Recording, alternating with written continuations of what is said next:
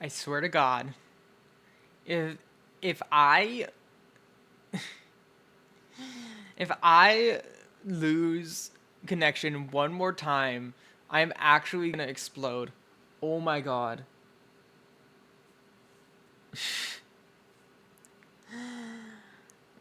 Oh my goodness. Just gonna write Subway. Sorry. Oh my God. They ring it again. The true first one you are. I'm gonna fucking morb, dude. Why is my internet being like this? I swear to God, I'm sorry to anyone that's getting spammed in the Discord.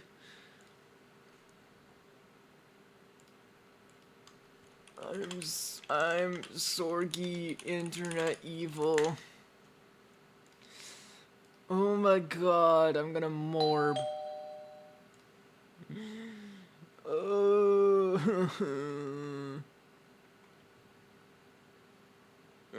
Am I alive? 4 notifications. I'm sorry.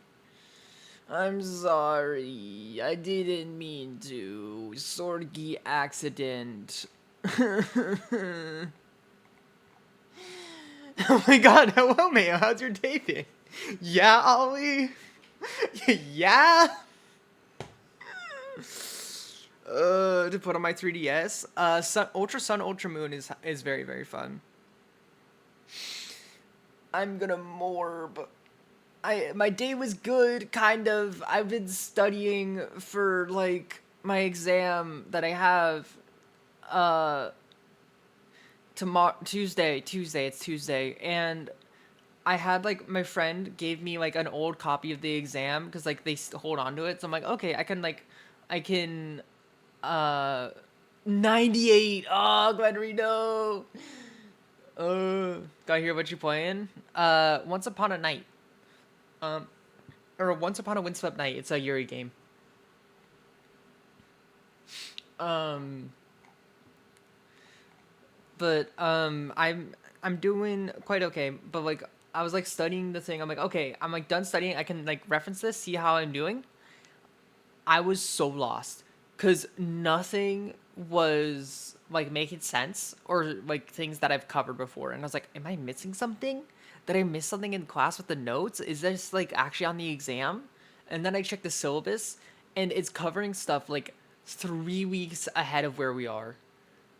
So I got so scared that I wasn't prepared at all for my exam, only to realize that he changed the order that the course material goes in, and that I had not been studying the wrong stuff, which is simultaneously so relieving, but so fucking annoying.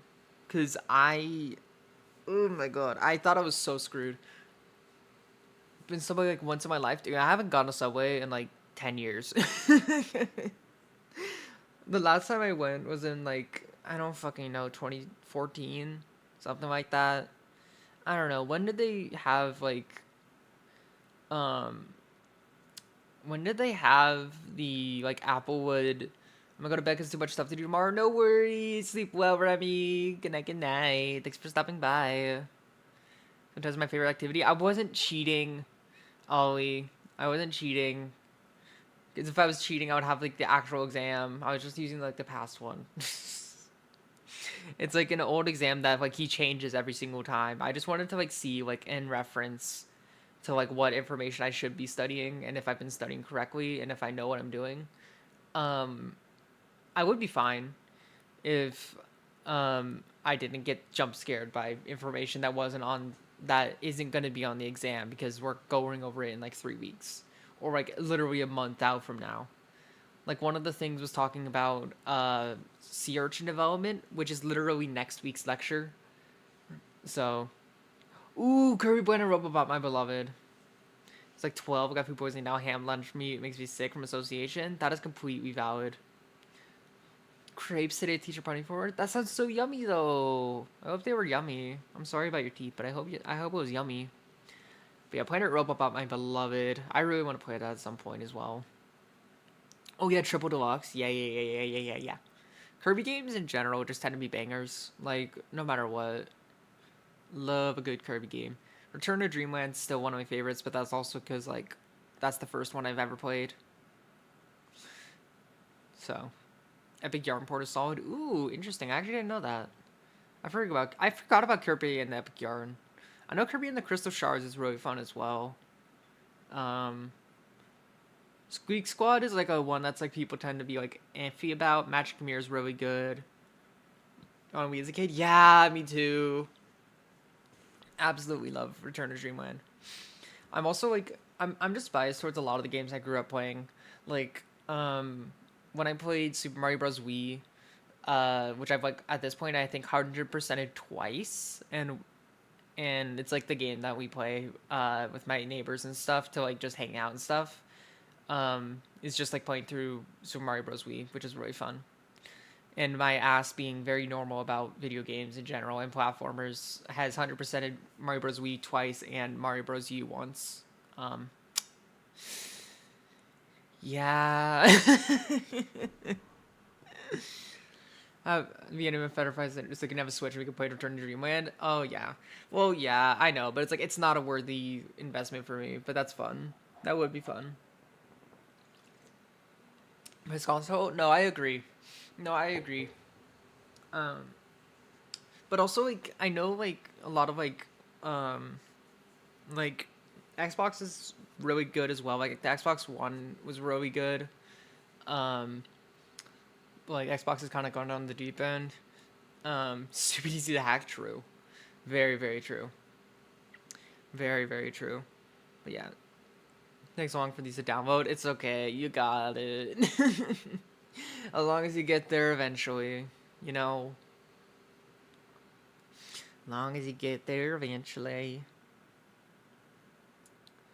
Can seppuku out of the console wars? Oh yeah, literally.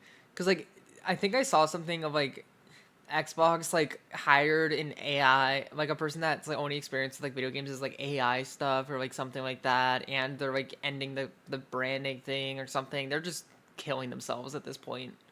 It's so bad. It is so bad. Xbox is dead. Yeah, just straight up. Kirby Dream Land 2. I cannot. The bits and pieces that I've seen of it looked fun. So there's that, but I haven't played it before. I have not. What else was I gonna say?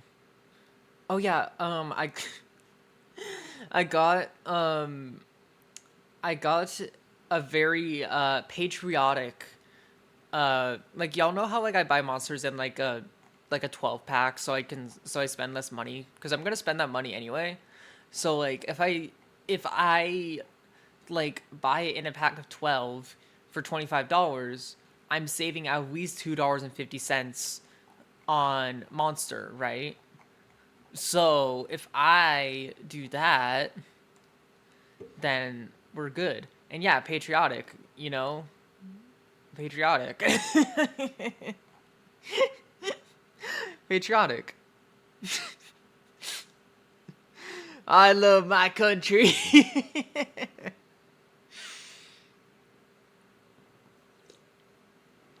True patriotism, yeah. $2.08 per monster, right? Like, I get them for like $23. Gender flag my patriotism, exactly. um, it's like $23.99 or something, so like $24. So it's like $2 ish plus tax. So I'm saving like $3 minimum every time I drink one of these. So like honestly, it's like I'm making money, right? Like because this is money that I would be spending elsewhere, and that I know that. That's why I get these packs because I know I would drink it anyway. Random also favors the draw QP plushies with. It's not in the Discord. This is in my DMs with Serial, but I can send it in the Discord real quick.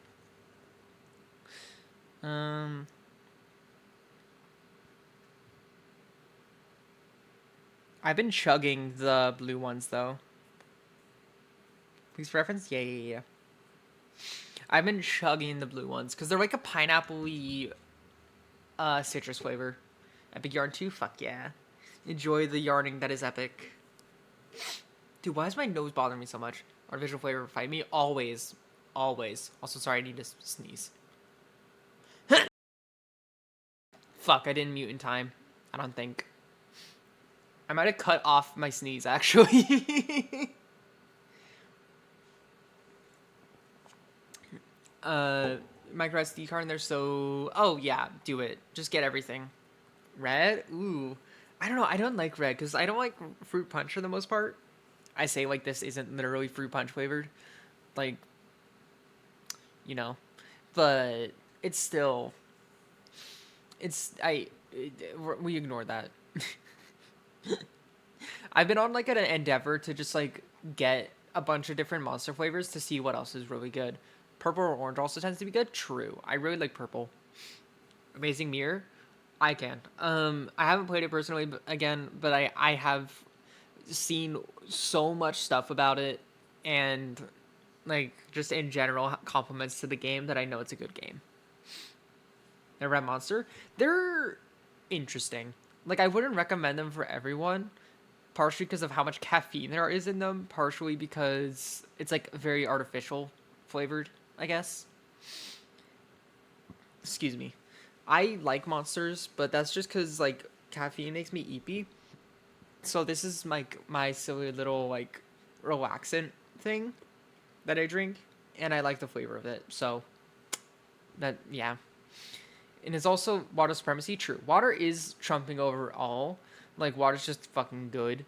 I have my water bottle next to me. It's like you'll probably hear that. I have my water bottle next to me. I need to refill it soon, but like I just have my monster that I drink because I like it. Coffee one school trip and develop a caffeine addiction. I'm working on for like 2 years since. Yeah, that's completely valid. That is completely valid. Oh my god, I love tea though. Like I just like my silly little water drinks. I like tea. I like water. I like coffee's a weird one for me. Like I need so much sugar for coffee to be manageable for me. It's just not worth it. It's just not worth it. Try honey and coconut milk. I haven't had that before. Ooh, I should try that. I don't know what format chai comes in though. It's like chai in like a normal tea bag, or let me see. Vanilla chai, or is it a powder? I imagine it's a powder. Oh, never mind. Uh, uh I'm not getting a straight answer here. Loose leaf chai tea. A lot of people are saying loose leaf. Tea bags, they're sick. Okay, sick. Bigelow. Oh, yeah, that's literally the one that I see, like the first one that comes up. Okay, sick. I think they sell it at my grocery store. I have to double check, but duly noted. The Resident Evil Revelations. Maybe Leon Kennedy had a certain revelation, and he's very proud of who he is now. I don't know. I don't know. Dude, I swear, one of my favorite animations. Oh, why is there a 3DS one? Oh, I don't know. That is such a weird title to have on a 3DS. I swear, there's just a bunch of interesting stuff there. Physical card. Interesting. I was gonna say though, like, wait, what was I gonna say? Oh, one of my favorite animations I've ever seen uses this song. But I can never find it because they fucking deleted it. And the only place they posted it was on Instagram, but they fucking deleted it, and now I can never find it again. And I'm really annoyed because I had it saved, and I remember looking for it one day, and it's just gone. It's gone. I'm so sad. Very rarely have coffee that I like. What got deleted? My favorite animation that I've seen was using this song. Mirai DX, do it. Or wait, Diva or Mirai? I don't know. Project Mirai, huh? Oh my god. Oh, right. No, fuck yeah. Get it. Miku da yo. I'm so excited. I'm so excited for Miku Day. Are y'all excited for Miku Day? Are you celebrating Miku Day? Animations you lose. I know it's awful. It's awful. They probably just had to like clear their account or something. But yeah, are y'all celebrating Miku Day? I'm celebrating Miku Day. I'm personally celebrating Miku Day. I'm gonna be listening to Miku music all day, and I'm going to be playing Miku games. What day is it? March 9th. Cause basically 39 is associated with Hatsune Miku because 3 and 9 are how you say like Miku in Japanese, I think. Basically. So I should probably be attending your stream, which I would do anyway. Hell yeah. Fuck yeah. Let's go. I was gonna say story. Good, good, good. But yes, I am honored to be your mode of celebrating Miku Day. I'll happily be doing so though. I'm just gonna be listening to Miku music all day. I will be Mikuing my shit. Miku da yo. Yeah, and then I've also previously celebrated Miku's birthday on here actually. Which Miku's birthday is August 31st. So Miku Day and Miku's birthday. Both very, very important. Paper Mario, true. Ooh, Thousand Year Door. I want to play Thousand Year Door too. Oh my gosh. I wonder if there's like a Steam port for it or if I'm going to have to obtain it legally. Miku celebrating knees. Yeah, I'm very normal about Miku. I remember? What do you mean I remember? Why are you staring at me like that? Why are you staring at me like that? It was a good thing. Remember grabbing sticker star? Ooh, hell yeah. Me Steam for Mario game. Okay, look. Miku stream? It was a Miku stream. Yeah, it was amazing. I was listening to Miku while I was playing Celeste. Nintendo's cash cow? That's very true. That's very true. Yep. Quote number one. Totally normal about Miku. Damn straight.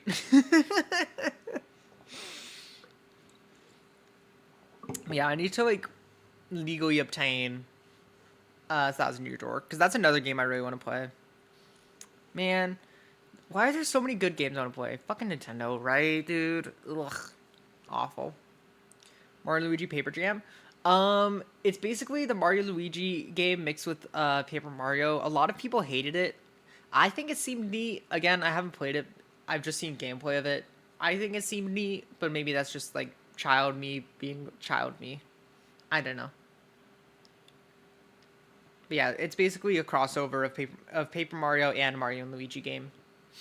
That's basically what it is. Oh yeah, yeah, yeah.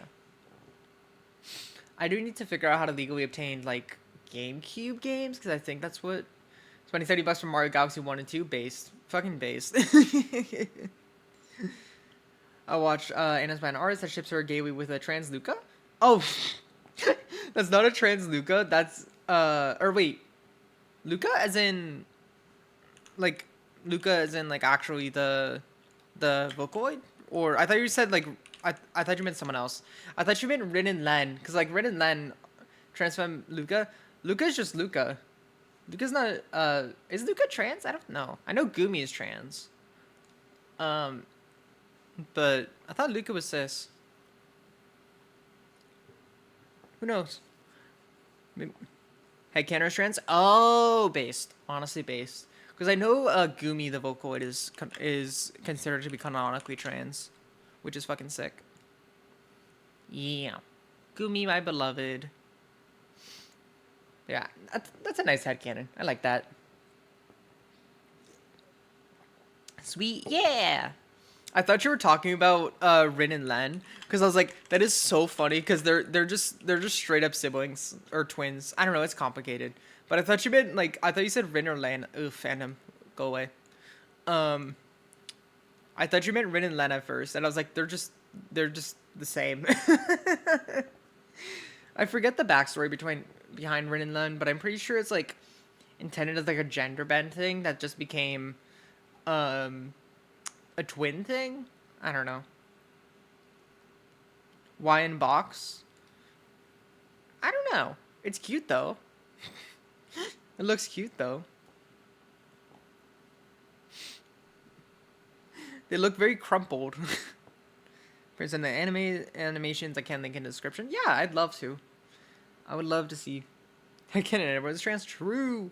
Headcanon everyone as everything. Oh, that reminds me. Yuki showed me something the other day. Um,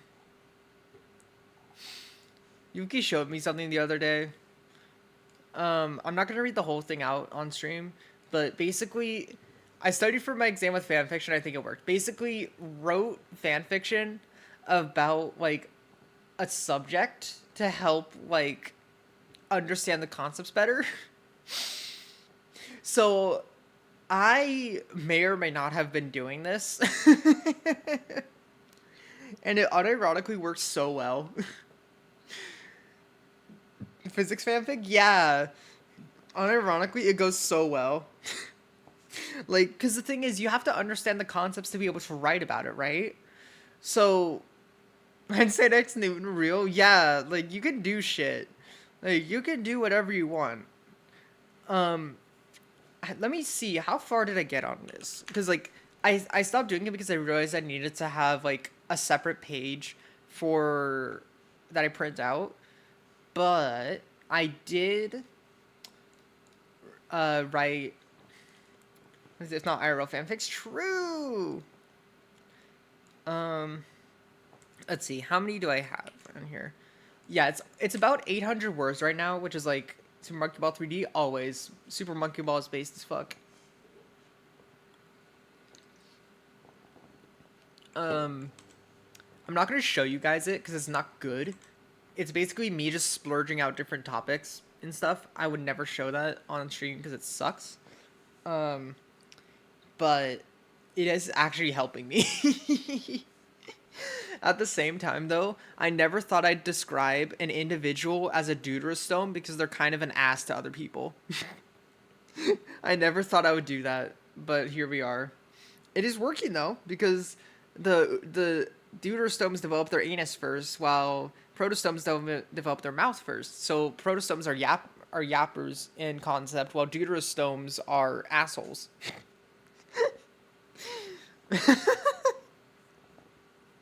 What?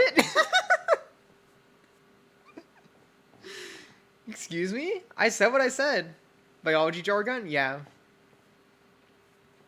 On the YouTube where in the Discord did I put it? Just put it in photos, I guess. Or, I don't know. Put it in photos, I guess. For 2 seconds when I miss. Basically what I did this too. Asking God to smite me, what did Moth say?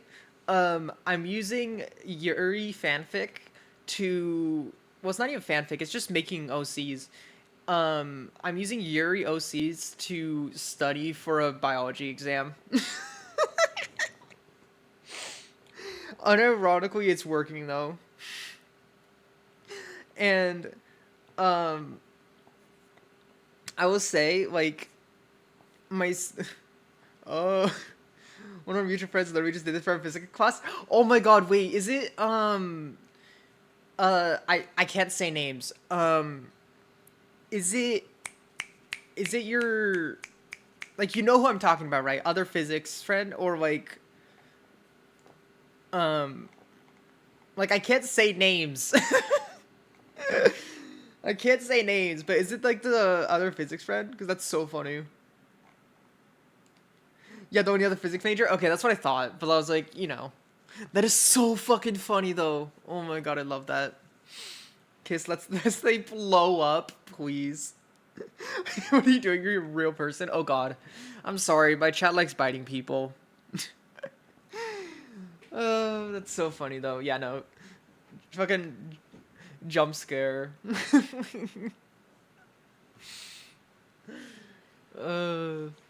But yeah, I basically, my logic was that deuterostomes, because they develop anus first, are naturally assholes, while protostomes, because they develop mouth first, are naturally yappers, which also I'm realizing is a different form of the Omegaverse. I feel like I'm starting to recreate the Omegaverse. And I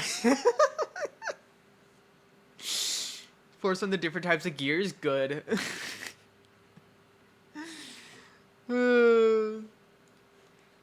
um, I also named one of them that studies Drosophila Danielle, while I named the one that studies C. elegans Kathleen, just because it starts with C and a D. Finding games right now, do it. Enjoy yourself. Just be careful of like how many you might not finish or start. I guess.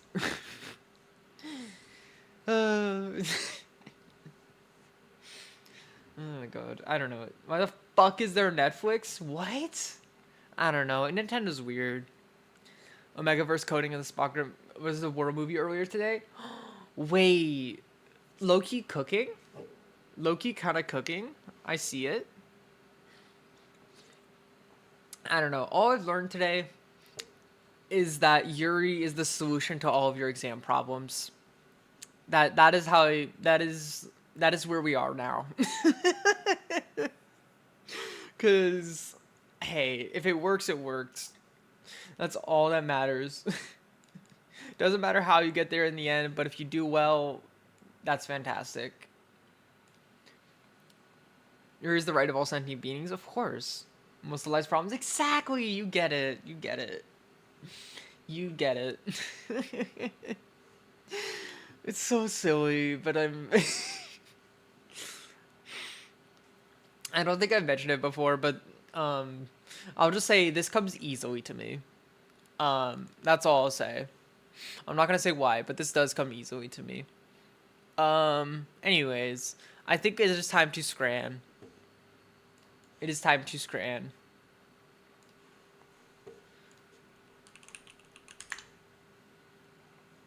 On the Megaverseism of the... Oh, yes, I would absolutely love to. I would love to see that. But yeah, it's because I looked at the time and it's almost 7:50, so it is Scrandle time. It is Scrandle time. Boop. And oh my god, that is depressing. Already solid depression meal right there. My god. Garfield card. Oh my god, I forgot about Garfield card. Holy shit. I forgot that game existed. Oh my goodness. Have you guys seen the FNAF kart game? FNAF Racing or whatever? Pie doesn't have peas on it? Oh, holy shit, you're right. And a British pie without peas on it? Impossible. Unheard of, actually. Steak chili and cheese pie, right? Like, honestly, this goes hard. Like, I would eat this, for sure. If it doesn't kill me, I would eat it. Holy fuck, that's a full... I don't trust this. Take It by Cafune? Yes, it is. Indeed, it is, Reg. That is a heavy call out. It's a good song, though. I enjoy it. Oh, I need to get the exclamation mark song to work. I really need to do that. Commands. Is that a thing? Is it a pre-made one? No.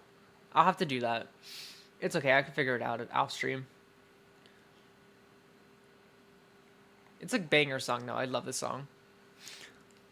Yeah, 8%. Sring, your mother. Fish! What? Is that fish skin? Is that the skin? Oh, so that's not melted at all. What is this? Michael Jackson, The Experience 3D. I don't even know what to say. Fish. I'm with a cheese dog. It looks so sad, though. And why is that the actual fish skin? Like, that's just straight up fish skin with onions and lettuce. What the heck? I don't like fish. I love fish, but like, what is this? Both of these are horrendous. Bratwurst! Oh my god, I love a bratwurst. Oh my god. Also, this looks really yummy too. It looks a little bit dry for being a curry, but it looks really yummy. Unless it's raw. Ooh, valid. I just really love fish in general. Like, no matter what. But yeah, left every time. Absolutely.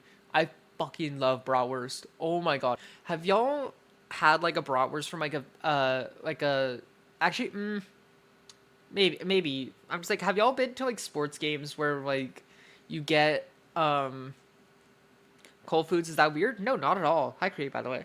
No, you're completely valid in that.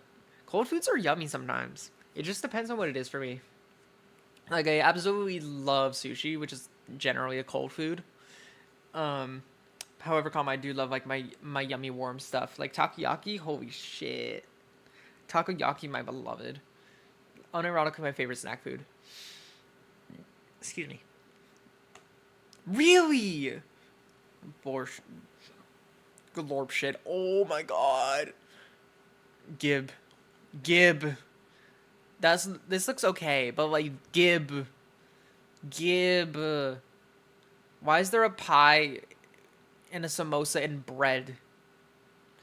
2 nights ago? Oh yeah, that's right. Fucking Skylanders Pyro Adventure. Holy shit. Holy nostalgia. Let's call for our memes now for any curious centers. Of course. Thank you guys. I appreciate it. Mine looked way better. Dude, I bet. This looks so yummy though. I would kill for a good pulled pork sandwich right now. Unironically. I did have burger for dinner, so that was yummy. I made like a sauce out of like mayo, Dijon mustard, and sriracha, which is really yummy. But a good pulled pork sandwich sounds so yummy right now. Like, I want to have brisket. I really want brisket right now. Gib.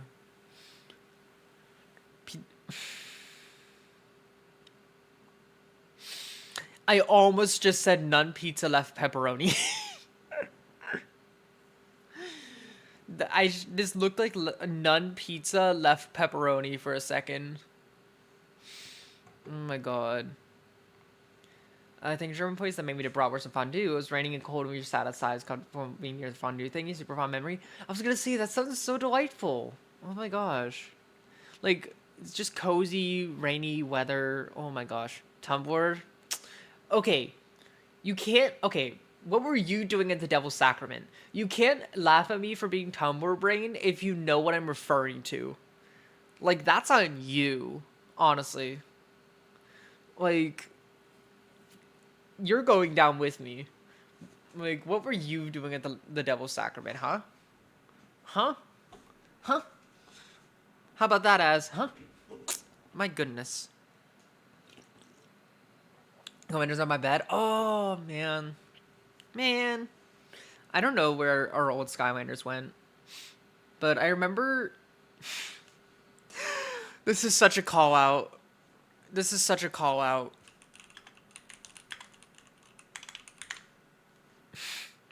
She was my favorite. This feels like such a call out. God damn it, fandom. Go away. Whirlwind was my favorite, though. Known by K-Town? Yeah. Yeah.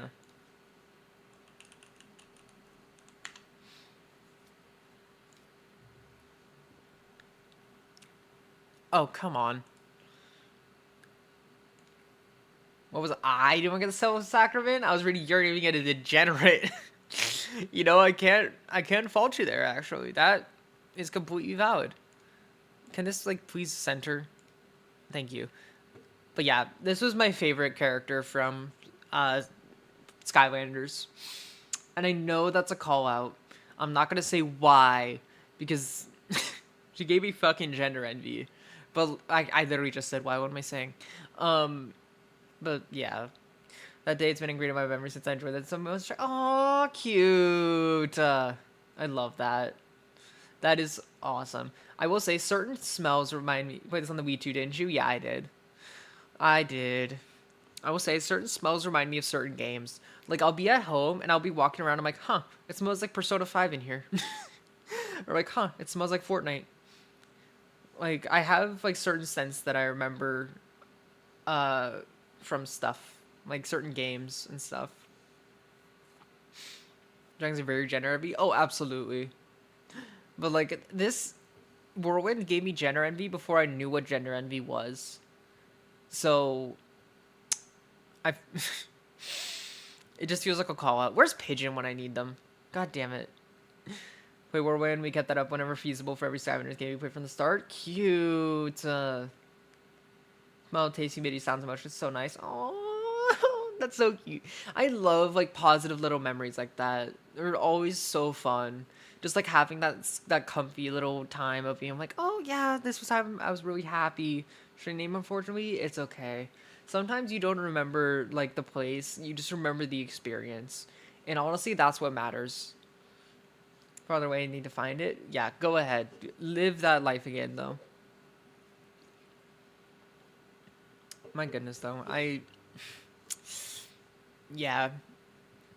Tried team before moving on from Skylanders for the most part. I got up to Giants. I maybe played the original in Giants.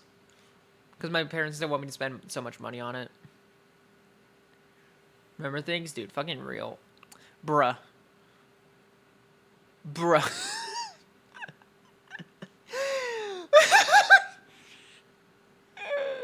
I was about to say, are these from the same place? They are. They are. They're the exact same place a year apart. The burgers look identical. That is so funny. Oh my god. Oh my goodness. With cheese, Mr. Squidward, with cheese. Like... Spry and the Mini Spyro, cute. Yeah, I'm not familiar with a lot of the newer gen ones. Maybe ones are silly. Oh, just updated. I love that. No, that's so cute. That is so cute. Yeah, I, I should revisit it somehow. I don't really know how I'd go about it, but I want to revisit it at some point. That'd be fun.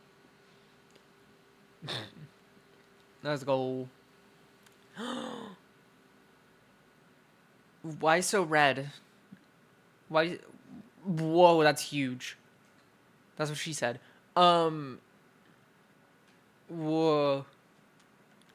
Memory isn't that bad, but then someone recounts something from how more we got any amount of detail and I just get depressed. Oh. Oh, I'm sorry. Sometimes it just be like that though. Like it's hard to really remember stuff at times. I don't fault you there. 3 burger, 3 bacon, cheese, and 2 sausages for €9. Holy shit! Yeah, no, that's so good. I know this is absolutely the choice here, but it's like, why so red? Yeah. 55 burgers, 55 fries. I was literally just talking about brisket. Oh my god. I was literally just talking about brisket.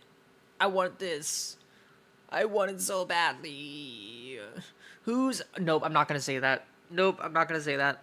I'm not gonna say that. Nope, nope, nope, nope, nope, nope, nope. Mayo, do not finish that sentence. And I'll scarf it. Valid. Valid. That's not even a hard thing to do. You just kind of boop. You know?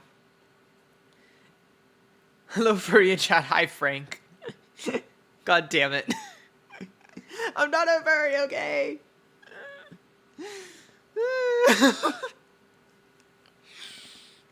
I swear to God, my IRA friend's gonna be like, no, they are a furry. Like, I, I swear to God. Oh my goodness. Bridger breakdance, so true.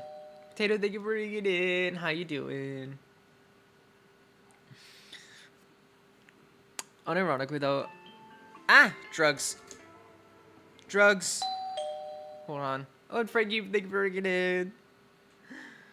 Okay, I need to take my drugs real quick. I lost track of time. Glorp shit. Fucking glorp shit, man. I gotta stop losing track of time. My yapping ass. You caught me monologuing. Like, I need to stop yapping so much. Well, no. No, because, whatever. It is what it is, I guess.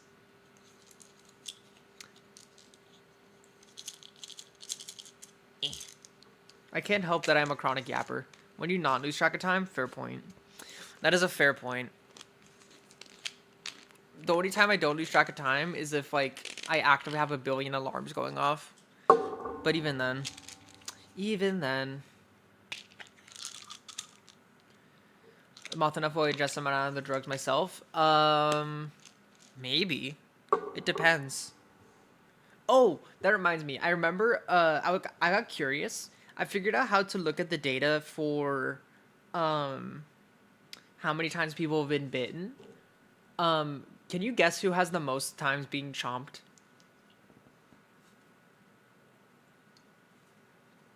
Fuck, is she mumbling? Oh, I'm actually on injections now, so I don't have that pill anymore. Probably you. Actually, no. Ceribot? Yep, it's Ceribot. It goes Ceribot, me, and then one of you guys. Um, Let me double check. But it's Ceribot, me, and then one of you guys. I know who it is, but I'm curious who you guys think it is.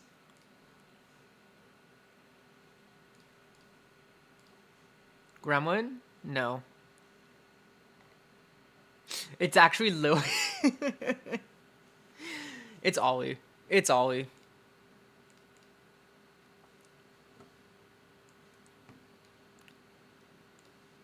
So, oh, actually, it was me. Never mind. I thought it was Surrybot, but yeah, it goes me, Surrybot, and then like there's like a billion people here, cause it's like the priority thing. So like it's like me, Surrybot, and then a bunch of people that like have been here but never followed or something, and then the followers at the bottom. So and then always at 75.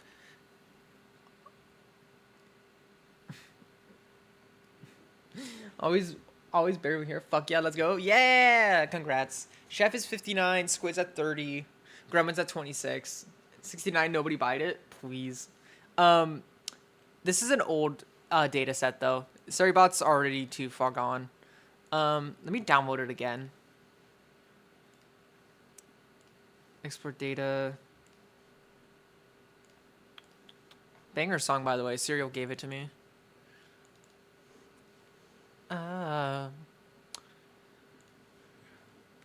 As at 10, me at 78, Surrybot at 73. Yeah. And then always at 76. So, that's really funny. I can get ROM hacks? Ooh, hell yeah. Go for a bit twice. I can't imagine who. Poor Sage fan. But yeah, there you go. There's your stat update, I guess. There is your statistic update. This one. Damn it. Oh, make that 4 times. Sorry. Bao buns! Oh my god, I love bao buns. These are so yummy.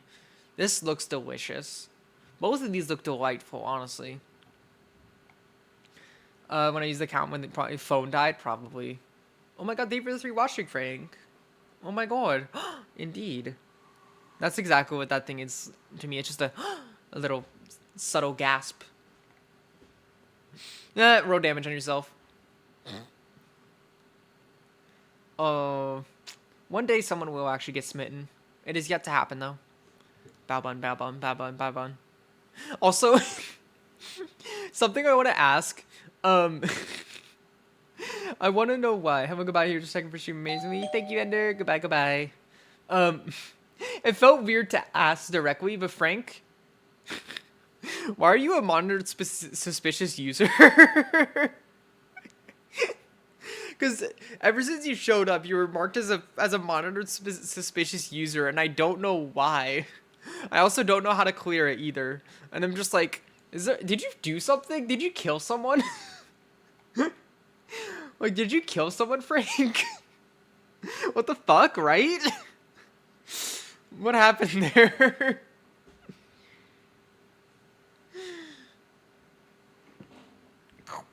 You can bite myself? Yeah, you can.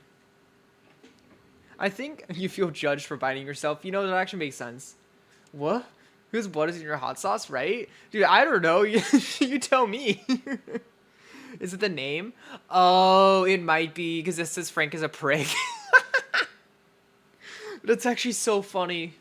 I don't know how to clear it off of you, but that's so funny. So it's just like you're just a permanent orange highlight in my chat until I figure out how to clear it. But it's so fucking funny. Just like, did you kill someone? Like, could just ban me? Nah. So if it's the name, I have a slur. I don't know. I genuinely don't know. Just weird Twitch priorities. Yeah, let's go. Yippee! Let's go. Let's go. All right. It is time. Woo! It is time. Yuri time, Yuri time, Yuri time. But God, she's alright. Jesus said is for my name. I love this song. It's such a good song. Yuri time, Yuri time, Yuri time. It's been far too long. Gets flied. For this just in case? Yeah, for sure.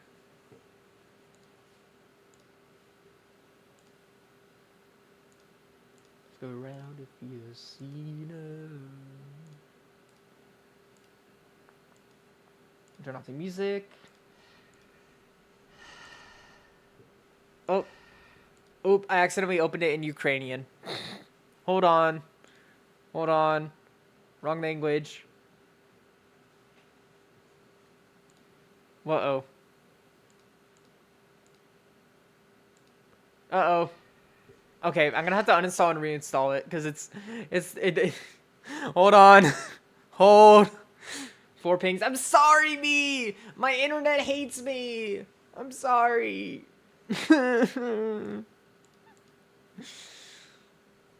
It's only like 250 megabytes, so it's fine. But like, man, I'm sorry, me. I didn't mean to. I still need to shave. No, I'm sorry. Good luck. Shaving sucks. Shaving heckin' sucks. I'm sorry. If you want me, I can ping you again. Would that make you happy to make it an even 5? Would you like that, me? I could ping you a 5th time. I wasn't even here yet. What the fuck? Did it preemptively want to obliterate shovels? I want to obliterate shovels. Hi, Birdie, by the way. An odd number? Okay, you know what? You know what? Shut up. Freaking Birdie got preemptively bitten. What the heck, though? Okay. Oh, no. It's still in another language. Uh-oh. Uh-oh.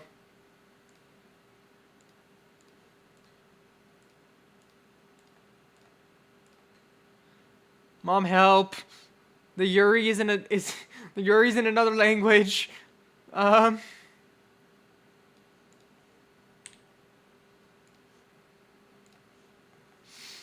Obliterate soddles. Did she before? Whoops. Can I like? Nope. There's a heartbeat. I'm scared. Oh my god, I'm skipping through so much shit. Oh my god, I'm sorry. Check the Steam settings.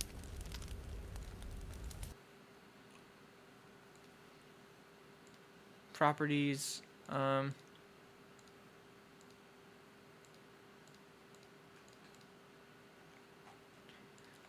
might be because like the translation got added and I messed something up.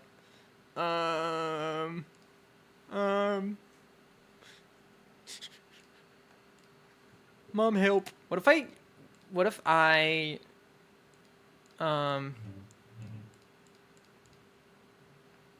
bald! Ah! Daichi, no!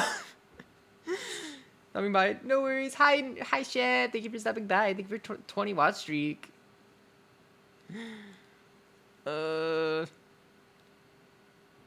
Setting under properties. Nor. There is not.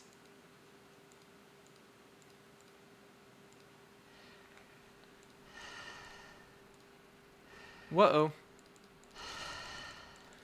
Hold on. I'm just gonna spam click through this and hope I can change it in the settings or something. I'm just gonna not know anything. Uh-oh. Did you mod Daichi? No. Daichi can live happily as a VIP at the least. We're speedrunning. We're speedrunning the Yuri. Oh my god, hi!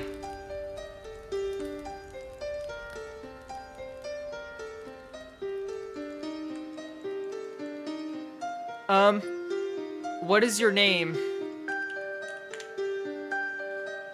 It's in Ukrainian. Also, this is very loud.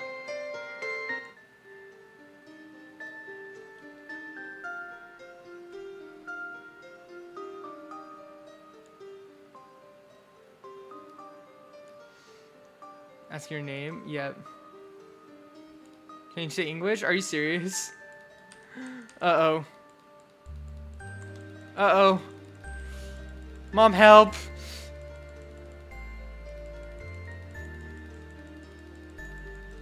Hold on. Okay. Idea. Solution. Okay. Problem solving mail time. I'm going to uninstall it and just full on delete it entirely from my files. Like I'm gonna uninstall this and delete any semblance of the game in the files. Try going to Steam properties. It didn't allow me to have anything on the language. Let me see. Where's Steam?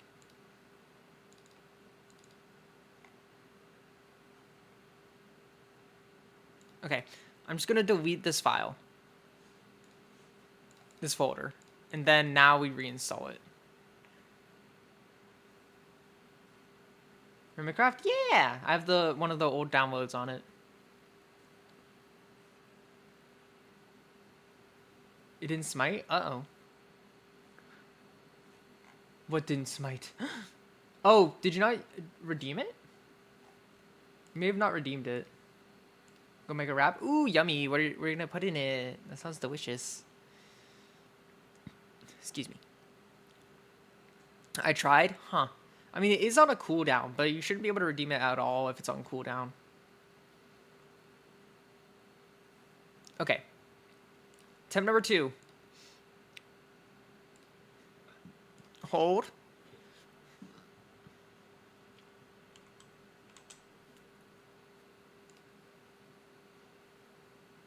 Oh no.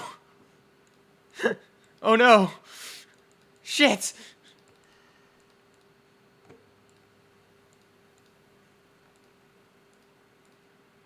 Not again.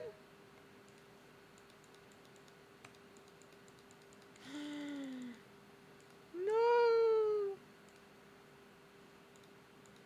Let's just leave veg and chicken. What'd you do? I don't know. I always break things. I'm gonna fresh install. What did you do? I don't know. Rah! Hold on. Hold. Idea. What if I manually change the settings? Like, what if I can open up the game's files and, like, manually change the setting? Is that an option?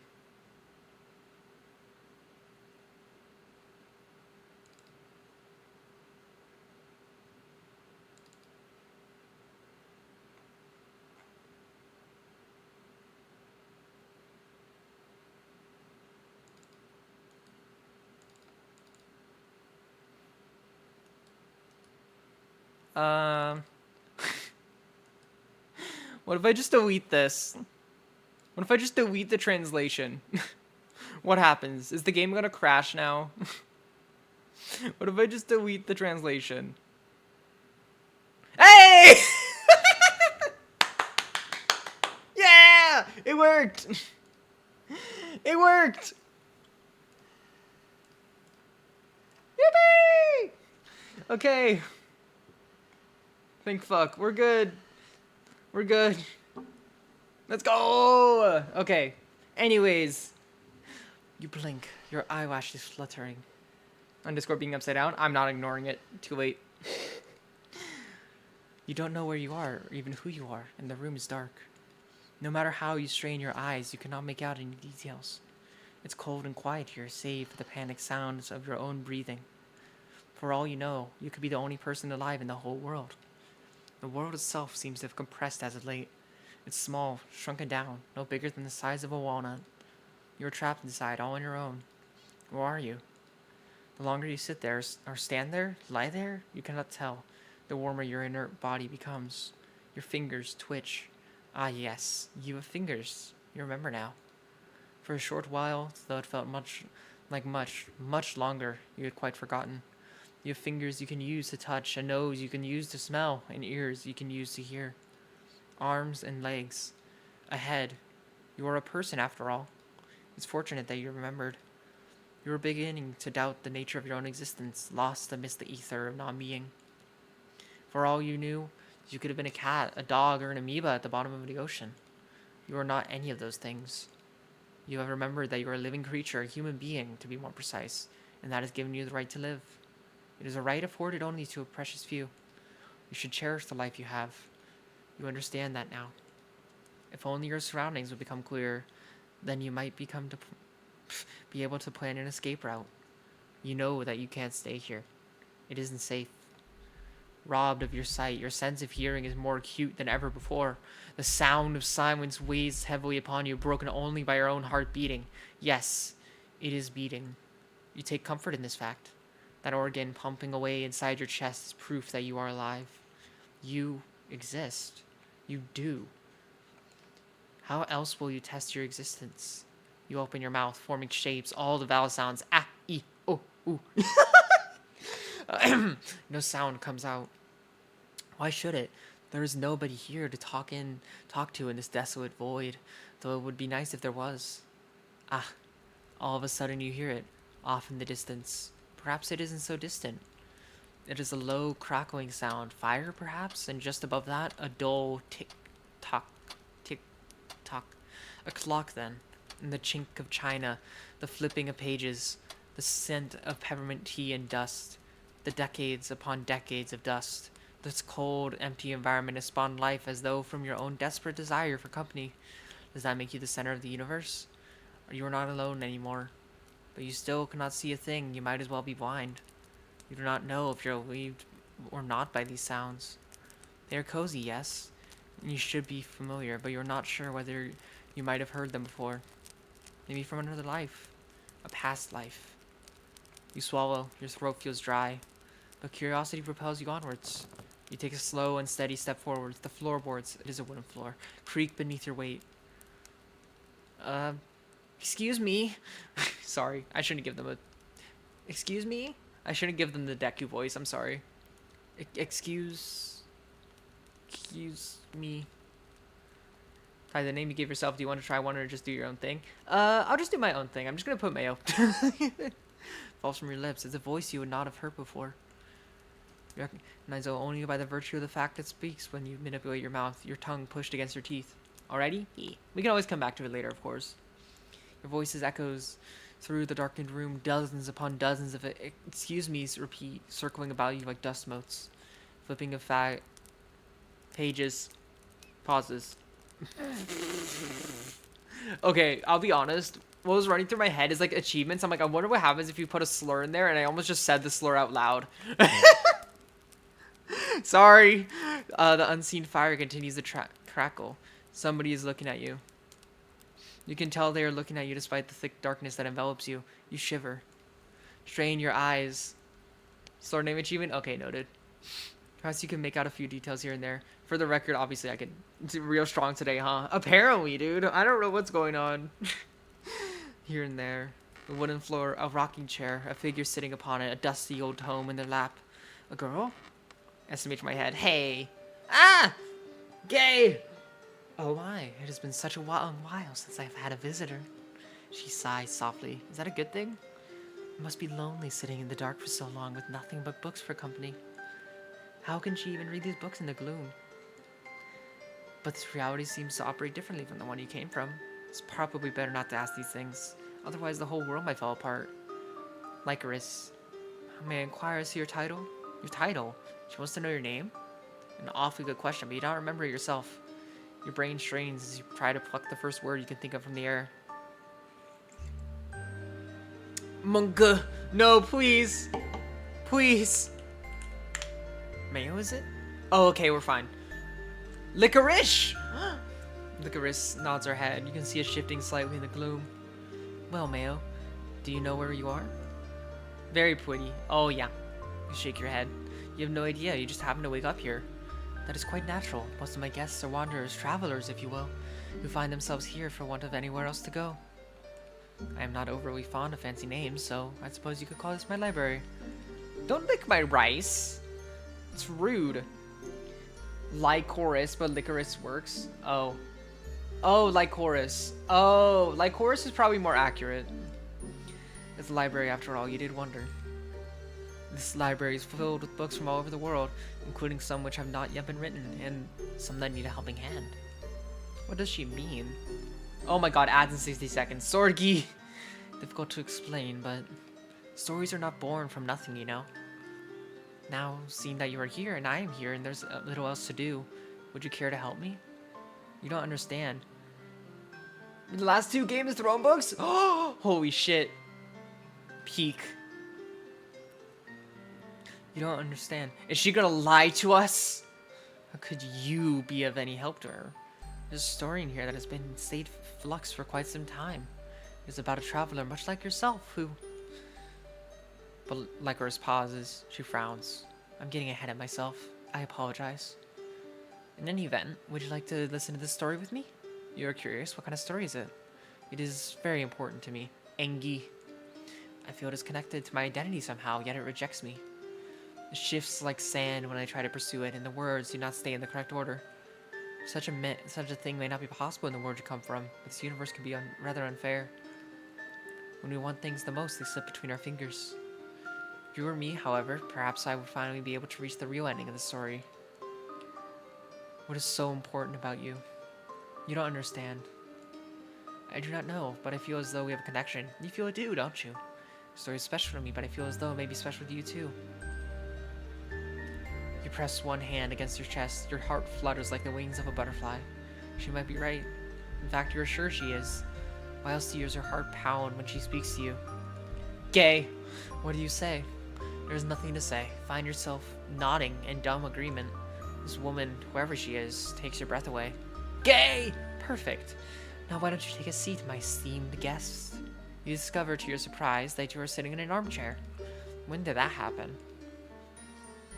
This is a very curious library indeed. Let us begin. We shall dive into this story together. All the time in the world.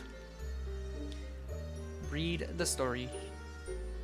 What if I don't want to read the story? What if I want to learn her eyeshadow technique? This interaction to make me cry. Oh. Oh. Press escape then. Bullshit.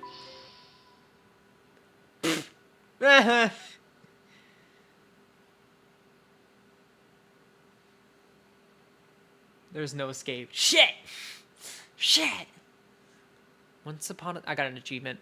Once upon a time, a long, long time ago, in a galaxy far, far away, there was a traveler. Now, you're probably thinking that this is not a particularly exciting beginning of this tale, and neither is it all that original. There are travelers from all walks of life who wander across lands, both near and far, for innumerable reasons. You're in a menu later? Got it. I get to earn one? Fuck yeah. Both near and far for innumerable reasons. Business, pleasure, or just plain necessity. The story, however, is a little different. It's not an epic, sweeping tale of grand adventure. No sword fights, no dragons, no princesses seal away in high towers. It's a lot smaller than that. Humbler. Tumblr. It is a simple story about how one such traveler, who should have been unremarkable by all accounts, stumbled upon a secret tucked away in a small, dusty corner where few bothered to venture, and managed to change the lives of 2 young women. That sounds like an interesting story, wouldn't you agree, Mayo? That's my name! Holy shit!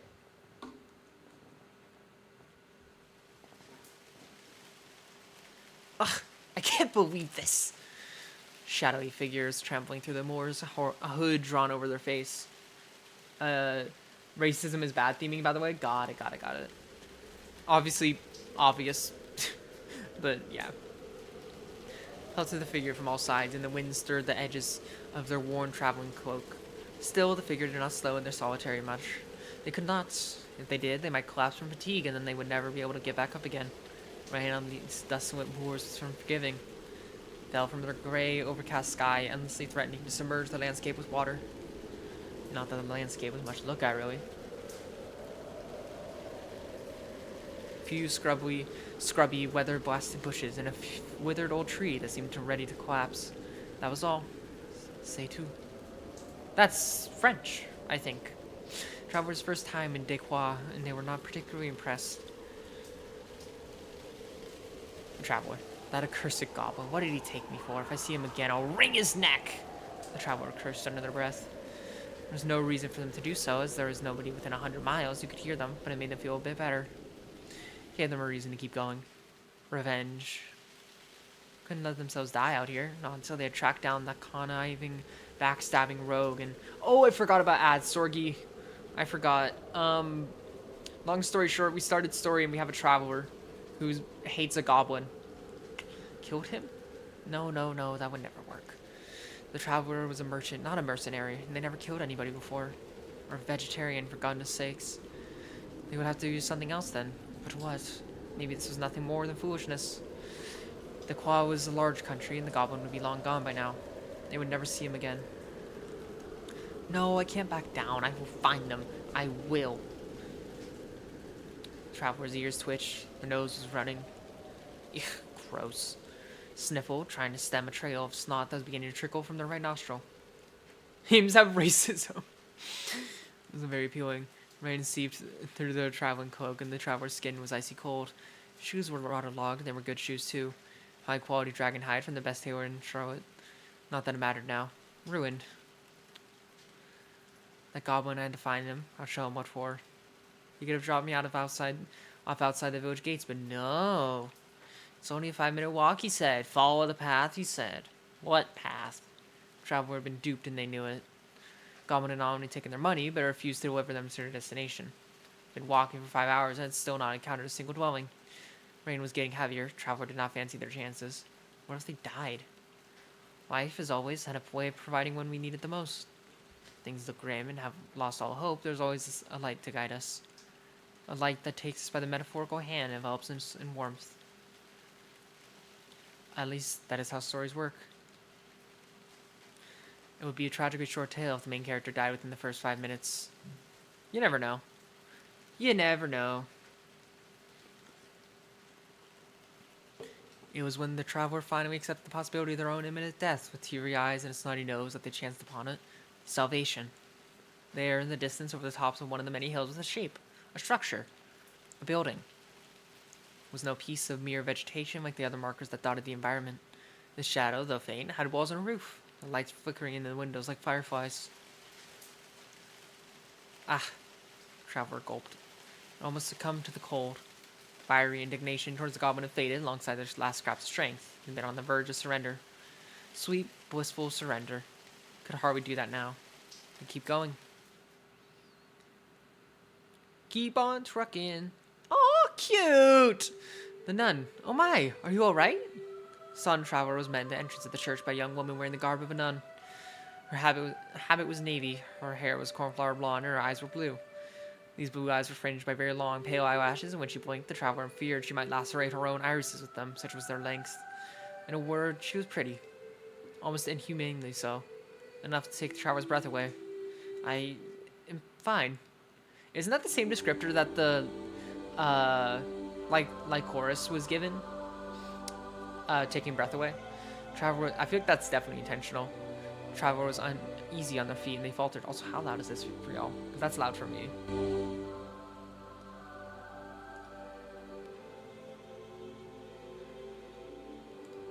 I think I might need to sit down for a few moments. Of course, please rest a while. Nun took hold of the traveler's hand. Skin was soft and warm, and the traveler's face flushed from the close contact, not that the nun noticed. The traveler's face was, after all, still obscured by a heavy hood. Also, I know, like, blonde hair, slightly nun vibes, and, like, but... I know, but, like,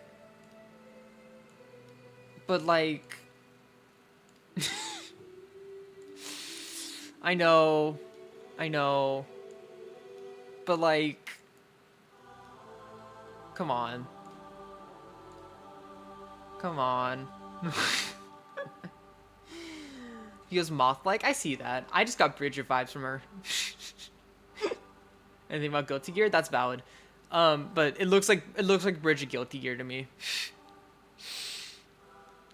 She just looks like Bridget Guilty Gear to me. If her name is Bridget, though, that would be so funny. I doubt it, but like it would be really funny. Anyways, it is not Bridget. Okay. When using the traveler sat, they did not realize how exhausted they were until the pressure had been taken off their feet. Oh dear, you were exhausted. You should stay here for the night. Oh no, I couldn't. I don't want to impose, and there's somewhere else I need to be. And her companions. Oh. Don't be silly. It's raining witches and warlocks outside. Yeah, okay. Cats and dogs, witches and warlocks. I see you. It's alright. I'm rather durable. Traveler raised one slender arm in the folds of the cloak fluttering, trying to flex their muscles. None did not seem impressed.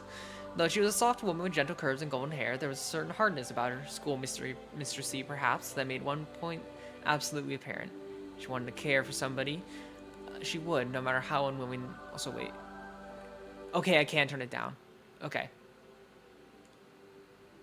Because, I'm sorry, again, it's so freaking loud. I want to be able to hear, like, any notifications that come by.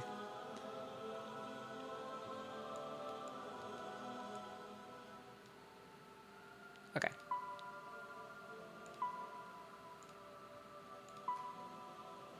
Okie doke. Anyways. She wanted to care for somebody she would, no matter how lonely that somebody was. The traveler was weak against people like this. Very impressive, but you're dripping wet. You'll catch your death of cold.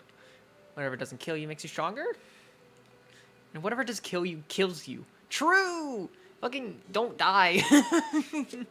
Low bar, but don't die. It's like load, one of the less clear things about the immersive menu. Got it.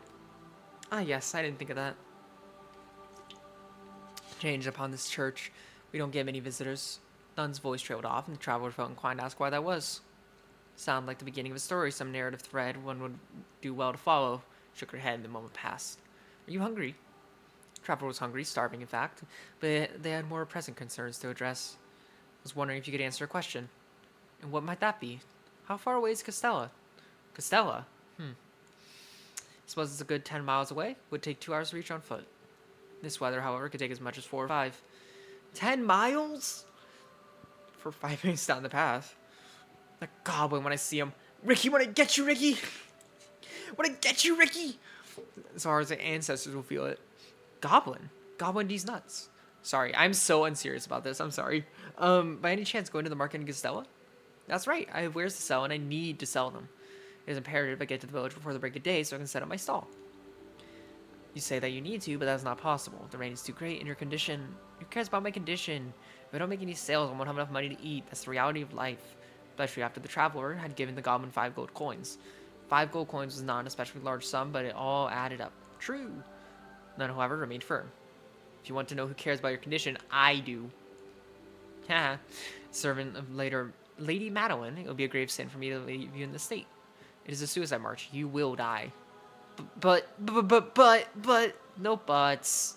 I don't even know you. Why do you care so much? Because it is my calling to care. I don't want to see any more people suffer. Not this time. Yeah. Yeah, suspended by its own ellipsis.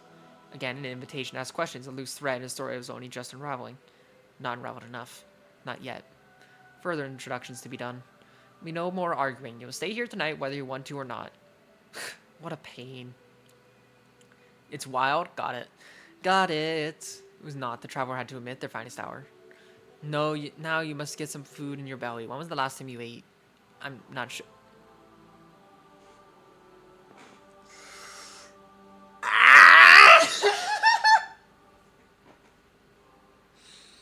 I'm alive! Hi, Lily. Chat getting sniped. Dude, I am going to Morb. This is the second visual novel game I've played that has unintentionally made a 6-7 joke, and I am going to Morb. Why? You could have said, Any other hour number. Oh my god. 7 or 8 works. 5 or 6 works. God fucking damn it. Fucking. Ah. I hate it here. I hate it here. 6 to 8 whenever it'll be that. Dude, me too. Literally me too. This literally happened yesterday where I was playing like Blood on the Clock Tower with my friends, and one of the people was storytelling with me, and like they would intentionally skip over the 7 whenever counting votes and stuff, and I would and I accidentally said like six or 7 whatever, and I just immediately just god damn it, and then moved on. Just and the equation uses 2/3. Oh yeah. Which is 0.6777 or 666666667. Yeah. That would never do. I'll have to tell Daffodil. Daffodil? She is the other sister who tends to this church. I'll wake her and tell her about you, and we can make you some food. Oh no, you don't need to wake anybody, not on my account. But I must. It's my duty as a sister. And though the traveler wanted to object, it was their duty as a merchant to sell their wares. They could not. Love triangle? Maybe. So determined what I felt like a great cruelty robber of this chance. I will tell Daffodil. You meanwhile will remain here. I will? You must. Alright. Look around a bit if you wish, but there's anything particularly interesting. You could try to steal our valuables if you have like half a mind to pursue a career as a criminal, but you will be wasting your time. Anything here worth stealing. Quite the character and twisting. Some sort of rogue. Not trying to accuse you, simply informing you of our financial circumstances. Church has been in a state of decline as of late. Cannibal nun. Yummy. There are only 2 sisters working here? That is a bit complicated. Troubled expression fell upon the nun's countenance, and the traveler felt guilty for having asked the question at all. It's clear there was a deeper mystery afoot, but traveler did not know that. So, clapped her hands together. Before I leave, is there anything you would like to know? Murder, death, destruction. I just realized you haven't told me your name. Oh, my name? Oh. The nun blinked, her spike lashes fluttering. Once again, the traveler worried her lashes might pierce those clear blue eyes of her, and they would leak optical fluid down her cheeks. Mere fancy, however, and such a gory scene did not truly transpire. Has been such a while since anybody has asked my name, I quite forgot. Death for the... I apologize for my rudeness, it was quite the oversight. It's fine, I don't mind. You are giving me a place to stay. Yes, well... Smiled a soft, charming smile, accentuated by a light pink tinge to her cheeks, and ducked her head. My name is Madeline. Cute! Why is there an extra E there? I'm kidding. Like the goddess? Like the goddess indeed. I fear it's quite a feat to live up to. Death for the moss, skulls for the mortuary. Yeah, you get it, Louis. I wouldn't be so sure about that. From what little the traveler knew about Madeline, she seemed like a perfect goddess to them already. I am unaware of Madeline the goddess, I will admit. Cookies are good, true. Those are so yummy. And the wooden pew glanced about the church with mild interest. Now that they were alone, with only them sound of falling rain and howling wind accompanying them, therefore to more of a chance to explore. Exploration! The church was a ramshackle building, leant to one side like one old man. Everything had an air of disuse. Stone floor was covered in marks and scratches, the pews dented and worn with age. Stained glass windows ran with rain, slick and wet. Altar in the corner, festooned by shadows, seemed almost watchful. So chaotic, I know. I do wonder if there's a reason for that. I do wonder. Slick and wet, hey? As. Contain yourself. Oh my god. Slick and wet just like your mom last night. Ah-ha-ha. There's a tree. There's a withered old thing, perhaps even older than the church itself. Grew by the altar, its trunk spouting up through the stone floors, as though it had always been there, and the church had grown organically about it. Maybe it had always been there. It looked old enough.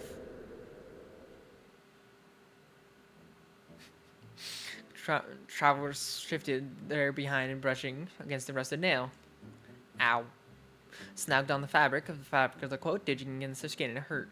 Only been gone a scant handful of minutes, and the traveler did not know when she would return.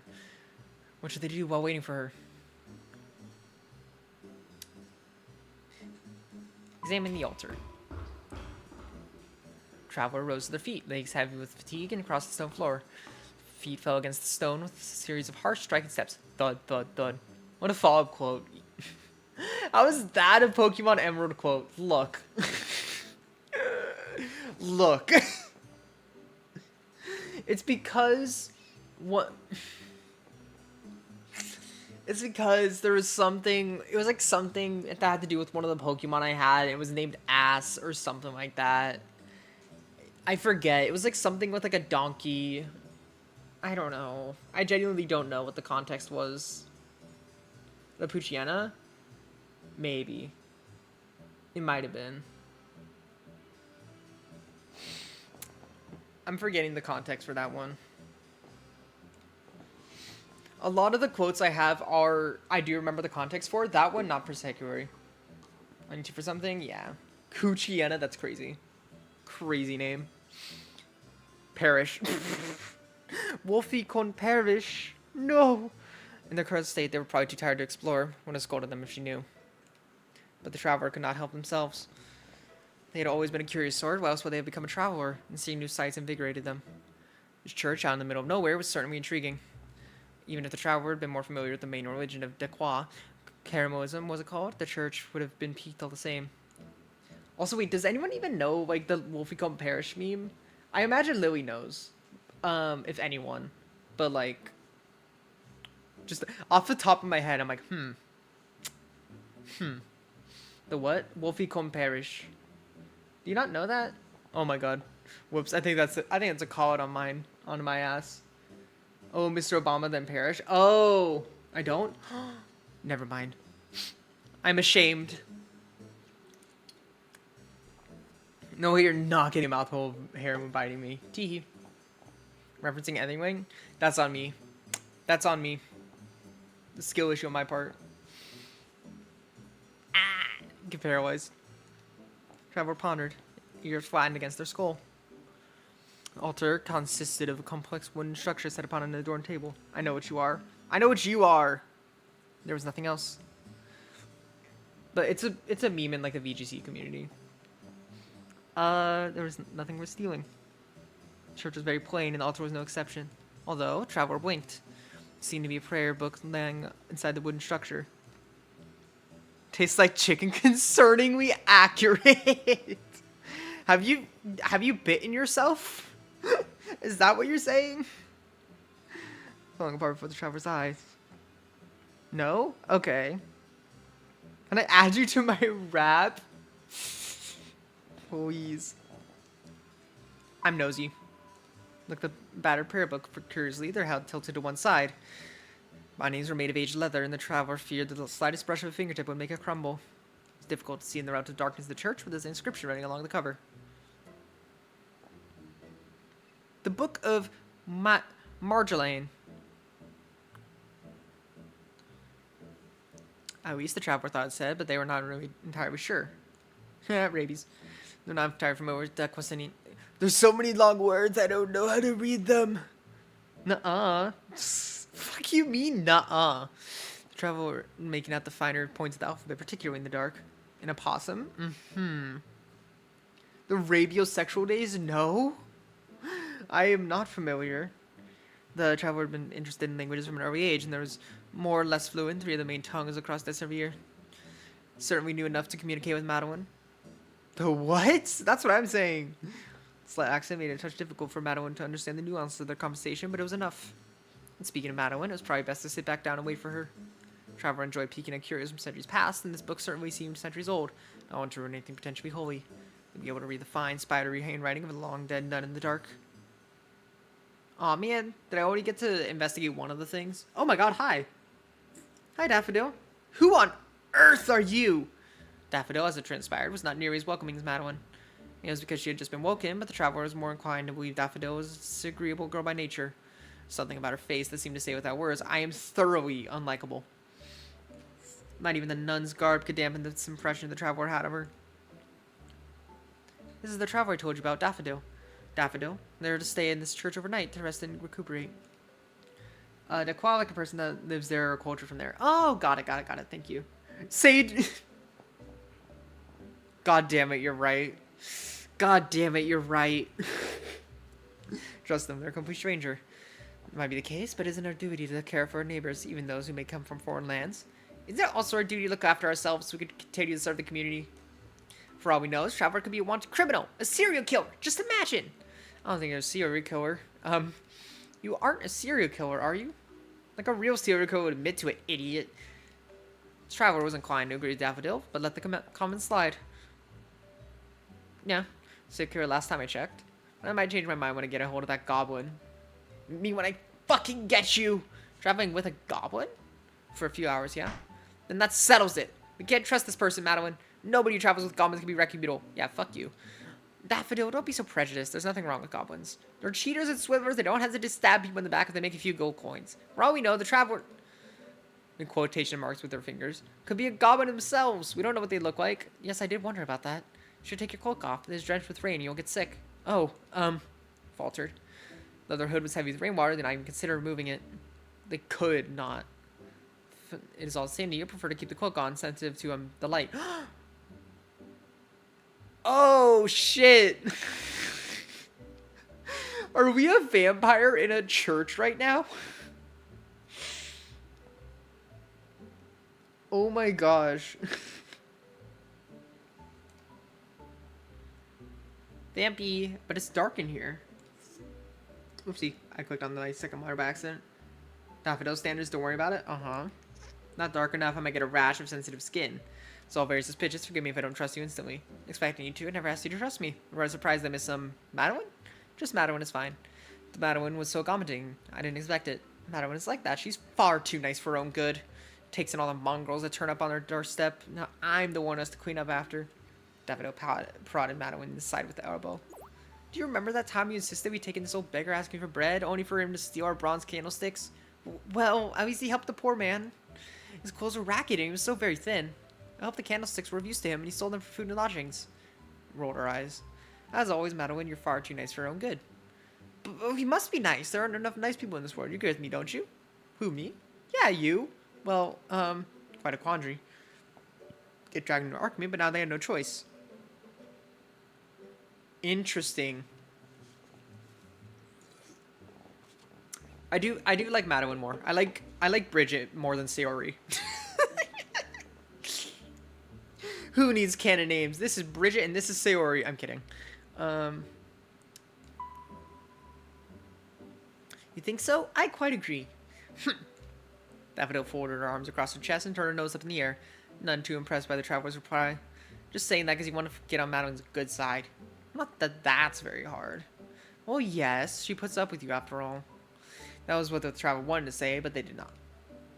Burning bridges with Daffodil scanned 5 minutes into their induction would not do them any favors, particularly when Madeline was so fond of her. Whoopsie. Why was Madeline so fond of her? It's a mystery wrapped in an enigma. Anyway, should I begin the preparations for a simple meal? Oh yes, that would be lovely. Thank you very much.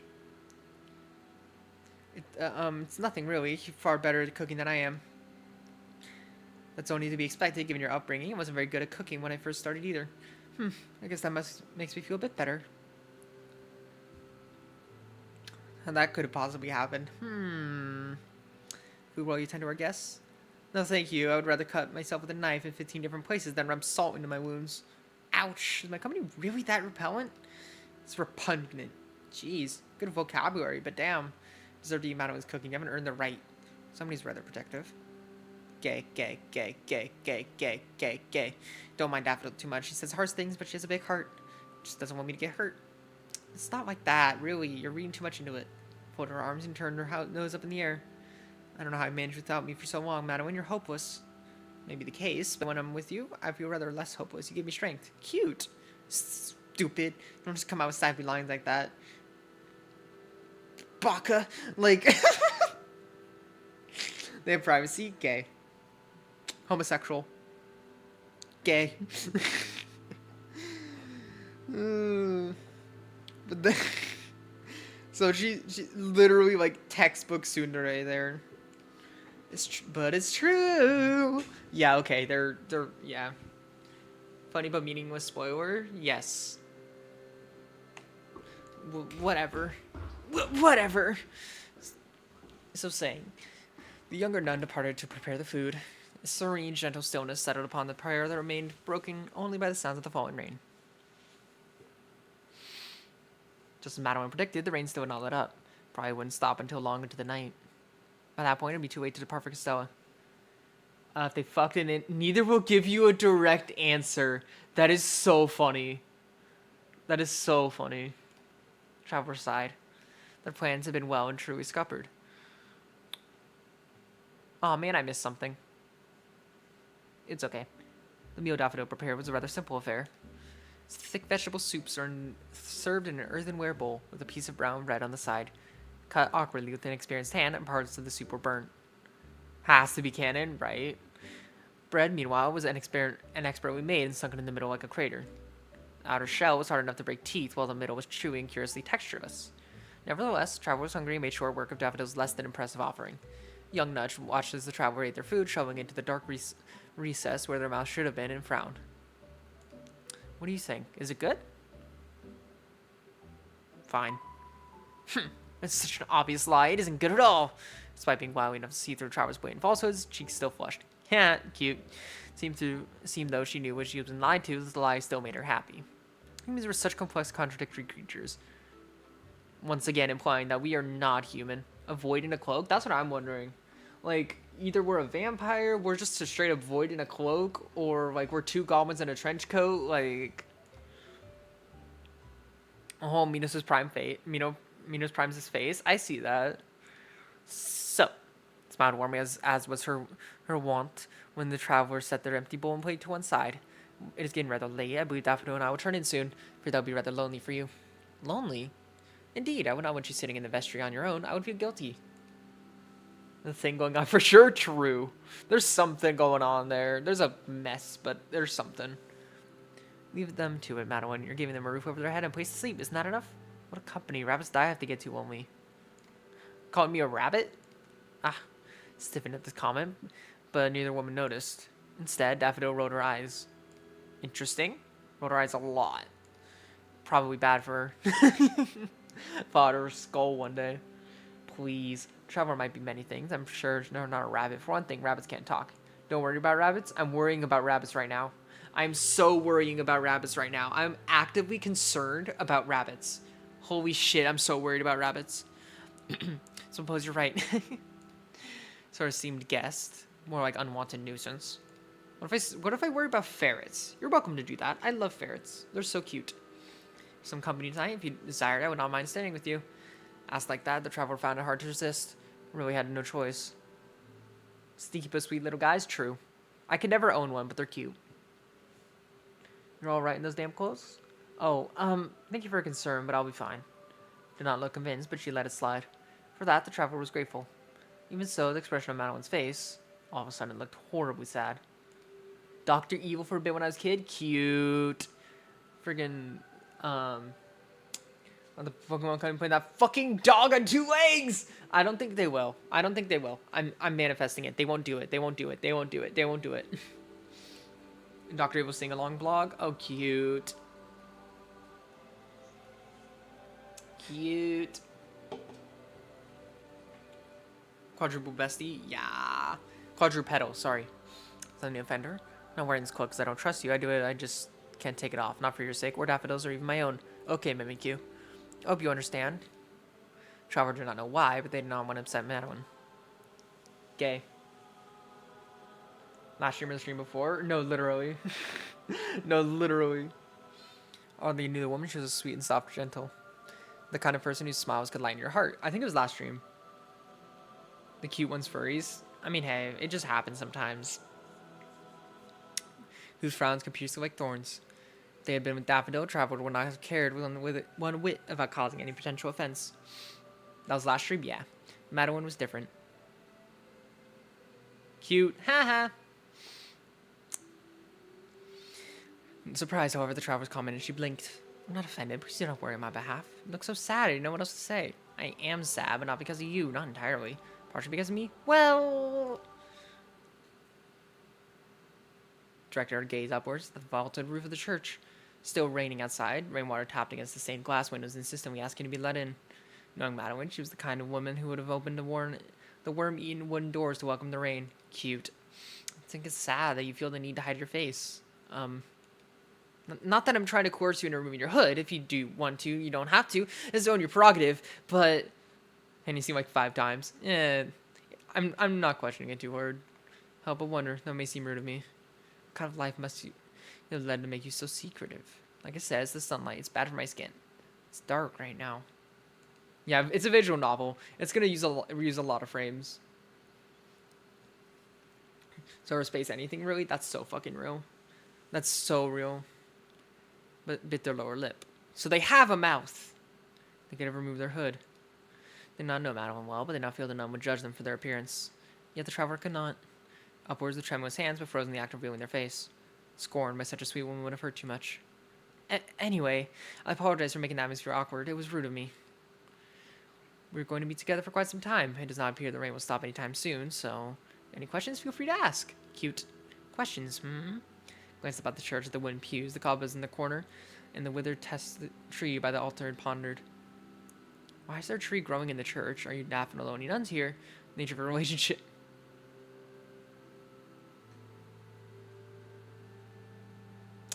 Can you tell me a bedtime story that's cute? I can always go back. I can always go back, is all I'm gonna say. Like... I'm just saying.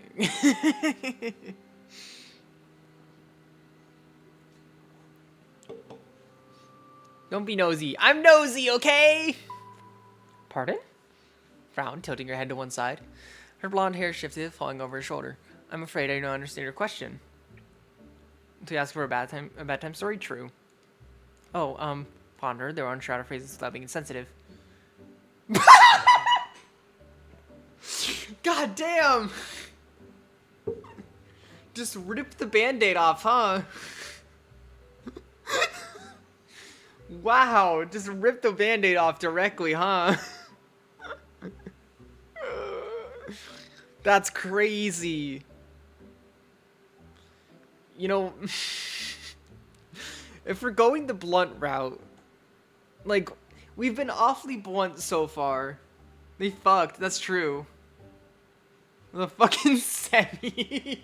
Who needs to beat around the bush when you can just straight up beat the bush? Lesbian? Lesbian. Oh, Fell silent, thinking. Not seem offended by the rather direct line of inquiry, but to which the traveler was relieved, but not racked at all, to did not understand what they're talking about. Not a word used in quoi? Forgive me for ignorance, but it's not a term I've heard before. Huh. Are you well of a... This is because there is no way to refer to a woman who loved another woman in Nekwaze, or whether it was sheltered and never heard the term before. Valid possibility. Any event, was this conversation worthwhile? We better change the subject. Press the issue! I mean, I want to know whether you're in love. Oh, is that all you meant? Why, of course we're in love. Responded without a second's hesitation. Confident the traveler was rather taken aback. You do love her? It means the world to me, your most precious companion, which to stay by your side forever. Question? I mean, do you love her as a friend or as another woman? Ah, I see. Smile captured the corners of Madeline's lips. Coming from a nun, it was strikingly devilish. To know whether I've held her and stroked her and kissed. What the fuck? God damn, now she's the blunt one. I did warn you. You did warn me. Traveler expected man to blush at this line of inquiry. Been wrong. I think I know who the top is. Anyways, they were the one who was now blushing. Traveler thought they were immune to embarrassment given their line of work.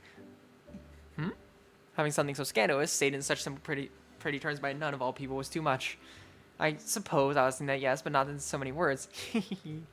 Asked this question. Yeah, you're too flustered to even look at my face. How silly you are. This was rather silly, yes. Well, I was talking about my relationship with Davido was rather too much for you to handle. I would neither conform nor deny your suspicions. That's playing dirty! Obligation to answer, I'm doing it for your sake. I fear if you knew the truth, you would pass out. A pillow princess? That's crazy. Very benevolent you. I am a nun. And your nun's allowed to have relationships? I never said that was a relationship. You implied it. Oh, did I? I'm afraid I don't remember. Yeah, okay. And I thought Dathino was the one job for you. You can be quite sadistic yourself. There's a lot you don't know about me. Evidently. Anything else you wish to ask, or are you too flustered to formulate words? Well, okay. That is fantastic. Holy shit. And I thought I was being blunt. Holy shit.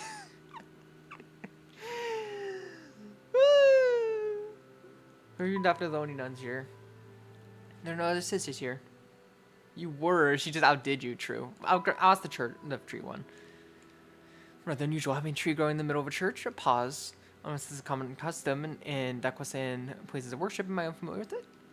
Slightly upset about being nosy. Why? Okay, to be fair, I'm only being nosy because it's like it's a visual novel game. Sometimes if you're not giga nosy, you miss so much lore, and I want to get as much as I can out of it.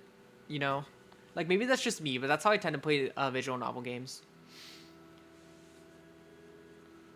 Oh no, not at all. That tree is a rather unique feature. Forgive me, I forget how strange it may be to an outsider. I've lived in this church all my life, so it appears quite normal to me. In fact, I believe this church would lose some of its charm if the tree was not there. This tree's been there for years? Indeed, many, many years, long before I got here. Do you know how much about it? Not particularly. Asked Bernadette about it once, and she told me it was special. What? Really? Traveler did not mean to sound so incredulous, but they could not help themselves. Hard to imagine a scrubby tree like that with a withered trunk and dying leaves having a potential worth beyond fuel for a fire. Tree is important? I imagine so. It seems important. Curious about it than that seemingly explicable placement. Piqued the traveler's interest like nothing else. Yes, I do not know how to special precisely, neither did Bernadette. But as it is old and has stood in the church for so long, it would be sinful to cut it down if it gets in the way. Even so. Well, I'm used to it. Daffodil doesn't like it, but I refuse to let her hike an axe to it. A Chekhov's gun? Maybe. Maybe. Let her for a while. An axe?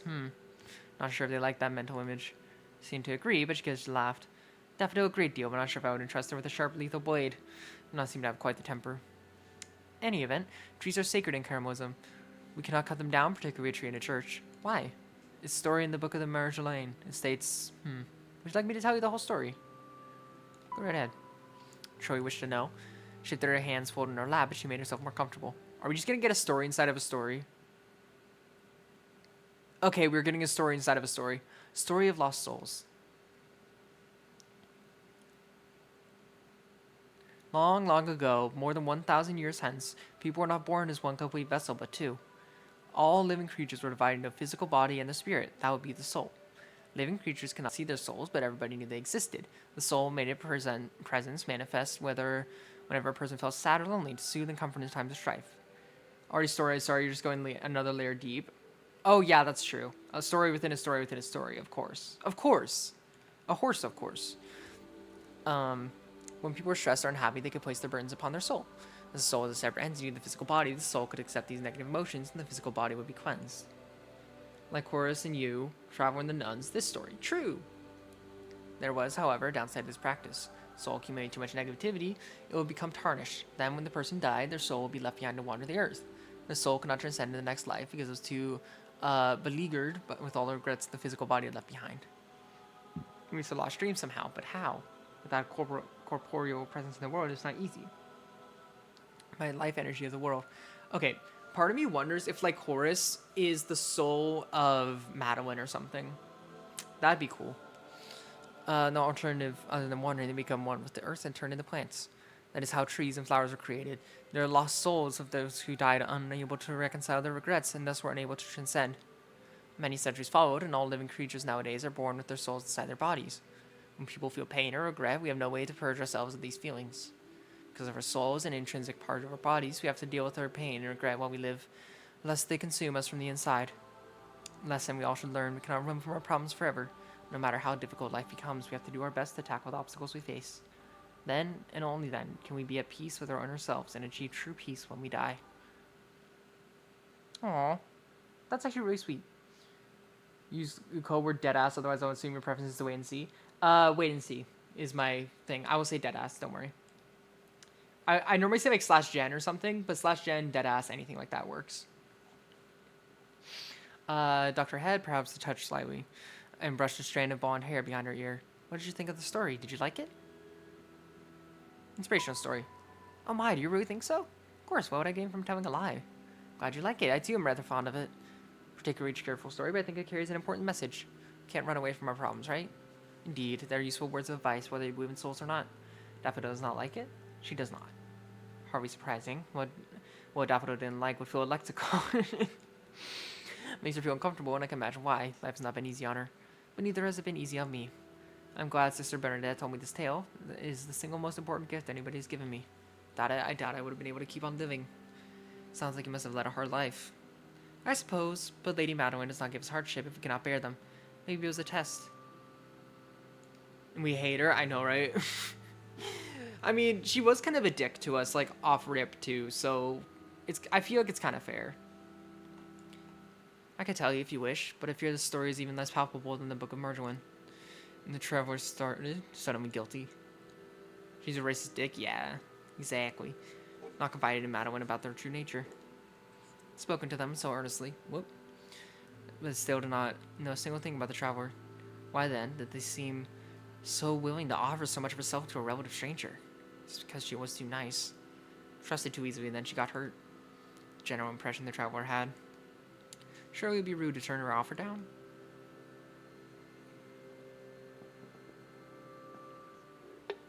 I will listen to anything you have to say. When you say that, it makes me sound like a sinner at a confession. Oh, I was not trying to imply that. It's fine, I'm just teasing. If we cannot laugh in life, what else do we have? Laughter is important. If we cannot laugh, life would be miserable instead. Like yours? My life has not been compromised in the most pleasant experiences, but I have survived. I have a lot to be thankful for. Let me see, I suppose I should start at the very beginning. Very good place to start. Excuse me? Oh, reference to a musical play. Very popular in Praywin. Perhaps it has been staged in Dequa. I see, if it is played, I would not know anything of it. I have never left the church before. Oh, wow, so she is sheltered. Not once? Not once. Don't you ever want to ever see what's out there?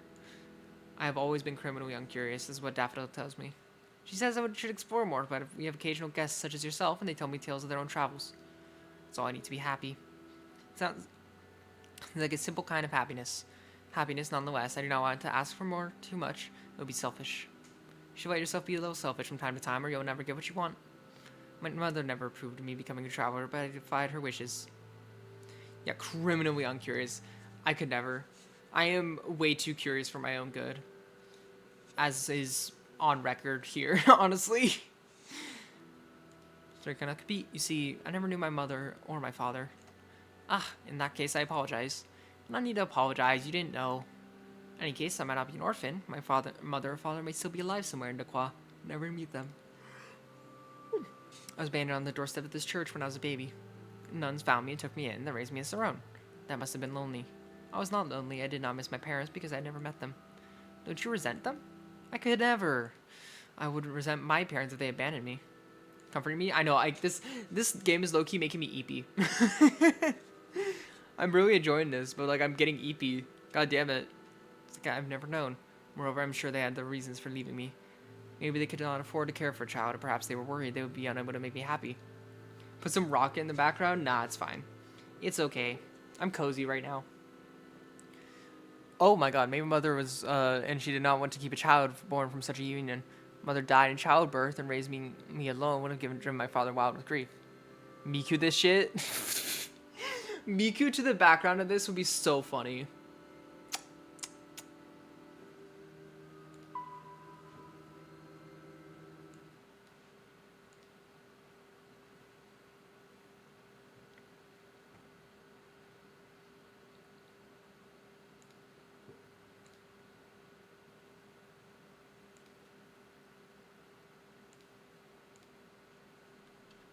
Anyways.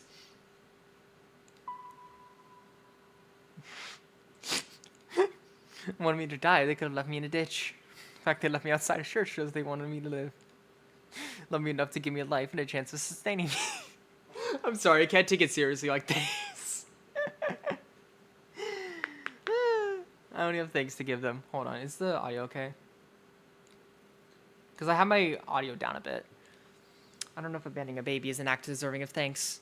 Maybe not to you, but I will never stop being thankful to my parents, whoever they are. Without them, I would not exist. Traveler shifted uncomfortably. Did Madeline believe everything she said? Interesting. I do think that's probably the bedtime story.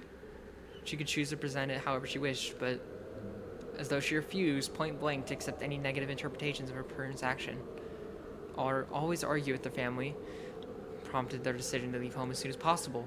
They were childish? But yeah, no, I'm sorry. I can't take this seriously with Miku in the background. Hold on.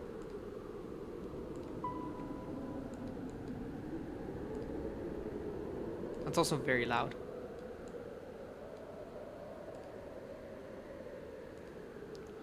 Okay. Had been their situation, the traveler was sure Madeline would have seen the silver lining. Did he place my work better? Maybe. It's okay. It's all good. Because she was not that kind of person. She was much too stubborn. Determination to see the world positively was impressive, but at the same time, slightly unsettling. Rain continued to drum against the windows, a gentle pitter-patter like a baby bird's heartbeat. Rain silenced the traveler. It was time for them to listen to Madeline's story.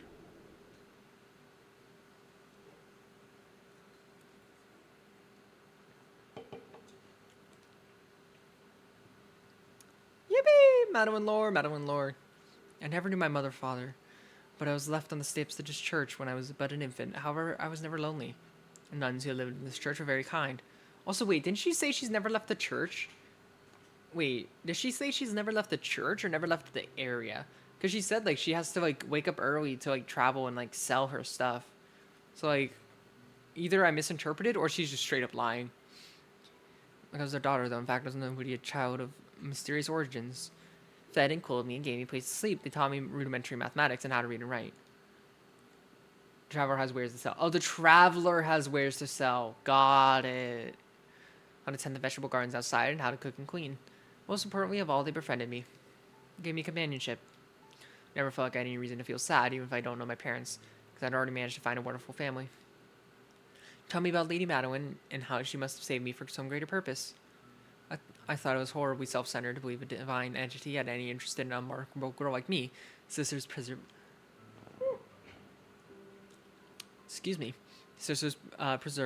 They told me Lady Madeline cared for all of her creations equally. Of all the nuns at the church, however, I was close to Bernadette. Was like a big sister to me. She was 12 years my senior, and I had clung to her skirts like a duckling follows their mother since I was old enough to walk. Bernadette was the only one who told me the story. Was the one who told me the story about our souls and how they came to reside inside our bodies. 7 at the time. There was an awful thunderstorm. The sky was thick with rain, much, much harder than it is tonight, and the wind whistled so loudly I feared the church would be blown away. I used to be afraid of the dark when I was a child, and I was horribly scared. I could not sleep soundly in my own bed, so I crept into Bernadette's. I think I woke her, but she did not scold me. Instead, she held me close, patted me on the head, and told me the story about souls. She said that we must face our own problems, no matter how scared we are. In retrospect, I do wonder. Maybe she told me this story because she was tired and wanted me to go back to my own bed. I would not blame her if this was true, because it was very late at night and she was awfully patient to put up with me, so... In any event, no matter what her reasoning was, the story left quite an impression on me. Bernadette gave me a good deal throughout the years, but I think that tale is the most important gift anybody has ever bequeathed me. Bequeath. I bequeath you. Like an Elden Ring. I'm not exaggerating when I say it helped me through some truly tough trials. The goddess is never unfair, but oh, it can be rather tough. At times I thought I might break, but then I recalled Bernadette's words and grit my teeth and tried to get on with it. I had to. I used to text to tell the 7-year-old to fuck off back to bed. Yeah, that'll never work. Literally never. Like this, unbroken for 14 or 15 years. I grew into a young woman and continued to live with the nuns. Never interacted with anybody from the outside world, save the travelers who came to the church for refuge and the beggars asking for alms. Though the church is 10 miles from Costello, we had no shortage of visitors, good reputation, and the Mother Superior was renowned as a kindly woman who gave generously. If Daffodil were here, however, she would say it was the Mother Superior's kindliness that was our undoing. Interesting.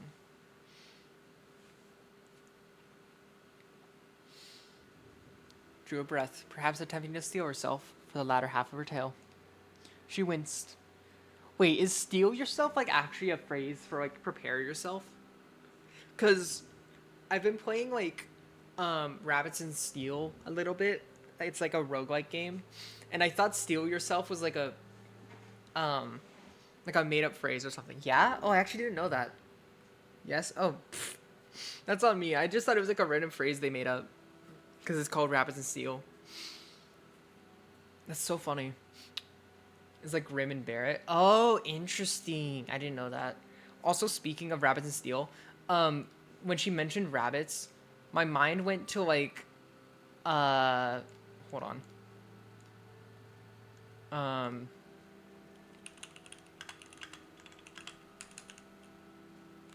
It reminded me of this shopkeeper. I know she's not a rabbit, but like you can just pet the shopkeeper if you want to. See resolve type thing. Got it. But that all right. Yeah. But yeah, you can just pet the shopkeeper. Pet the shopkeep. Pet the shopkeep. Always pet the shopkeep. It's very. I always make sure to pet the shopkeep whenever I come by her. She's very sweet.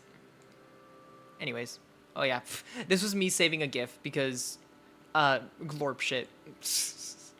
Glorp shit got removed because Discord changed their gift stuff, so I can't like send glorp shit anymore without having the exact link. The link works, but I can't just search it up on the gift tab. It sucks because glorp shit is probably one of my most used gifts. 8 years ago, but still haunts me. Silly, I'm being foolish. Phony Daffodil were here to chastise me. Trevor reached a hand towards Madeline, but they did not feel confident enough to rest it upon her shoulder. But it's so easy to comfort Madeline if they were Daffodil. Can't short I sent? Yeah. Yep. That was... Yep. Frickin' bad appled me. How dare you? Download? I could download it as well. I probably will do that. I was just... This was when I was on my phone. Hold on, let me download it. Oh, I can't, because it's just a link. I'll have to look it up on, like, actual tenor or something. They were not. All Trevor could do was let their arm drop and say softly, I don't think you're foolish. I think you're strong. And noble. Is, like, rolling the funnier? It is. But how fucking dare you? It does not make you any more guilty of your actions. Like, excuse you? What a fly streak freaking in here. Hi, Gremlin. I'm not a fly. Something like that. We are reading through a very calming Yuri, I must say. Thank you for reading in, Gremlin. I don't hate Gremlin. But yeah, we have a Yuri game. It is very calming up to this point, I must say. She fucks the other nun. That's also true. Oh yeah, also, genuine question. Just to know, how long is the game? Like, is this a game I'm gonna have to split into 2 streams, or is this a 1-stream game? Just for reference. So I know, because the thing is, if it's a multiple stream game, I'm not gonna finish this until like a week from now, at minimum. And like 1 to 3 hours. Okay, 6. So this is a 1 stream. Okay, 6. Because I'm like, if this is a multiple stream, I'm not gonna finish it in like a week and a half, and I don't want to like cliffhanger y'all. So that's perfect. You know, flattery will get you nowhere. Did she say yes? Watch the VOD later, Gaur. True! Watch the VOD now, Gremlin! Watch it now! I wasn't trying to flatter you. I wonder. Daffodil's convinced every child will be accepted in her church with wicked designs on my innocence. Says they would all propose to me, if given half a chance. I don't know about proposing. I'm not the marrying kind. Me neither. I'm already married. To the goddess. Or to Daffodil. You are? To Lady Madeline, of course. Yep, there it is. Oh, right, of course. In any event, I love Daffodil too much to leave her on her own. She gets awfully lonely when I'm not around. Cute. So she's a cute side, huh? She's very cute. She doesn't like showing it because she's pig-headed. What does that even mean? She smiled a bit more. I'm sure you would have begged her to keep your company tonight rather than me. Well, I don't know about that. She seems rather violent. Like a little rabid dog, but she always calms down when I pet her. Oh!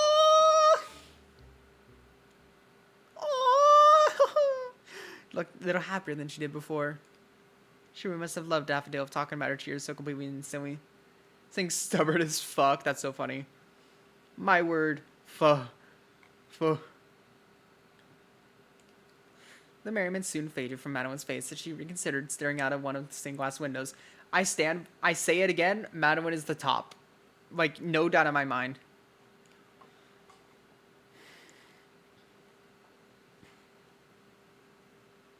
One day, a traveler came to our church with a mysterious illness. His face was covered in black pustules, and his skin was pasty. He walked with a limp and seemed ready to collapse at any given moment. He said he'd been turned away from Costello. The villagers would not allow him to stay for fear it would infect everyone. At this point, the traveler had lost any hope that he could be cured. His illness was much too advanced for that. He just wanted somewhere to die with a touch more dignity than the side of the road. Graphic plague and mass death. Oh, whoops. Yeah, fair warning, I guess. Skeptical. Is that how you spell skeptical? I thought it was with a K.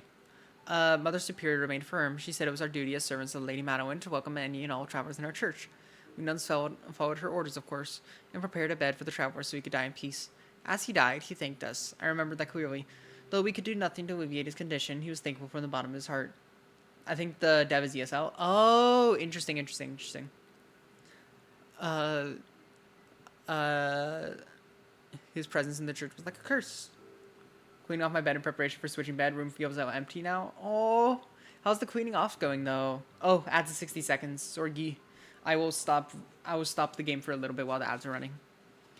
Some of his sisters began to suffer from fatigue. We thought it was a passing illness, but the symptoms persisted until the nuns were afflicted with the same back pustules as the traveler. Very well. Hell yeah. Yeah, I gotta clean my desk. It's like not super like messy, but I still need to clean my desk. I also need to like put away my clothes. American, Canadian, skeptical, British, Australian. Oh, you British. Ugh. I'm kidding. Pustules is the traveler. It all happened so fast. It was unlike anything I'd ever seen before. Sisters all fell ill in such a short span of time, and then they couldn't eat or drink, and they suffered mysterious pains. Pustules grew and grew. When they got too big, they burst. Indescribable smell. So much from a room's appeal. Dude, I bet. Stuffed animal corners go hard. We nuns who did not succumb tried to help, but we couldn't do a thing. Ugh, ads. Okay, I'll sit here for a little bit while ads are running. Anyways, how are y'all enjoying the Yuri? I think this is cute so far. I think this is very cute so far, personally.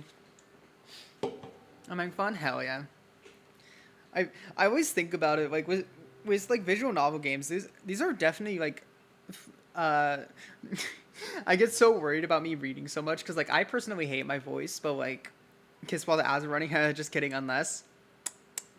Exclamation fly yourself, your mother. I'm kidding. I always get so, like, self-conscious about it, because I'm like, ew, my voice, ew. To be fair, though, like, I'm not a chronic yapper, and that's literally, like, all of the streams anyway. I guess it's more of a self-conscious thing of just like, dude, what the fuck? Why are you watching me? Why the heck are you watching me? Who the heck does that? Apparently some people do. Goodness me. But yeah, I don't know. Visual novels are fun though. I really like visual novels personally. It's why I want to play Ace Attorney again, because I have the Ace Attorney trilogy. I have not played the third one. I don't think. So I need to play the third one at some point before I bring my new bed, so it'll stay empty for a while. Aw, man. That's so sad. Whatever will you do without the plushies? Rivals of Ether dating sim. I'm pretty sure I have that. Or no, I don't. In the KFC dating sim? Absolutely not. Absolutely not. I'm not doing the KFC dating sim. I've already done that with my friends. We played it in a Discord call at one point. Because the true ending of the game in only a few loops, but each one takes some time. So like 3 or 4 minimum. Got it. Coward, my bad. Different room, but I don't know about it all. It's okay. It's okay, I guess. To not have all the plushies. Like, why am I a coward if I've already played it? But I was thinking of Dreams of Aether. Like, because I have that game. I keep forgetting, because I'm pretty sure it's a dating sim. But I got it for free. Or something like that. Oh, it's the mini games. That's right. I just thinking like Aether, but it's WarioWare type thing. It's just a WarioWare type thing. Is the dating sim is free?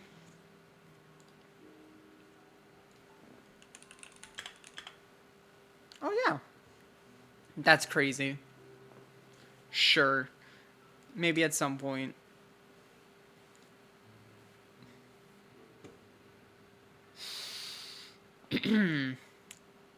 Anyways, welcome back from the ads.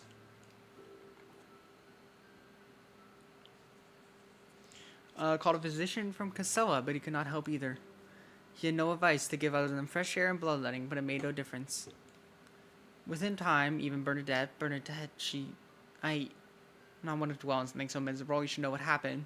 So so she passed. And it fits my room perfectly, but it's being used by family members while they work to clean up my grandma's house as preparation to sell it. No, damn it. Yeah, so that'll take a second. Good luck.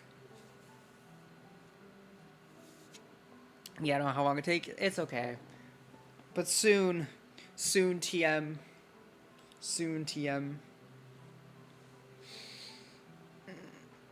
I forgot to stretch. I'm in need of stretches. Alright. The nuns, all of them, every last one, all died. Even the Mother Superior. They could have run away and spared themselves, but they didn't. They remained, trying desperately to tend to their fellow sisters. This spelled their own demise. When I first came to this church, there were 11 sisters. It sounds like bubonic plague as well, by the way. In less than a month, only one remained. Me. I do not know why I did not succumb to sickness at the time. I wish I had done. I wish I had died with my sisters. They were all friends and family. I had, and without them, without Bernadette, life seemed so hollow. So empty. Definitely bubos? Mm-hmm. I was left with corpses, and I didn't know what to do with them. Walked to Costello, hoping some of the villagers would help me, but they refused to set foot near the church. Returned all alone, set about the task of burying the corpses myself. Could not simply leave them, not after everything they had done for me. It was an act of reverence, but at the same time, it was suicidal. Hoped as I buried their wasted bodies in the churchyard, I would also fall ill. As I dug those graves, I was wondering whether one of them would become mine. But though my mind was weak, my body was stubbornly robust. I dug graves and buried bodies for 3 whole days, working long into the night with little food or rest, but I remained fine. Perhaps perversely, my health was fine. In fact, the cool air brought roses to my cheeks, and the physical labor improved my constitution. I seemed to be growing healthier and healthier, though my family, Bernadette, they would never get back up again. I knew that because I was the one who had buried them. Put their limp, lifeless bodies into those graves, and I covered them with dirt. I watched as I filled their open mouths with soil. Though doing so seemed so unforgivably horrid, I thought I would go to hell. She drained their life. Yeah, it's just my life now. Life steal. Time I hated myself. Why had I survived? Why me? Tormented myself for so long, I almost considered taking my own life. Could not become sick. I could at least slit my throat or pierce my heart with a sliver of glass. I did not care what. Just so lonely. Accustomed to always being around others, you see.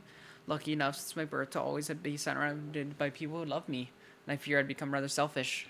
Survivor's guilt? Exactly. That's exactly it. I'm probably killed? Yeah.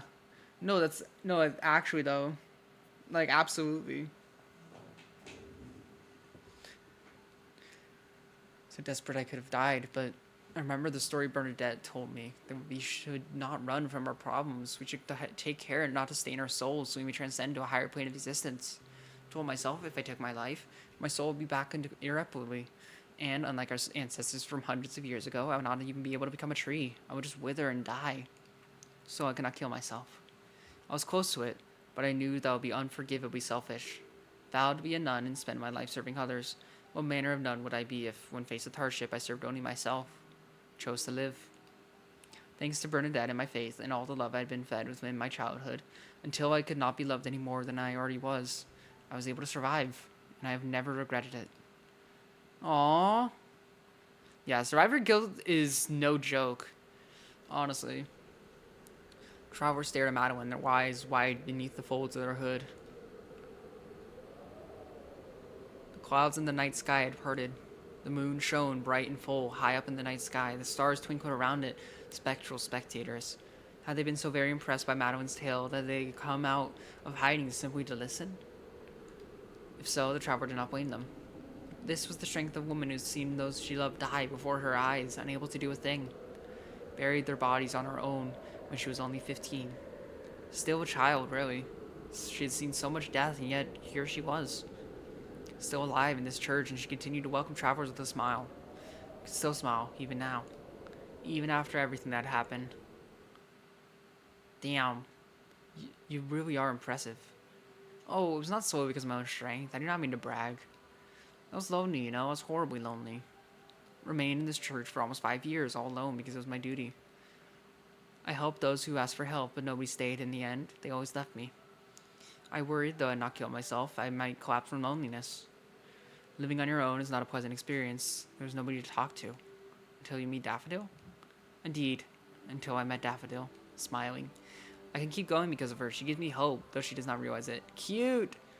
Compared to daffodils? Oh, whoopsie. It's okay. It's fine. Support her, but it's not nearly so one-sided. She supports me too. Like the souls in that parable? That's right. Madame would nod firmly, her face bright and beatific, with its soft, guileless smile. I'm so annoyed. This author has so much better vocabulary than I do. What the hell? She's like my anchor, my other half. Perhaps it would be more fitting if I called her a soulmate. Gay, gay, gay, gay, gay. Probably not play with the adhesive pad light that I took off. Adhesive being the only thing I'm allergic to. How are you allergic to adhesive? Yeah, bad squid. No, where's the fucking spray bottle? Soulmate. The traveler repeated Madeline's makeshift title. Soft, sweet epithet, filled to the brim with love. There it is, thank you. How could anybody show scorn for such simple, sweet affection? Psst, psst, psst. Mayon trying to get me wet. No, no, no, no. Fucking bonked. Fucking bonked. Night passed without further event. Why do you call me the horny one? You know, you have a point, Gremlin. After a certain point, I get why you say that. My goodness. Able to snatch a few hours worth of sleep on the wooden pew, curled up inside their damn cloak. Not know if Madeline stayed with them throughout the night, but the traveler presumed she had. What? I'm squid. Water. Oh, yeah. That's totally what you meant. Don't play coy. You know what you were doing there, squid. In story, she was the kind of woman who gave herself to others completely, even if they're not able to appreciate it. She had told the traveler she would accompany them throughout the entire night, and so she had. What? Uh-huh. Uh-huh. Contains the most blatantly and unprompted, maybe tied with cereal. True. That's true. New day dawned. I think so many of y'all are just unequivocally horny that it's just kind of become normal at this point, which is a wild sentiment to have in my chat, I'm not gonna lie. The most horny chat is of the one of an asexual. Of fucking course. Inky black night was swept away by the sun, and along with it, the rain clouds. They seemed to disperse with the first shy rays of sunshine, as though the torrential downpour from last night had been a mere mirage. One outburst this stream. No, I know, you're fine. You're fine. You tend to be on the lesser end of most of y'all. To be fair, a lot of the people that are more horny are the people that have been here much longer. Like, the newer people are definitely less so. It's all y'all old heads that are the horny ones. My goodness. Your cloak wrapped tightly about them like a protective shroud. Or me. That's true. That's true. So they went to describe having some amount of water. I mean, I get called horny. Sorry. Sorry. Will I fall for you eventually? No. No. You're old? Yeah, let me see. You are January. 2 months. I mean, that's almost a third of the time that I've spent streaming overall, so 2 months is old? I don't know. It's like spraying a houseplant. True. I need to water my plants still. Actually, I need to water one of my plants right now, actually. Hold on. I just looked over and one of my plants looks very sad. Hold.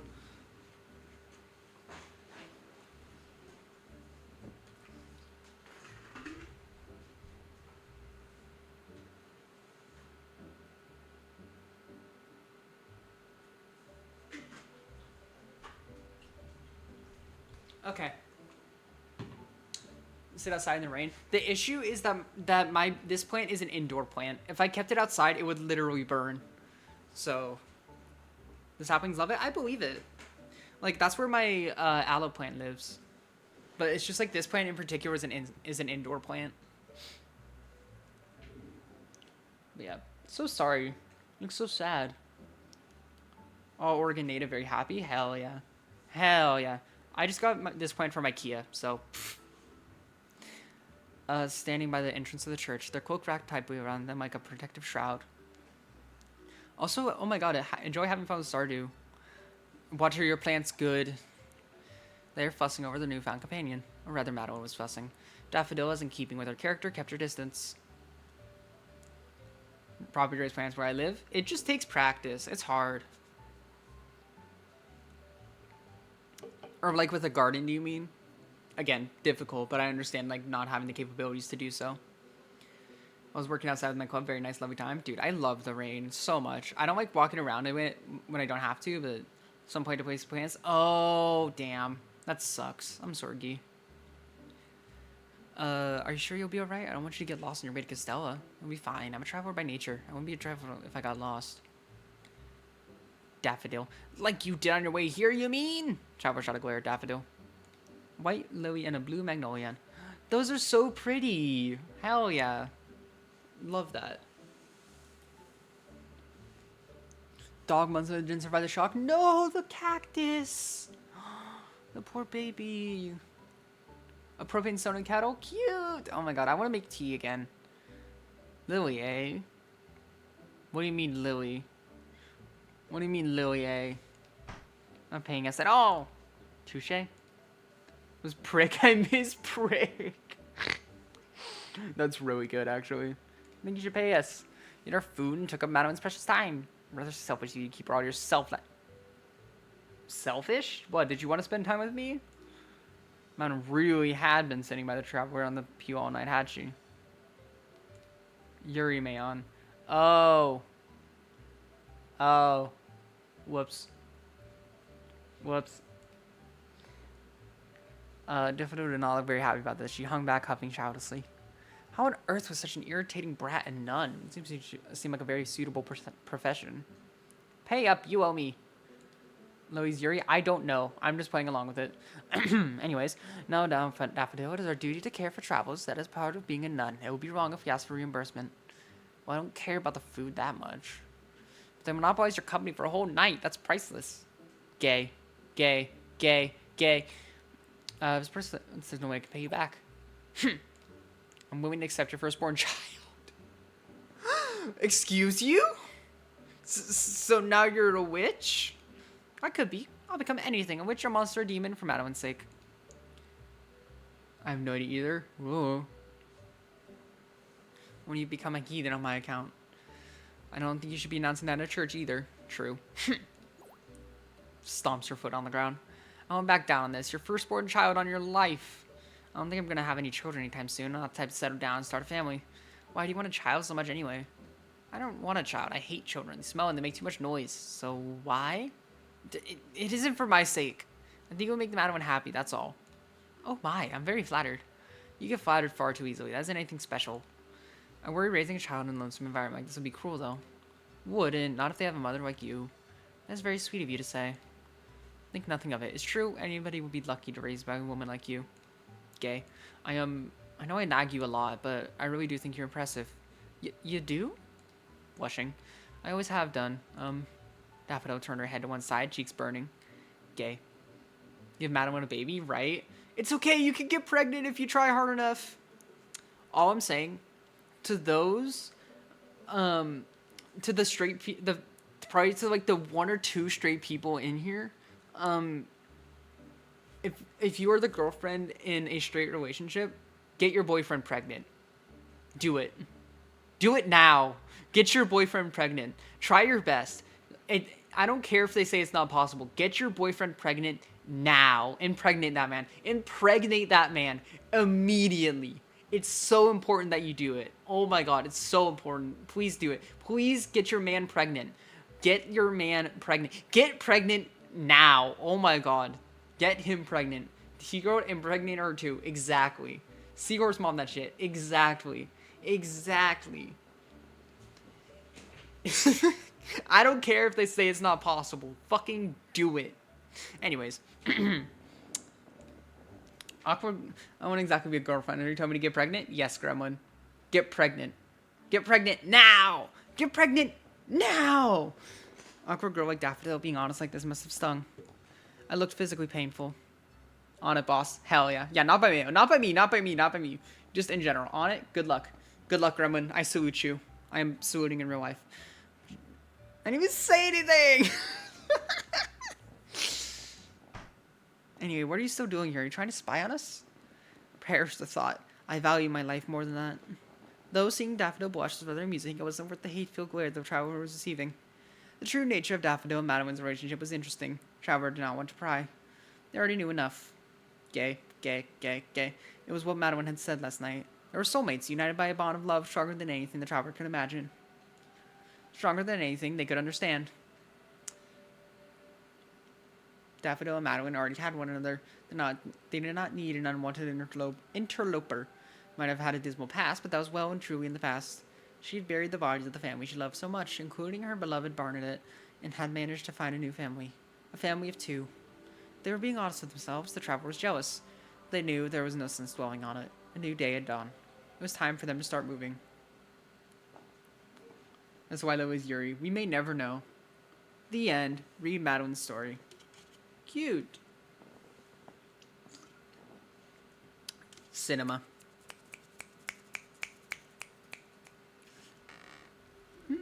I see. Lycoris reclines in a rocking chair, her fingers seeped together. She looks thoughtful. Give me a second, I'm writing. You're good. Appears to be one ending to the story, but there's more to be discovered. My heart tells me this cannot be all. Mayo, are you still here, Mayo? I hear Lycoris calling out to you in the darkness. The sound of her voice, now so familiar, makes her heart flutter. It takes you a few moments to realize you're sitting on a chair in Lycoris' library. The smell of peppermint and old parchment fills the air, mixed with mold and mildew. Just how old is this library, anyway? Just how old are you? Your bones should have turned to dust a long time ago. But against all odds, you're still here. Oh, good. I was beginning to worry. You did not respond to me for several minutes, and your form had begun to grow indistinct. Fading away? Can happen when you don't have a strong grasp on your own soul. One or two more required roots, though I think from here you can skip text you've seen before cutting time significantly. Yeah, I was gonna say. Not that you can do in defense. How can one claim to truly exist when they do not know their own name? You know, Mayo's not your real identity, is it? If you are not Mayo, then who are you? Which we shall discover. We just need to keep reading. May appear to be over, but will repeat as many times as necessary until I am satisfied. It is hiding something within its depths, but I cannot reach it. Not yet. With you by my side, however, whether you call yourself Mayo or not, it makes no difference. We can do it. I know we can. What do you say? You feel weak. Blood inside your veins is thinning and your fingertips tremble with the effort of simply existing. Your body is frail, buckling beneath the pressure of being alive. You have not had a human body in such a long time, you forgot what a strain it was. It would be easier to sink into the abyss until your weak sense of self is snuffed out like a speck of light. Side note, I want this dress so badly. Like, this looks so cute. Just from, like, the little, like, top bit we see, this looks so cute. I want it. You know you can't. Not when Lycoris is looking at you so expectantly. Start again. Chronically ill, please. Brrr. Okay.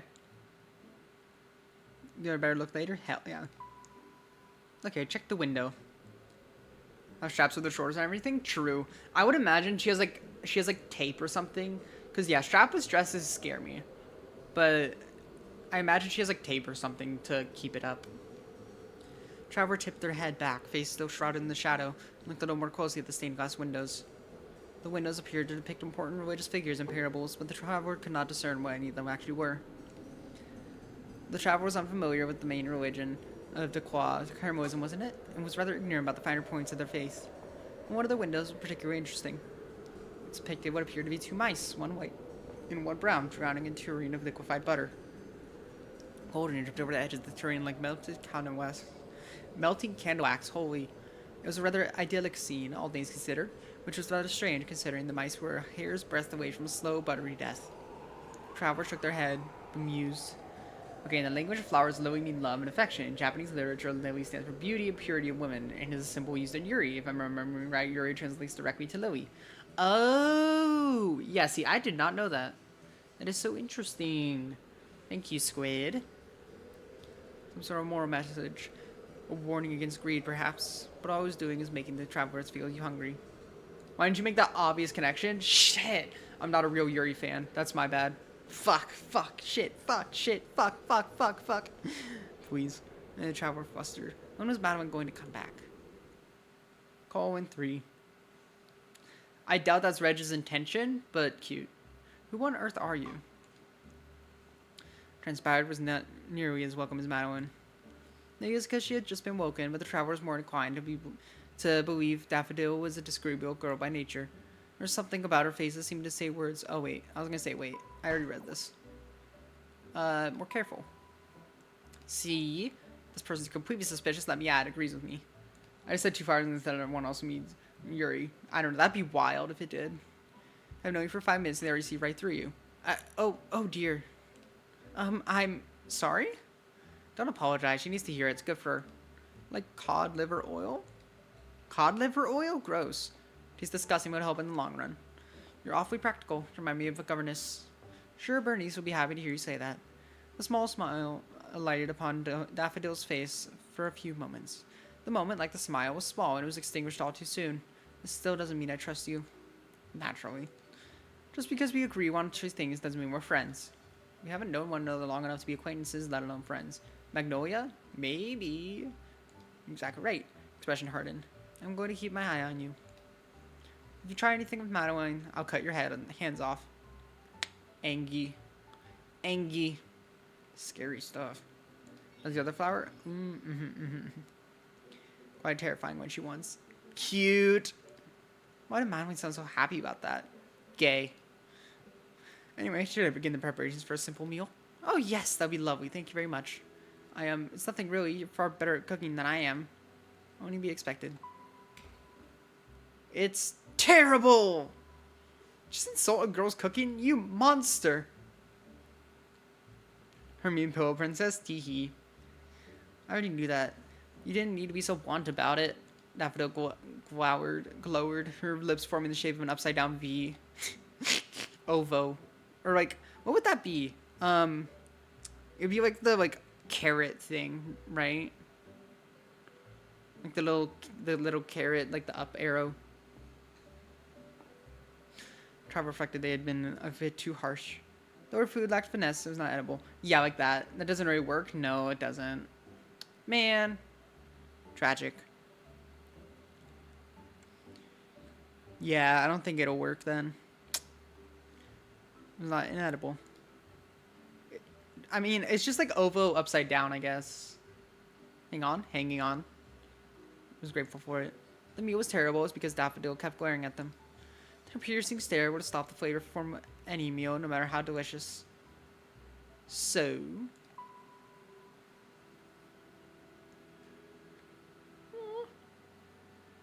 I actually like that. That just looks sad. It just looks so sad.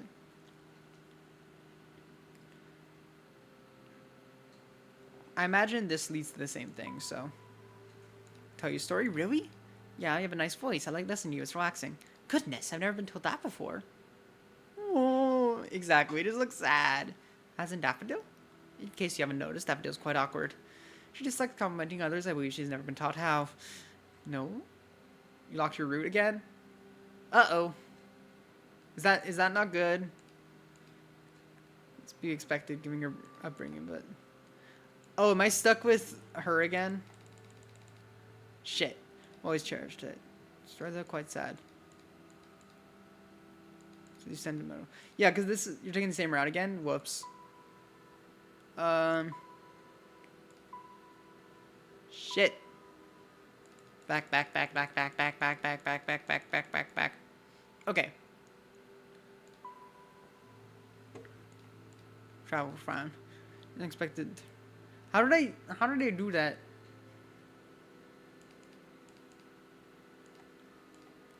Like, is this stuck in Madeline as well?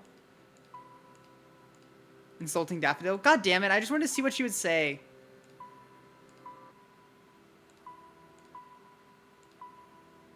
Really think so? Face fell. Honest opinion. Can be terrible, gives me comfort.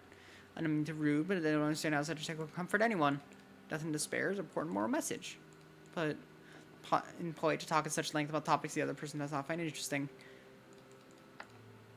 I mean, how lovely coupling your hands together, echoing the stone floor and walls. but for some reason, both the sound of her clapping expression seemed hollow. I know very little of other countries, and it's rare to have visitors from so far. Walks out of her route. Man, I got an achievement though, so that's all that matters. So the rough ways can be horrendous. I see myself get seasick. You poor dear. Fell hard and thick.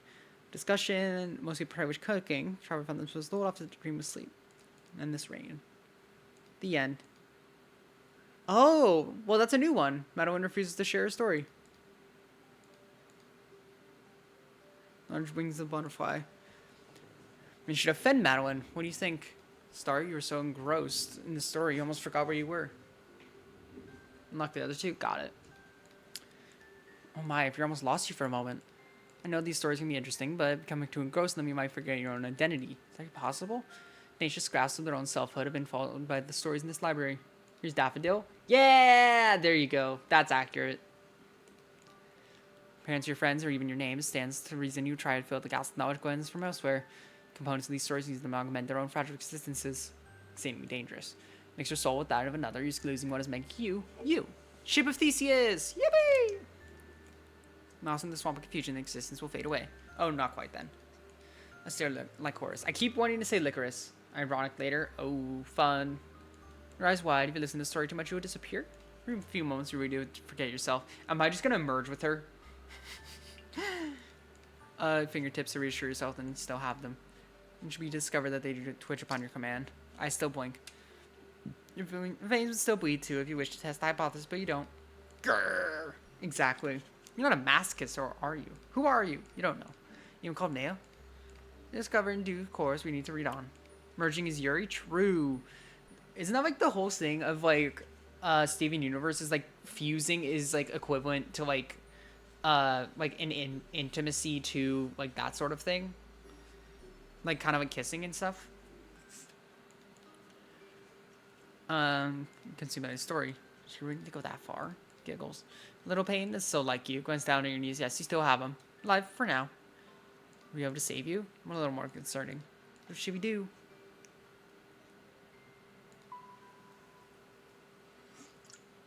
No, I'm not hurt. Oh. Well. God damn it. God damn it, I did it again. God fucking... I'll stay here forever, for all eternity. Stares at you. Her eyes are wide and strangely empty. Just imagination, they look curiously hollow. What happened to her? She's broken? Shuffle back a little and you see your breath catches in your chest. What's she gonna do? Holds you in place, your gauge steely. And then... starts to giggle. Was she just making fun of you? Save the restart? Yeah. For a second, you were seriously scared. Sorry. You pout. Meanwhile, giggles mischievously. Can leave if you want, don't mind me. Just remember, you have to love me. And only me. Jesus, no more runs, he goes black. Is the game gonna close?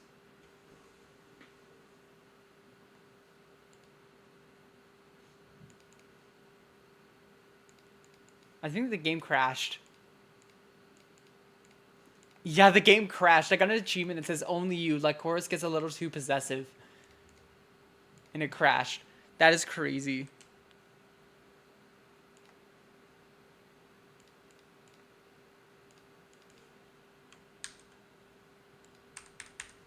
Uh-oh. I can't close it.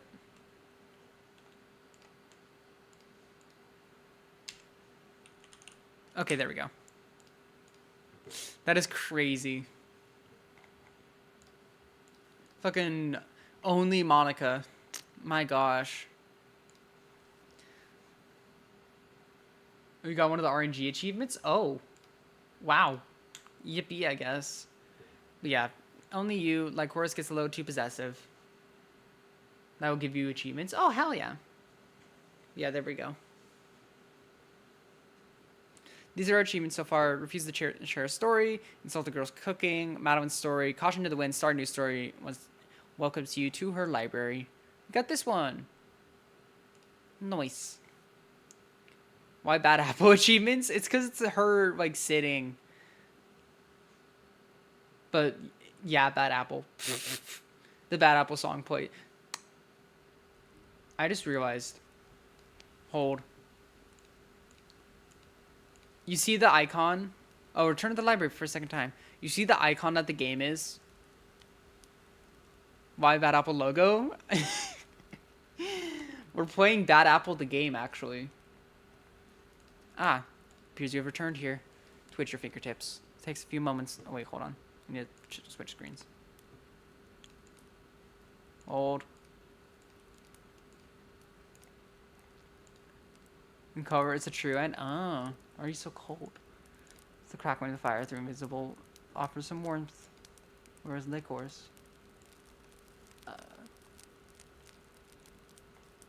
It's not even Bad Apple. Bullshit. Peer through the gloom, holding your hands to your chest, searching. Hi, friend. Oh, hello again, my most esteemed guest. Beginning to worry about you, you know. She was, of course. You were gone for an incredibly long time. It's rude to keep a girl waiting like that. Touch and polite of you. Should apologize to her later. She forces a smile. Shall we continue with the tale, or do you have something better to do? You look seriously to the bone. Continue to the story.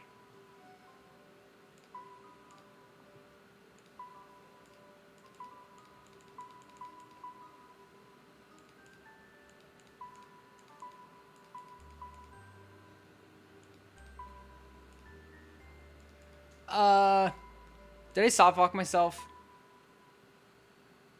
To who from? Yeah, I realize that now.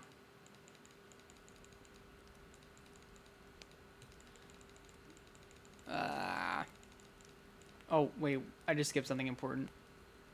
Fuck. Should work? Oh, it's fine. Yeah, I'll quick forget. There was like a hyperlink there or something. Whoopsie.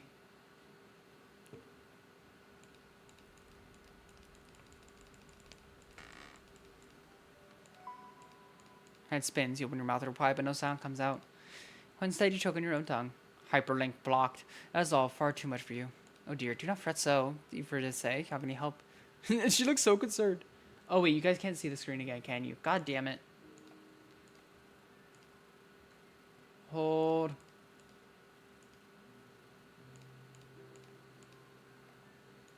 Gives the game back. I'm sorry. I'm sorry. There we go.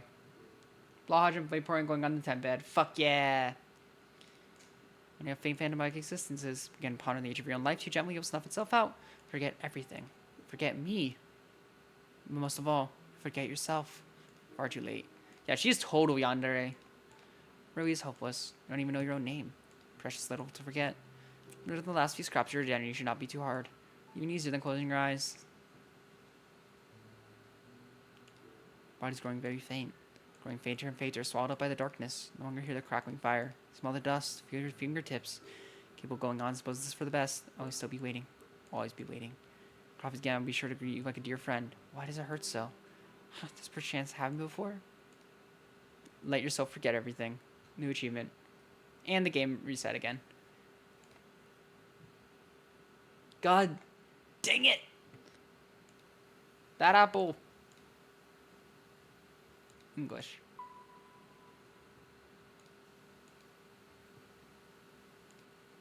Oh, it's like full reset. Forget does a full reset.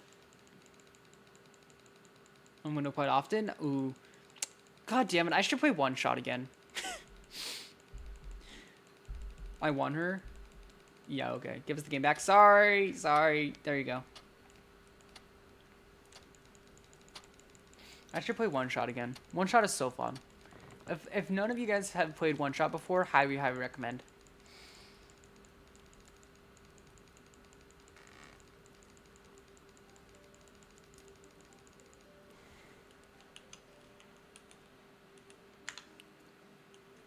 There's definitely an achievement for naming yourself like Madeline or something.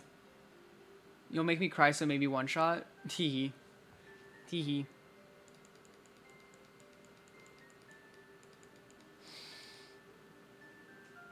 Oh, god damn it, I forgot to do homework again. Okay. Okay. At like 11:15, I'll have to dip because I forgot to do homework stuff. Whoops. But that's no big deal. I'll just have to end a little bit early. Anyways. I need a helping hand. That's my streamer. Fucking Christ, dude. I have no storage space. Oh, yeah. Get that space. Get that space. Explain stories are not born from nothing, right? Bad student? Not bad student. It's just easy to forget, like, an online class. Because the thing is, this is an online class, so it's very, very easy to forget to do the homework. All my other stuff I'm on top of. Well, kind of. There's a thing I need to do that I'm saving to do until after my exam on Tuesday. It's due Wednesday 11:59. I just want to have as much time as possible, or Thursday 11:59. I want to have as much time as possible to do it. Stop talking about yours. Sorry.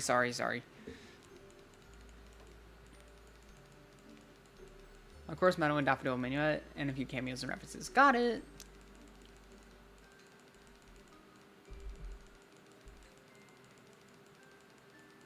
$19, damn.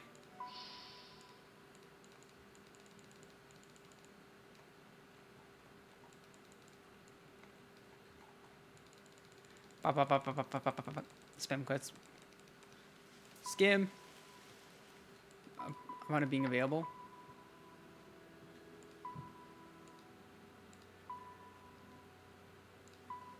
Done. Examine the tree. I piqued the traveler's interest, so it would have to be that. The tree. Your power is green. Green. What? Green. The traveler rose to their feet. The spindly tree was depressing from afar, as doubly so up close, withered and wasted like malnourished limbs. The tree, malnourished limbs is a crazy descriptor, knowing vaguely what it is. Modeled with age, but it did not bear any fruit. Perhaps it could not. Traveler swallowed. Disconcerting. Fact foolish though it sounded, it was almost as though the tree was calling to them. Listen to a mysterious voice. Me. Please. Help me. Mildly concerning. Traveler's ears hidden beneath the folds of the cloak flattened against their skull. Got to the cannon eventually. Oh, great. Listen closely. Above the moaning of the wind and the falling of the rain, they could hear something. They hear something, but maybe it's their imagination. Being foolish. Just a tree. Nothing more, nothing less. There is somebody stuck in that tree. God fucking damn it. Even the wind moaning? Oh my god. Gonna be like that side, her shoulder sinking. Absorbed to the bodies? That's what I'm thinking. I suppose I can offer my company too. But this isn't for your sake, you understand? I just don't want you to be alone. The inconvenience if I would not have offered. That's what you say, but we both know that's not true. Act as though it was fine in the beggar's store candlesticks, but you were attached to them, weren't you? They were used to belonging to Bernadette. Well, for a few months, Madeline appeared lost in her own recollections. Then she shook her head and the moment was gone. I'm sure Bernadette would be happy to know selling her candlesticks were able to fill the belly of a homeless man. You are impossible sometimes. Yeah, I'll take that as a compliment. After selecting her as a funny thing you can do.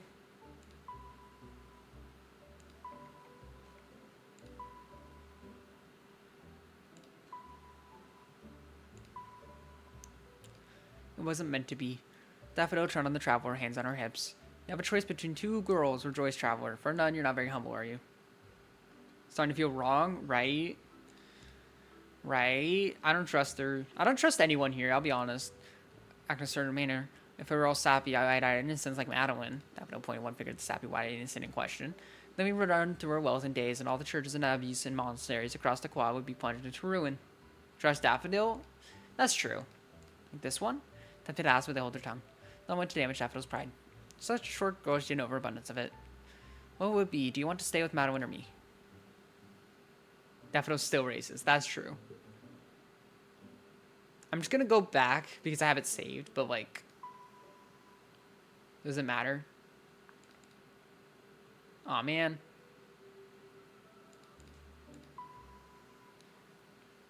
Can be friends with them. Fair. Well, this is nice. Ha. Daffodil scolded dismissively, turning her snub nose up the air. It does matter? Okay. The traveler and the nun were sitting together on a pew. The traveler still had the cloak about the shoulders, the hood obscuring the face in shadow. Daffodil, meanwhile, had her arms folded, was tapping her fingers against the inside of her arm. Restless. Don't try to make small talk with me. You looked bored. I was just trying to lighten the atmosphere. If you want to lighten the atmosphere, you can start by telling me what you're doing here. Maybe then I'll trust you. Traveler shifted a little. Frowned inside the folds of their hood, but it was an empty gesture. It wasn't like Daffodil could see. It is as Madeline said. If there are no valuables inside this church, why would I bother coming to steal them? More to life than bronze or silver. What then? I'll let you work that out on your own, Mr. Tall, dark, and not so handsome. Huh? You don't think I would take advantage of you, do you? I don't think you would take advantage of me, no, because I'm too smart to be tricked, and I'm not pretty either. Okay, have some self-confidence, goddamn. Madeline... Daffodil sighed wishfully, and the traveler was struck by a peculiar feeling. Just their imagination, or did Daffodil sound rueful? The traveler doubted Daffodil were rueful because she wasn't pretty enough to be harangued, but maybe she was a little jealous. Is assuming you're a man. Yeah, I was gonna say, Daffodil is just assuming that I'm a man here. To grow confidence? Apparently. Goddamn. Hold on, I'm fixing my blanket.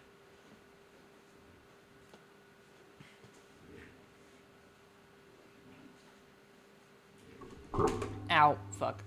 I'm fine. I'm fine. Pink hair and pronouns. God fucking damn it. She was a jealous. You're pretty too. Excuse me? I said you're pretty. I heard you the first time, but you. If you heard me, why did you ask me to repeat myself? Ugh. Hold. Yeah, well, you're trying to kick you. Yeah, okay, I'll follow this route. Excuse me? I said you were pretty. I heard you the first time, but you. If you heard me, why did you ask me to repeat myself? Ugh. Stared at the traveler, and eyes narrowed dangerously. Judging by the expression of her face, one would have thought the traveler had compared to a sea cucumber, not giving her a mostly superior compliment. Why couldn't the traveler compliment her? She was cute. But Daffodil didn't seem to appreciate it. Why were women so illogical? Wild sentence. Probably hypocritical of the traveler to think such things, but the years spent selling their wares to swarthy goblins and dwarves had blunted their nerves. Their tax, too. What fucking gay shit is this? Hi, Pigeon! It is Yuri game. Hi, Pigeon. Thank you for ringing in. Hope you enjoy your stay. Sus, man. She's a lesbian. Yeah, that's true. Oh, yeah. Pigeon. I was actually, like, wondering where you were earlier. I have a question for you.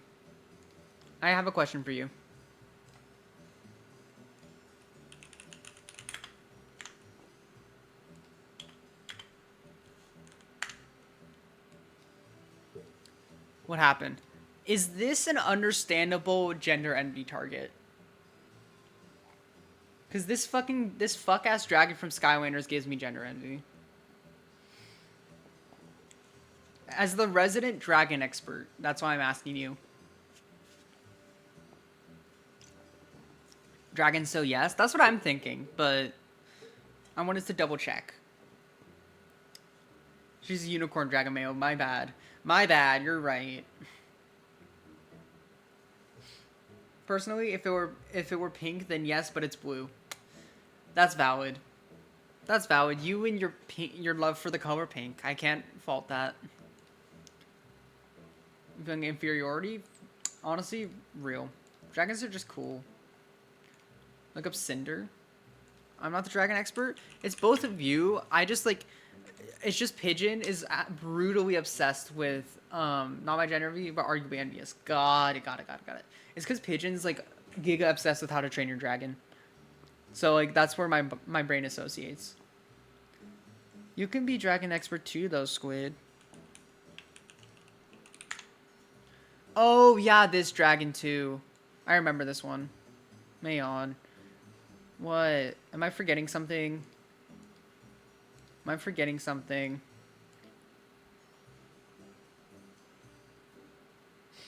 Yeah, this dragon too.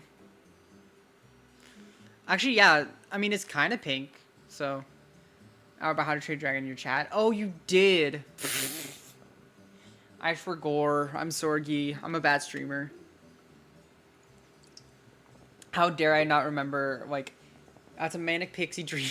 Go dragon. Fuck, you're right. Fuck, you're right. Oh. But yeah, my bad. I should remember absolutely every conversation that happens in my chat. I'm a bad streamer. My bad. Canon goth death element. True. True.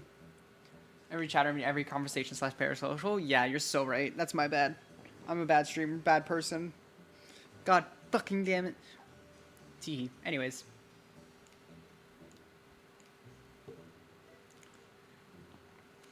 They're tacked too. I don't know if I could spend the night with somebody who's going to try and make moves on me, and such obvious ones too. Remember something from 8 months ago? Yeah, fuck, my bad. Hey, wait. Why should I wait? I can see you through your plan. Please enlighten me. What is my plan? Anyways, play golf. Don't tempt me like that, Pigeon. I need to finish this game, and then, like, I have to do homework because I forgot to do it, and it's due at midnight. So don't tempt me like that. Excuse me. Acting all nice, agreeing with me, and complimenting my awful cooking just so you could get me alone. What do you think? What if you know? No, you don't. What? Yes, I do. Yes, I literally do. I don't know, and quite frankly, I'm not interested. I guess I can't stand men. I only want Madeline. Gay. I move Madeline and ask you to stay with me. In one round, it takes 2 minutes. Don't tempt me. Don't tempt me, Pigeon. Great, I'm sure. No. Choose to do homework. You don't have to. Okay, here. This is what I'm gonna do. Because one of them is a video that I can just let run on a second monitor. I'm just gonna like do it. I'm just gonna like randomly check back on it. Actually separate from one assignment. Let me see. Let me see.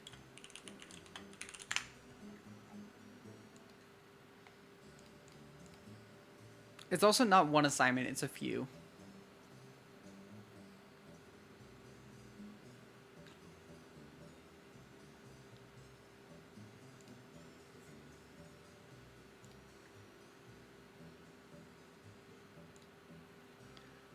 Chat makes horrible decisions. No, I know. I'm just I'm still doing it. You're like heck you guys, I'm still doing it. I'm just curious how much it would drop my grade. Yeah, fuck that.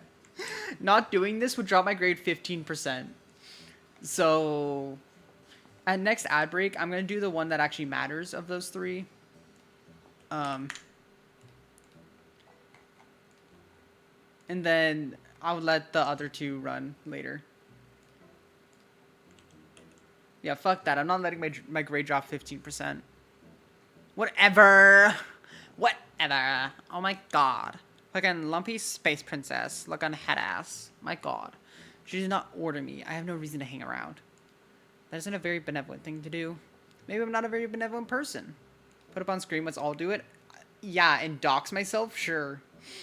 I wish she admitted it. Gave the traveler one last thing, lingering look of unabashed distaste before she turned on her heels.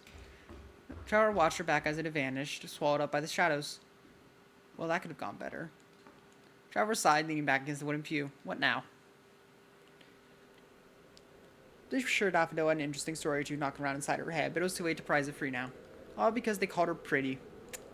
How dreadful. Practically a hardened criminal. No answer, rain continued to fall outward, drumming against the stained glass windows. Going to be a fun night. My bad, I guess. Miniature ending. Man.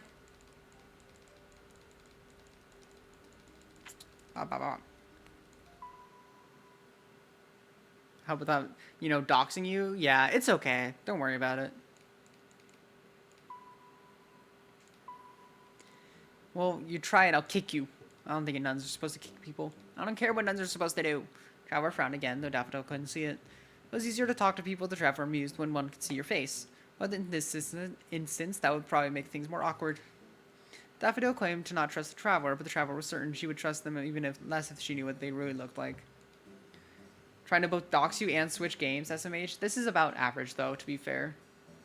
Check general funny assignment. Oh god, what is it?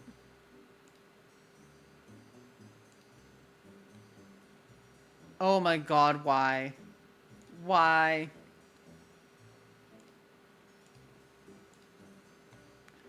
Pigeon, do you want DoorDash, please? Probably nowhere. Why should I... I hardly know her. Why should I tell you something personal like that? True, apologize if I get too ahead of myself. I was the one who was asking the questions.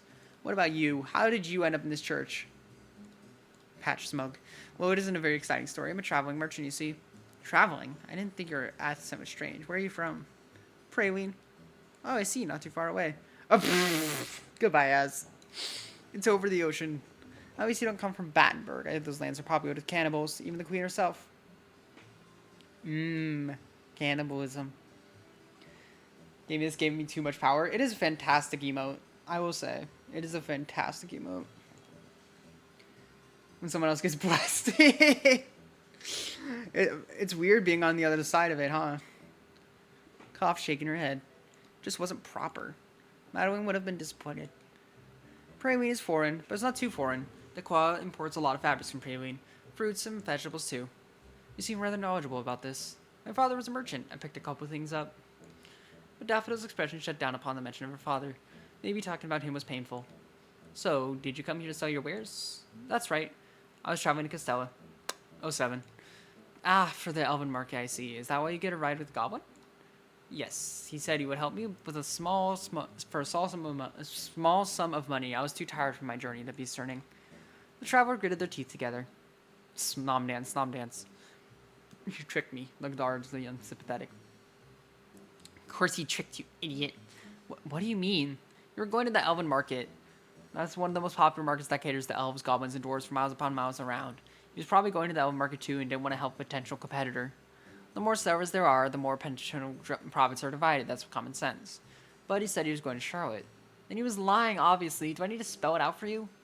Ah. It all sounded so simple when Daffodil said it like that, but at the time, Trevor not even considered the possibility. They really must have been tired. They were usually shrewder than that. Maybe it was the boat journey. Being rocked back and forth on the waves tired them, particularly under all the bright, blinding sunlight. Sunlight wasn't very good for the traveler's eyes. Maybe I was wrong to be so suspicious. Somebody this naive can't be that bad of a person. Excuse you. I am not naive. I was tired, that's all. Sure. Daffodil waved one hand dismissively. I've led a rather sheltered life, and even I can see that much. You might want to get your eyes checked.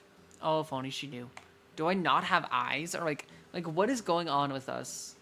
Irony at the moment was rather too delicious. Saying curious, what kind of wares do you sell? The traveler pondered. The wares they dealt with were rather intimate in nature. They did not imagine Daffodil, having led a sheltered life, would appreciate it. Bat? That would be cool. I could totally see Bat. They haven't mentioned anything with sound, though, which is interesting. Dear the Gaur to them. Was rather sharp and discerning eye when it came to untruths. Tell her the truth. Well, it's rather embarrassing, but what? I sell certain enhancing items, mostly to dwarves and goblins. Enhancing, like, for their physical strength or stamina? In a sense, it's physical strength and stamina for a specific... Do you just fucking sell Viagra? Like... Oh, and what is that? Well, you know... Coughed. Never been all that embarrassed about the line of business before, but it paid good money. Money was important, but talking about with a nun of all people seemed a bit... Viagra merchant. Sacrilegious. Even more embarrassing than telling their mother they had been.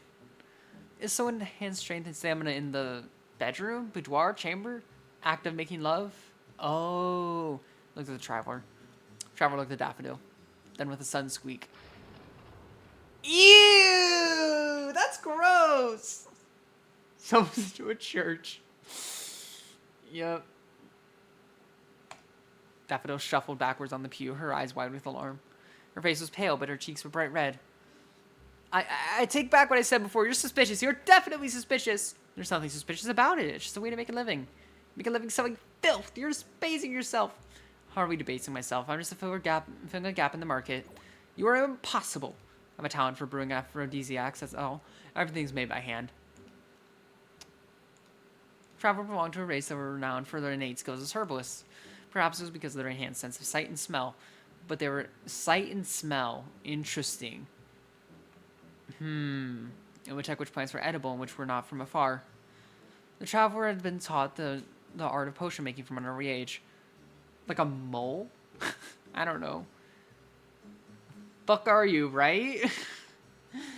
Well, no, moles have bad sight. Now with the traveler nearing their 24th years, they made a living selling aphrodisiacs to dwarves and goblins. Their mother had thrown a fit when she had discovered She'd been dead set on the traveler inheriting the family apothecary back home, but the traveler had been firm. There was, as it transpired, far more money in selling aphrodisiacs than there was stomach medicine. It's all a matter of numbers. I do what I can to survive. As the daughter of a merchant, you should know that much. My father might have been a merchant, but he didn't dabble in filth. And how do you know? He wouldn't stop to stoop that low. My father was a good man. He told me everything he did. Everything? Ah. Shoulders tensed. Dipped her head, her lashes fluttering. Well, maybe he did stoop that low. Lower, even. She sighed. Uh-huh. Stranger, of course, and I hardly know you, but... Was it that Madeline mentioned earlier? A rabbit? Holy rabbit shit! Tell you a little about myself. Stoats being associated with necromancy, but that's not relevant. Fun fact. Ooh, that's actually really neat. That actually makes a lot of sense with context of inscription. Spoilers. Whoopsie. Not while they were still wearing that hood.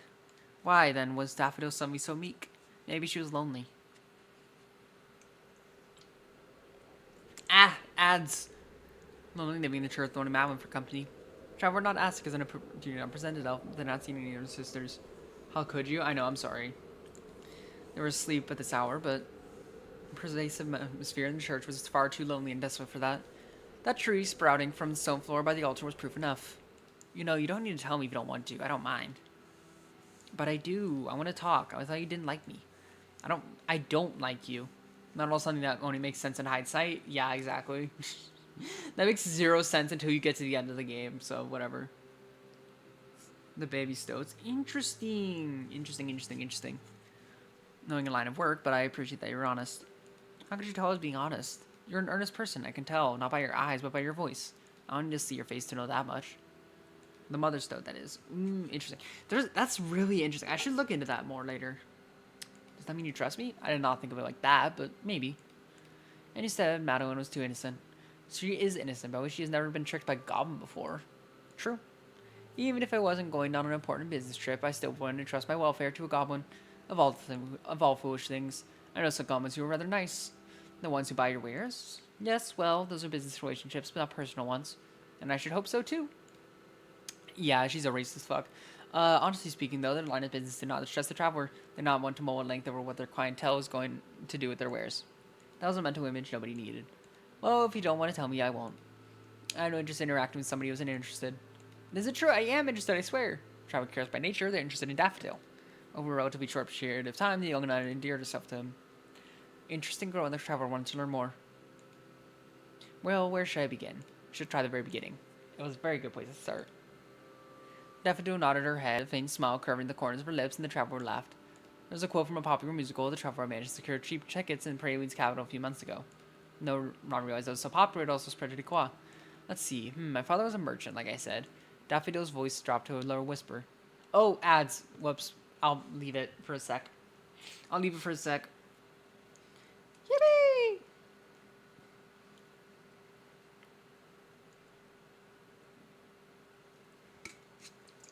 Gah. Monster's empty. Hold on.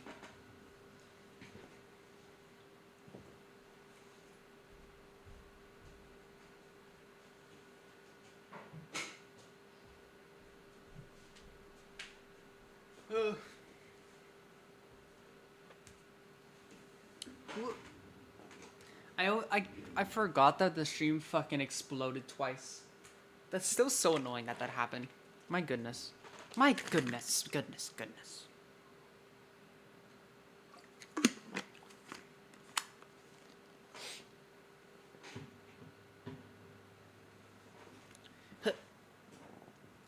Oh, the music stopped. My goodness.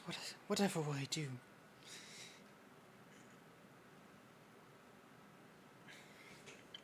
No, I'm enjoying this game, though. I do worry about being able to finish it because of my homework stuff, though.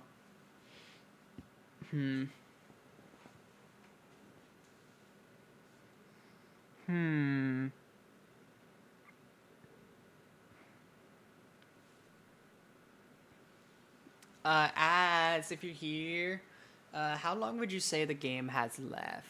Oh, I have this one kind of difficult to follow. Do you want me to just hint at you or link to the guide? Spinning line. I don't know. Because I'm just worried about not having the time. Because I need to. You have another hour? Oh, shit. That's a bit sketchy in terms of timing. Man. Okay, so what I may end up having to do is finish this route. If you rush it, might half that. It's not worth it to rush it. Put on the squid video? No. I don't want to put on the squid video. I don't want to. I just don't know how long it'll take. Is why I'm worried. It won't take more than an hour, but I don't know how long it'll actually take.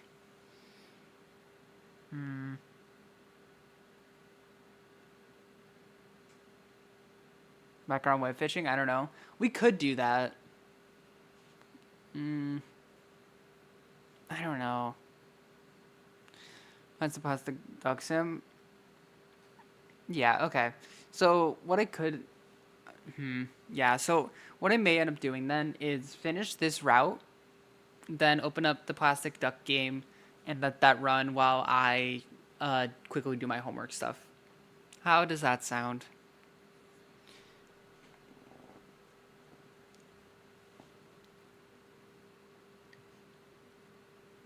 Yippee! Sick.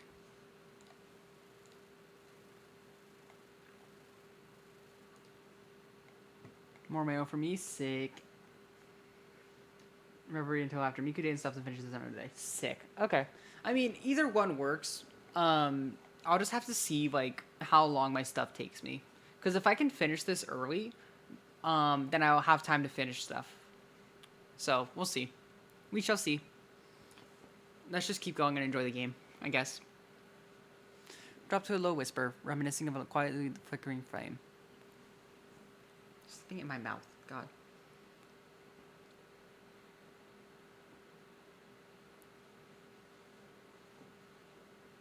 Oh wait, is Alice's Reverie the other game, isn't it? That's right.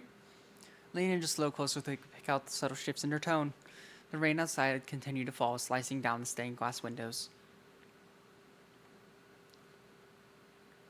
Another game, yeah. Daffodil Story. But yeah, I'll finish this route and then quickly do my stuff, and then we should be okay. I was a baby during childbirth, I think, but I was not too upset about that. I know I sound callous, but I never met her, and I did not know who it was I was supposed to be missing. Father was upset by her passing, I suppose, but he was a busy man, and maybe he was too overworked to mourn her properly. Or maybe he took on more work after she died, so he would not need to think about how lonely he was after she was gone. I did not see my father very much. I was left in our family home with my governess and the servants, but I was not lonely. My governess, Bernice, she was a very nice woman. She was young and pretty, and she spoiled me. My father was rich, you see. He grew rich after my mother's death, and he instructed the governess and my servants that I should want for nothing when he was away. Though I wasn't royalty, I lived like one. No matter how whimsical my requests, they were fulfilled. If I claimed I wanted the dress of the color of the ocean waves or a bard to play me the song of springtime on a harp, it was done. There was no expense spared. When my father did return home, he showered me with presents he bought back from abroad. I had books filled with beautiful illustrations in languages I could not read, and a dress for every day of the year with a matching ribbon, and jewelry the likes of which you have never seen. I would like to say the gifts were immaterial, and all I really wanted was the love and affection of my father, but that was not so. I was a spoiled girl. I was accustomed to being spoiled throughout my childhood, and I liked the attention. I thought that was the way things should be. Given I had everything I could ever want at home, I never went outside. If I did leave the house, I was accompanied by Bernice, and we went shopping for new clothes or attended the theater. I never had to do any household chores. I didn't have to dress myself. And then my idyllic life was destroyed almost in an instant. I do not know exactly how it happened, but there was a series of poor business decisions, and my father lost a good deal of his wealth. We were not destitute, not entirely, but we were a good deal poorer than we had been. Had to sell much of my fine clothes and jewels and expensive gifts. We left more than I half our stuff go, and we sold our house. It was during these trying times that my father showed a side of himself I'd never imagined. I could not believe it when he first asked me. I thought it must have been some kind of joke. In bad taste, yes. How could he? How could he?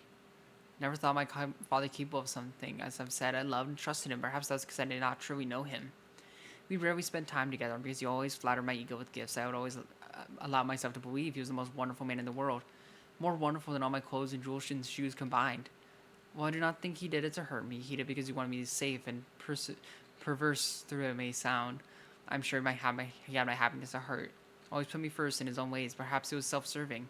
He lavished me with gifts to fill a void in his heart behind my mother's death. He was so maddened by the thought of providing for me, he never stopped to ask what I wanted. And he did not ask now. Maybe his selflessness was just a mask to hide his true selfishness. Whoa. Brushed a strand of hair behind the shell of her ear with a shaking finger. The rain continued to drum against the windows. The moisture trickled slow, steady trails down the stained glass. How long had it been raining? 4 hours? 5? What time was it anyway? The traveler's body was weary, but they could hardly sleep now. Not when Daffodil was so deeply lost in her own thoughts. My father, he caught in Daffodil's throat. It sounded like a sob when I escaped her lips. He wanted me to marry a man who could provide for me, a wealthy man, an old man. She shivered. The traveler had never known Daffodil could look so vulnerable.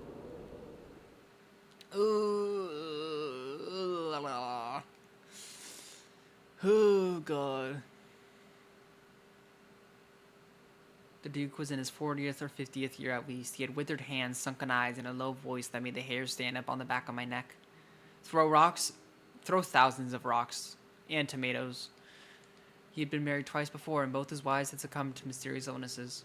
I'm not saying he killed them, he was too rich to bother with such crimes, but perhaps merely being married to him was enough to drain one of their strength. In any case, I could not get married to such a person. I refused. I ran as far and fast as I could. I sold some of my possessions and I left. I did not look back. Not deserving of tomatoes? True. Even more rocks. Throw rocks and then throw even more rocks. The journey was rather difficult. I didn't know where I was going. I had never strayed far from my home before, and I must have been quite the easy target for pickpockets and bandits. I suppose I have myself to blame for what happened, being so unworldly. I was swindled by a goblin, much the same as your story, really. They would take me to Taunton, where I could start a new life for myself, but they didn't. They took my money and possessions and abandoned me by the roadside.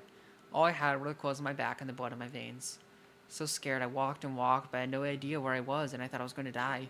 I wandered and wandered, getting wearier and wearier. I even started to think it might be better to be married to the Duke. Even if marrying the Duke would kill me, at least it would be a more dignified death, surrounded by servants in a four-poster bed. That is what I thought until I found this church. There was nobody in the church other than Madeline. At the time, she was the only sister. The church attracts people, you see, but they don't stay for the longest time. I don't know how long. Madeline was the only person here. Does she not know?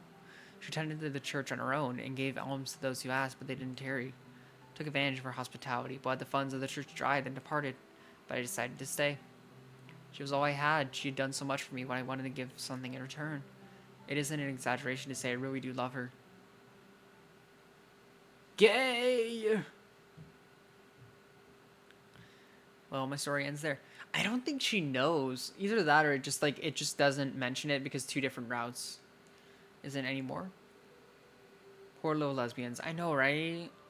There is more, but it involves Madeline. I don't want to count it. She helped you. Okay, so she does know. She gave me food and drink and a place to stay, and even more beds besides. She gave me kindness when I needed it, though I did not deserve it. I was rather standoffish back then, and thought foolishly I was too good for her. I'd been horribly, horribly spoiled. But that was 3 years ago. You've been living with Madeline for 3 years? That's right, 3 years, just the two of us. Just the two of us. Be Madeline's story to tell? Yeah. You want to tell me about it? It's private. You don't need to know, and you wouldn't understand. Gay. That was probably true. Truly, Madeline and Daffodil had been drawn together, two lost and lonely souls who needed one another. If they had one another, they did not need anyone else. They had managed to survive again together for 3 years. And they were roommates. Oh my god, they were roommates. That was an impressive feat in and of itself. No wonder Daffodil had been so weary of the traveler. They were an unwanted interloper. If you could make a perfect world two people, why would introduce a third? It didn't make sense. Still, the traveler was curious and they wanted to understand. They doubted they could fully grasp the depth of their relationship, never having cared about anything so deeply themselves, but they could at least try. Neat. Does that mean you care for one another? I'm not simply caring. Gay! If I had not met her, I would have died. I owe her my life. Always remember you can save.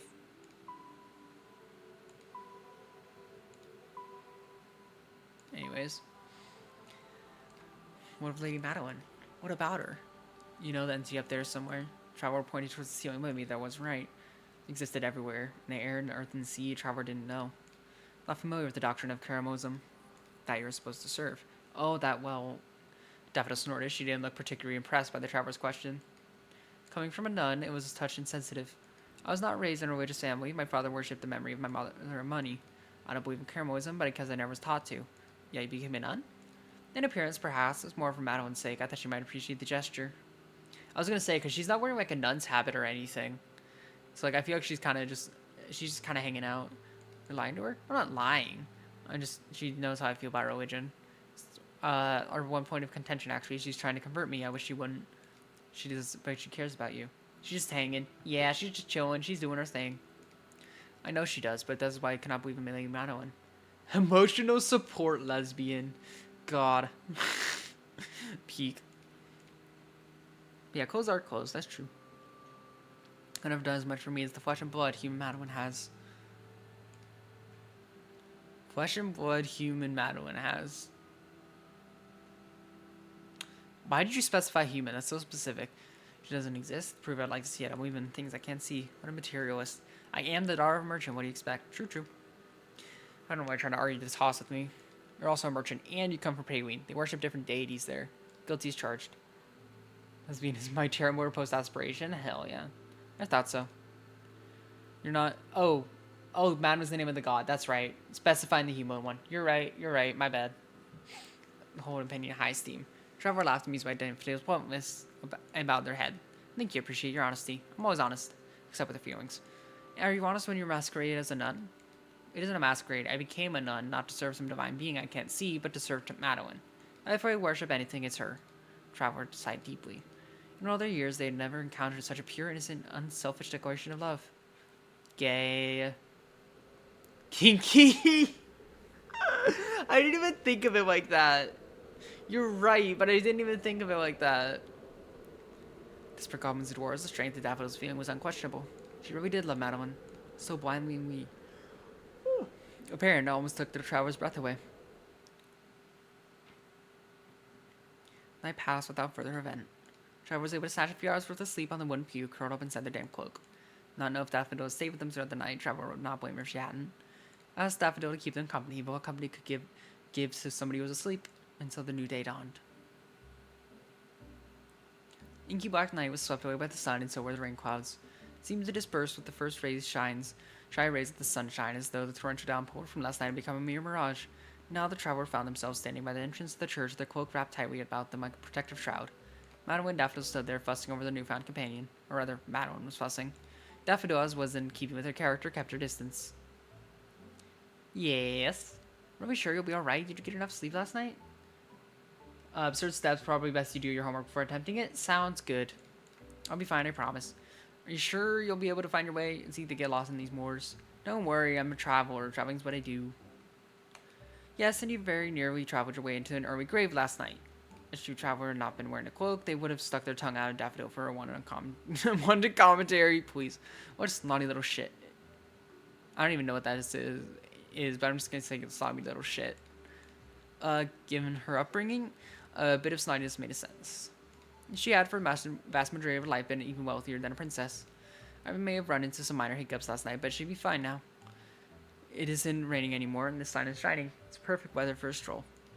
I just hope you'll be able to make it to Castello in time. Sassy youth, got it. I was worried that it was somehow like a slur or something. I don't know why, but like, I just was scared. I don't know why. So I've stalled today, but I can't accept my losses. I would rather be a few cold coins out of pocket than lying dead in the ditch. Says when I Google it? Okay, sick. I do think that is fair. You wouldn't have been in this predicament if you hadn't been so foolish. Well, I know that now. Next time, I'll be sure to stop and wonder what Daffodil will do before I come to any rash decisions. Oh my, what did you talk to about last night? It sounds as though you rather hit it off. Me? Hit it off with him? There's no way. We don't hit it off at all. But there was a nice atmosphere between the two of you. It's just your imagination. I could never care for an idiot like this. Really, you're reading too much into it. That's right. She spent most of the last night insulting me and my business choices. It was quite depressing. That's because your business choices are filthy. Assuming your man, right? Filthy, Now I really am curious. It's nothing you need to know about. Don't ask. Seriously, don't ask. Oh, no, don't tell me not to ask. I want to ask you more. I'll be more happy to elucidate. When one goblin loves another goblin very much. No! Clapped a hand against the traveler's mouth. Don't you dare say that creepy stuff to Madeline. Don't defile her. How would the traveler defile me? It's something you don't need to know about. If the snake tempts you with the fruit of knowledge, you should leave it be. Alright then, if my innocence is on the line, I suppose I can leave it for now. Good, honestly. Daffodil removed her hand from the traveler and winced, wiping it down the front of her gown. I'm not diseased, you know. In your line of business, you might be. That's fucked. I'm not a prostitute. I just sell wares that... And that's enough of that. What is your problem? Daffodil clamped her hands on her hips. Her face beat red. It was cute, really, how huffy she was. Maybe this awkwardness was to be expected given her cloister upbringing. Cloister? Pokemon. Holy shit. Looked at Madeline. Madeline looked at his traveler. Then together. Aha! Hee hee hee. Two of them began to giggle. What are you laughing about? Don't leave me out. Gay. A new day has truly dawned. The sky never looked more beautiful and blue. The end. Read Daffodil's story. Okay. Once this thing finishes, I'm gonna quickly open up the duck game and do my shit. A happy ending, perhaps you're finally getting somewhere. But first of all, where are my manners? Mayo, would you care for a spot of peppermint tea? You fluster. Expect Lycoris to ask a question so suddenly, particularly after the story concluded itself so neatly. Smile, however, soft and gentle. Though she might be eager to press on, delving even deeper into the depths of this tale, perhaps she too has grown tired of the narrative. But maybe she also wants to take a break. Manarifa, we wouldn't want to inconvenience her. No trouble at all. Look. Snaps her fingers. Oh wow. Teapot hovers in the air. A stream of warm liquid falls into a fountain in your waiting cup. You blink. Is it magic? Of course not. I cannot perform magic. I am no magician. I'm governed by my will, that is all. Aha. So long the environment responds according to my wishes. I cannot control the stories within the books. You're not like the tea set. You frown. Know who wrote these stories? Far too many. It's hard to keep track of. Did not know once, but steam from the freshly poured peppermint tea fillets through the air, gauzy and ephemeral. Ephemeral? It coils in the air, making indistinct shapes and patterns, just like reaching hands, extended figures. The refined movements of a ballet dancer. I have long since forgotten. You sigh, leaning back in your chair. If you knew who the writer was, perhaps you could learn how best to traverse through this maze of ever-shifting storylines without getting lost. That is idle fancy. You were not afforded such luxuries. How could you play detective when you don't even know your own name? Okay, let me,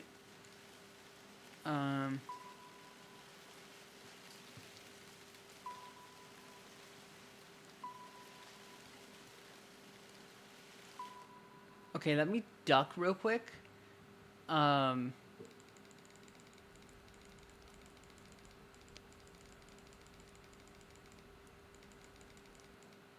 Okay, let me duck real quick, and then, while I'm doing this, I will duck. Short intermission.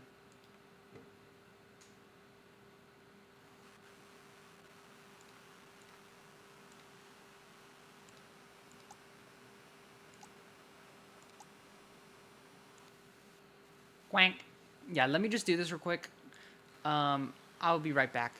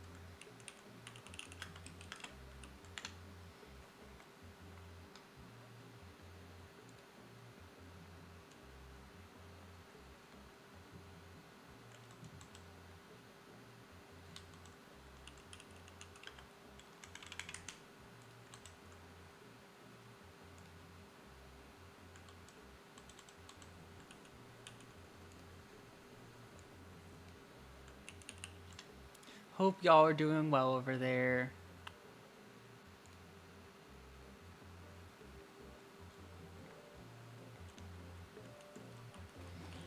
I can't see chat right now because the issue is y'all are kind of on my uh, other monitor.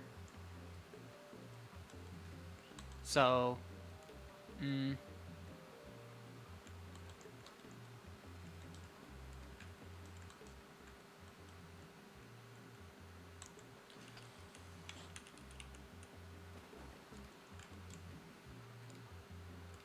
but I hope y'all are doing well and enjoying the ducks. It's Steve.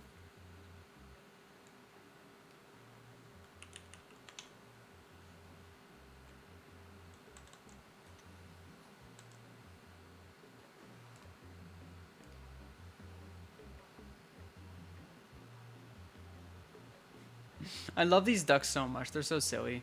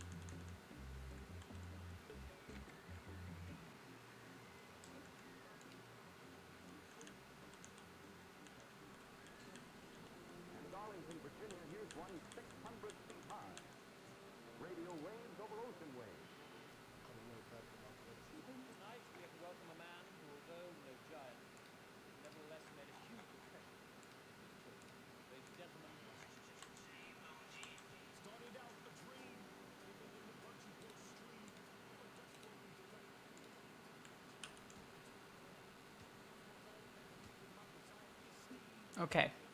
So, um,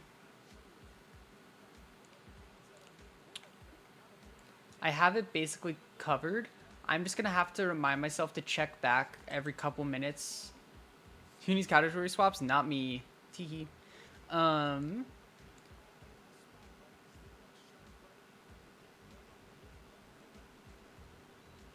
um, I just have like a video running on the side for like the video lecture parts. It's only like 15 minutes long. So I'm just gonna have those running in the background and then just check every so often. How are y'all enjoying the ducks? I'm forgetting how to move. Ducks? Ducks. Which ones are the dead ones? They're not dead, they're just made of rock.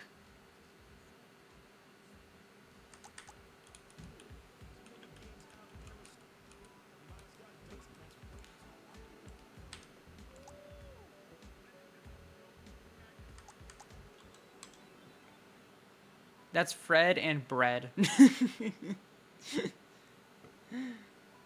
How do I make the ducks explode? I don't think you can do that, unfortunately. But poor Paul is on fire because of Stinky. Puck. Polka Duck. Be the rest of the stream. I mean, I literally did a stream before that was just this. So yeah, I'd be down to, but like, I don't know. But the Yuri, though. Is Clove still on fire? Yes.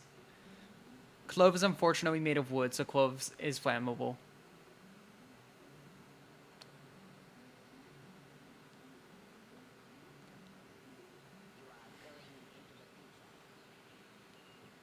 I mean, fire again. I know, it's always stinking. We got a new duck! Holy shit. Wait. You're new. We have an angel now. Looks like... Hold on. How do I name you again?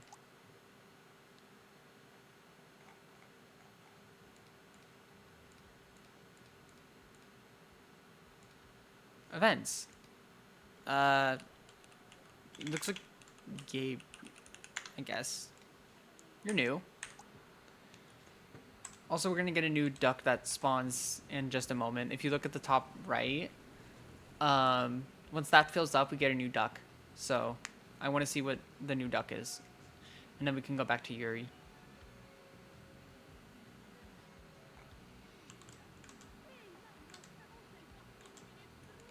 New duck Gaslight. I try to name it like vaguely off of the duck that we have, but like, oh, absolutely, we can name you Gaslight. Holy crap! Absolutely, we can name you Gaslight. The devil from the Bible. I like it, Picasso.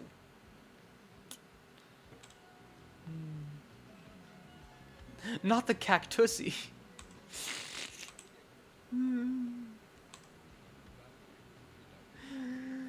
I love this game. It's so perfect.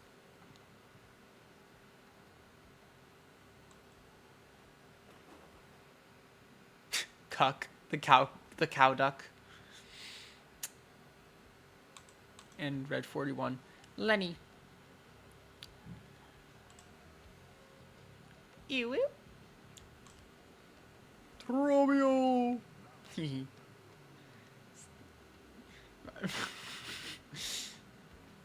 Oh, don't clip that. God damn it. Romeo. Jew, get it? Because gay. Clip what? Nothing. Nothing. Little rat. June, yes. It's aioli. The original aioli.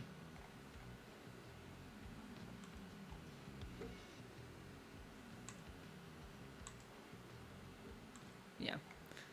That was a really fun stream when we did this though. Because we were just yapping.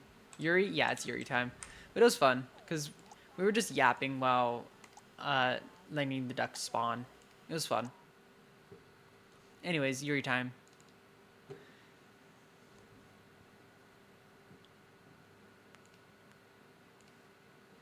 Back to our regularly scheduled programming. Really quickly, well done. Thank you.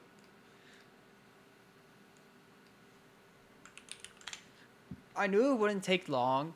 I just needed to do it. I have 2 video essays or video lectures running in the background that I'm just gonna have to quickly alt tab to check for every so often though. Or you can't say good or something? No. Why? Referencing yourself. Got it.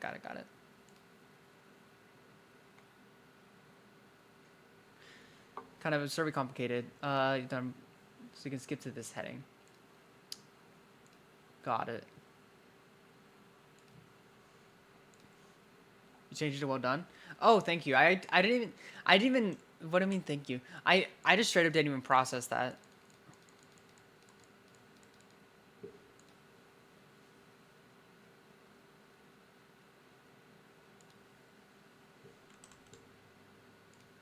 Let me see.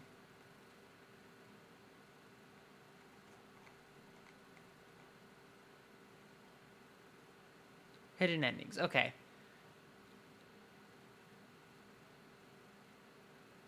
So return to the beginning of the tale. Okay, so I need to restart. I'm curious. Oh yeah, for sure.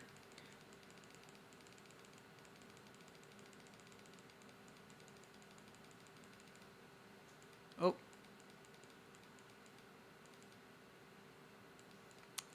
Whoops. Okay. So I gotta skip through it, and then I gotta go to the tree.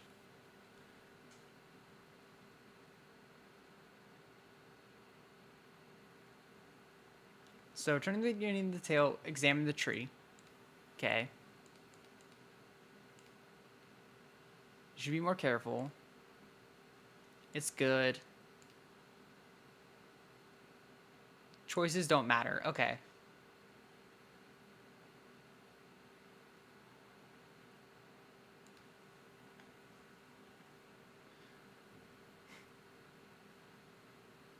He doesn't know.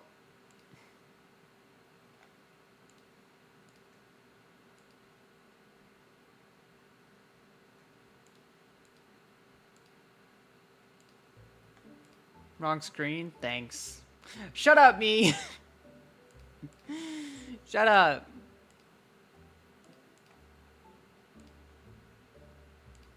I'm very good at streaming. I don't know what you're talking about. Your mom, your mother, your father, your...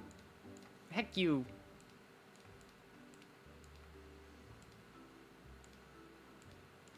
Tell you I was silenced? Oh. To be fair, I was looking at the guide on my other monitor, so I didn't see it.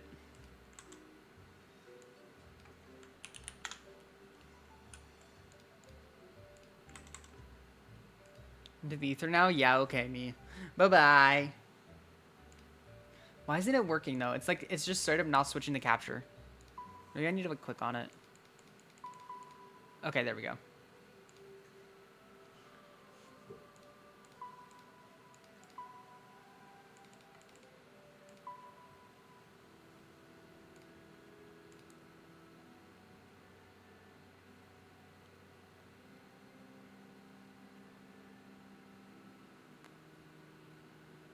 Uh...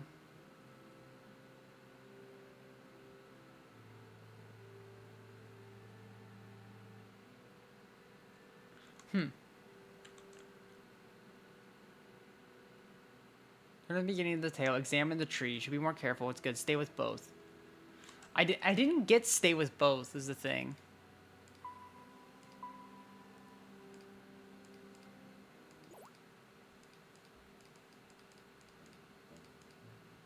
There's no desire to serve the goddess. She doesn't want to serve then. The concept of souls. Smelly. It's not activated.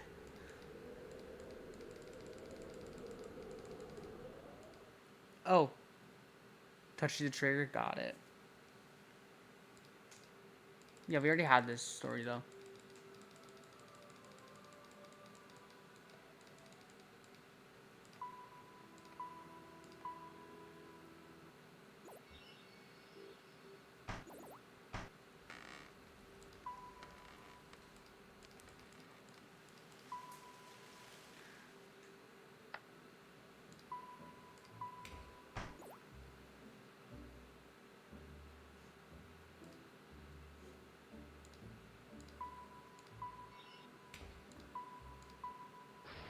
There we go. Stay with both. Okay. Got it. We're back. We are back. Yes.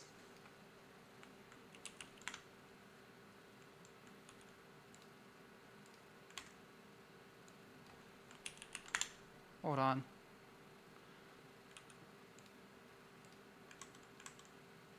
My phone is dying and I gotta be up in a few hours. I gotta eat. No worries, Ali. Thanks for stopping by. Sleep well. Doorknobs around during the break? Hell yeah. You're Philistine. Can we would ask both of us to accompany you? No, now, isn't this a good thing, Daffodil? How on earth is this a good thing? It's greedy!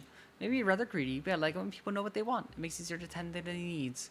Of course, there's nothing wrong with the decision, but it makes my job harder. You'd be thinking about this, weirdo. How do you resent that? How am I weird? How aren't you weird? Chomp yourself, what the heck? And you still won't take off the stupid hood. It's suspicious. Of course it's suspicious. There's a lock in the room I'm in right now. Doesn't fix that now. Hell yeah. Pull their hood even lower, scaring the face of them sitting in shadow completely. Gugh, get poisoned. A medical condition. Yeah, sure, and pigs can fly.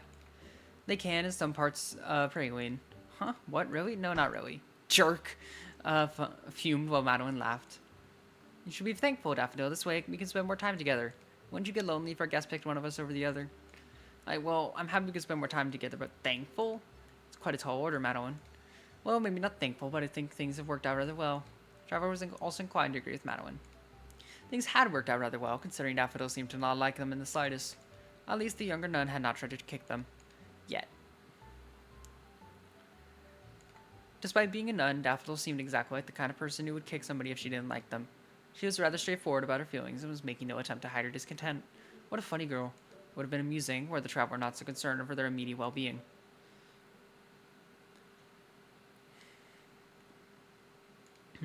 Traveler pondered. As before, their eyes rested as though compelled upon the withered old tree. In a runaway, but not in this one? Oh, yeah, that's true.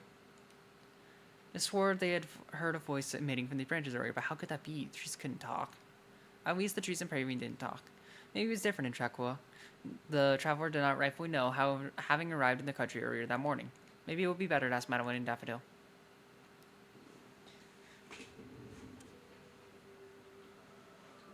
Flashbang! Ah! Sorgi. A spirit, what a curious question. The spirit does live in the tree, it might be sleeping. Hold on. Hold on, sorry.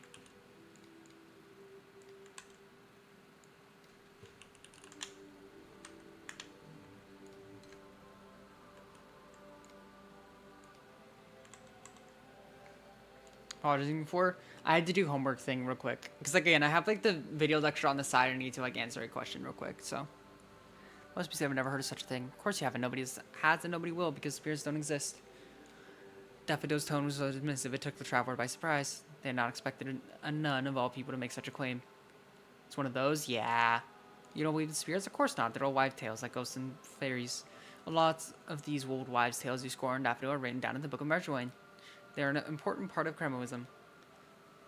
Yes, well, you know my feelings on Cremoism, Madeline. Indeed, I know it only too well. I sometimes wonder whether it's a great sacrilege, Daffodil, for you to wear the garb of a nun when you believe in precisely none of our teachings. And if it is a great sacrilege, Lady Madeline hasn't struck me down for any sins just yet. Oh, you just wait until after you die? Crazy threat. Saying I won't get to go to paradise with the milk and honey while you will? I'm not saying that. In fact, I very much hope that doesn't happen, but you're gloating. You're definitely gloating. I am not. It is. That's why all people turn to religion, so they can gloat. Milk? Yeah. Like, it's a whole thing of, like, milk and honey is, like, a promise of, like, happiness. I see right through you, Madeline de Religious. Daffodil! Stop being such a brat! Mom, the lesbians are fighting. Squeaked and cowered away as the younger nun assailed her, poking at her cheeks, her sides, her underarms. Milk isn't happiness? Oh, I mean for me. Sounds all cool and kinky until she tries to convert you and tells you your soul is tainted and your soul is doomed. God damn it. God damn it. Couldn't help but laugh. These two women were polar opposites. While Madeline was prim and proper, devout follower of her faith, Daffodil was a godless heathen. The travelers declared themselves not too clear about the existence of some great overseer, but not even they were this cynical. How could one not believe in spirits? The world was full of them. But that was one of the downsides of being a human. Her eyes had not been made in the same fire that cast the travelers, and humans were woefully ignorant about the true workings of the world.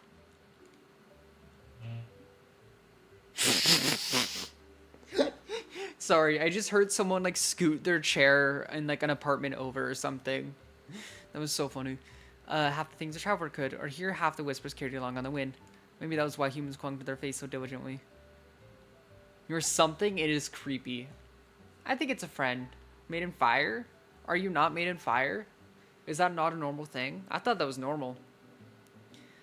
Humans clung to their faith so diligently, giving them some way of explaining the world. A world that was often hostile and unhospitable, alien and unfamiliar. It was an interesting line of thought, but that didn't help the traveler. They had failed to learn anything new about the curious tree. Man! Travelers rose to their feet. Their cloaks fluttered with a slight movement, and both Madeline and Daffodil blinked. Do you want to stretch your legs? Or maybe you finally realized why you're not wanted here. Damn, Daffodil! Daffodil whimpered. Madeline had just poked her in the tummy. My legs are a bit numb, but I'm not stretching them, and I'm not leaving either. More's the pity. Somebody's grumpy today. Did you wake up on the wrong side of the bed? You woke me up. I'm not a vassal of the goddess who can run on niceness and niceness alone, Madeline. I need to sleep too. I just thought... Traveler's voice cut through the playful bickering in the two nuns. It was low and thoughtful and usually serious, and was able to silence even Daffodil. I wanted to take a closer look at this tree. The bed. Their shared bed. Oh, you're right. I don't get it. Why are you so obsessed with it? I must admit, I'm also confused. I have lived with this tree for more than 20 years. I've never noticed anything strange about it. Other than the mere fact of its existence? Other than that, yes, but it's nothing more than a tree. A normal tree. It isn't it? I don't know. That is what I am trying to divine.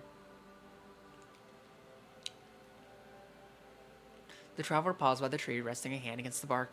It was rough to the touch, and the coolness seemed to drain the warmth from their skin. They shivered. Was this really their imagination? Perhaps it was nothing more than an ordinary tree, but...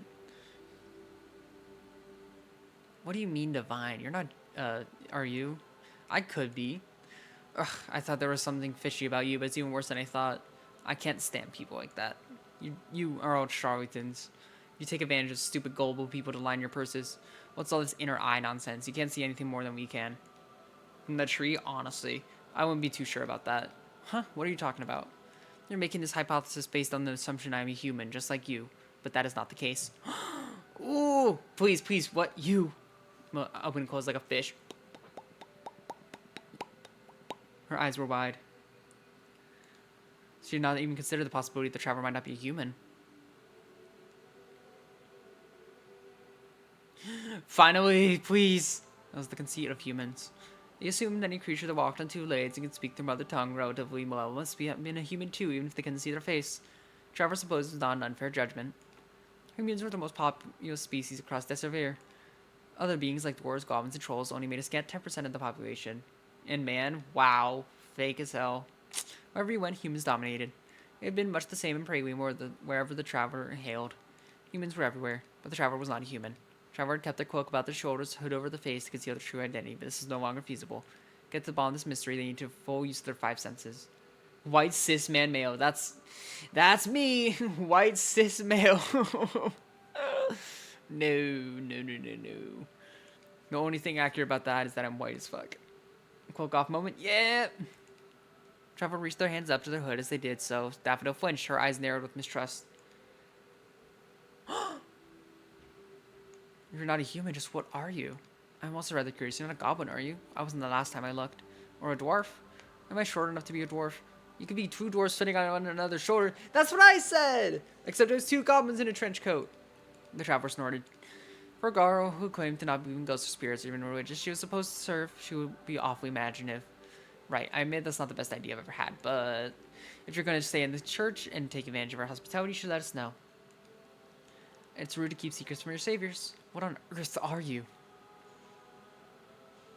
3 kobolds? What on earth are you? It's a question the traveler was not familiar with. They had heard it time and time again before they had the foresight to travel with the cloak. It was like their mother had said.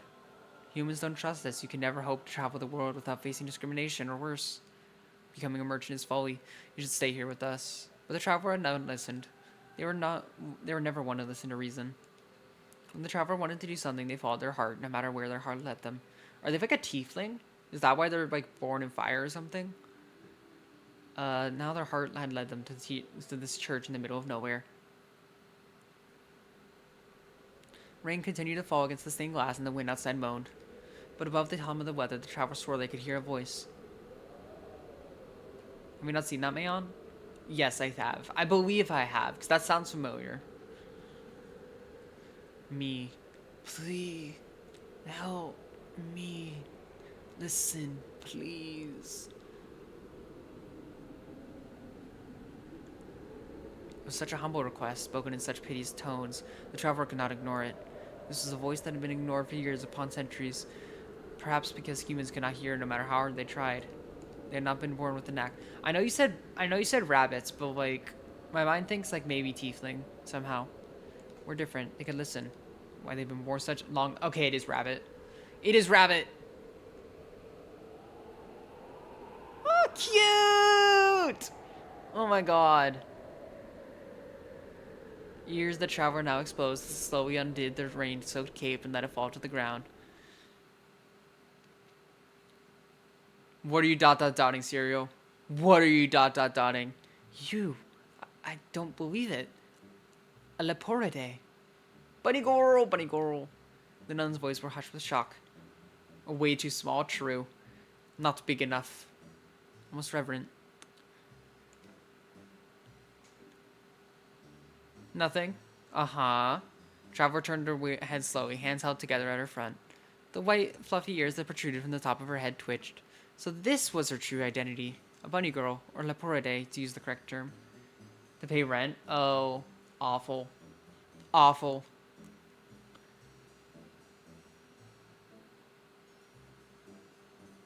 Truth be told, Trevor did not look too different in appearance from Daffodil and Madeline. They were all bipedal organisms with similar bone structures. Four cute... Jail. Jail. Viagra selling rabbit. There is definitely a joke there, but I'm not going to make it. Similar bone structures. They had the same features too. Arms, legs, mouth and nose, eyes and ears. But the eyes and ears of Laporte were special. Anybody in Daqua, nay, the whole of Desavir, could have told you that much.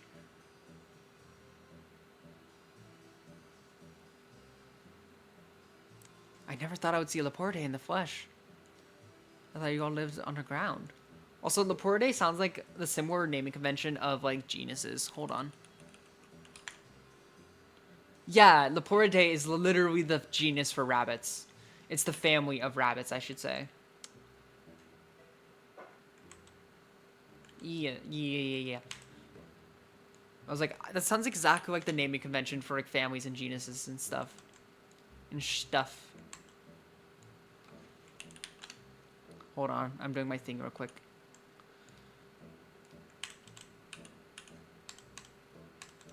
Okay. Excuse me. I did live underground, but I hated it. So dark and musty, and I got tired of eating mushrooms and nettles. Girl meds today, by the way. I use injections now, so it's only weekly. But I did take my meds, yes. I got tired of eating mushrooms and nettles. Yes, I imagine that would be quite a pain. Madeline seemed in awe of her guest, but Daffodil was significantly less pleased. Good. Yeah. Also, so much easier to only have to do the injection because it's only like once a week and I don't have to stress about taking it in the morning. It's so nice. It helps so much. While taking special care not to look directly in your eyes. The Baja Blastogen? Yeah, the gender fluid. You should probably leave. How could she say something like that? She's an honored guest. That was before we knew she was a Laporte. Laporte can't be honored guest, Madeline. And why not? What's wrong with her? They can hypnotize people. What? They're so cute and fluffy. I want to touch it. Don't touch the tail. It's all part of their ruse. I might look cute, but they're anything but. Use their eyes to plant all kinds of suggestions in people's heads. But I'm sure she wouldn't do a thing like that. If she wanted to hypnotize, she could have done it so earlier. It's the principle of the thing. Without our immersion, I can't accept this.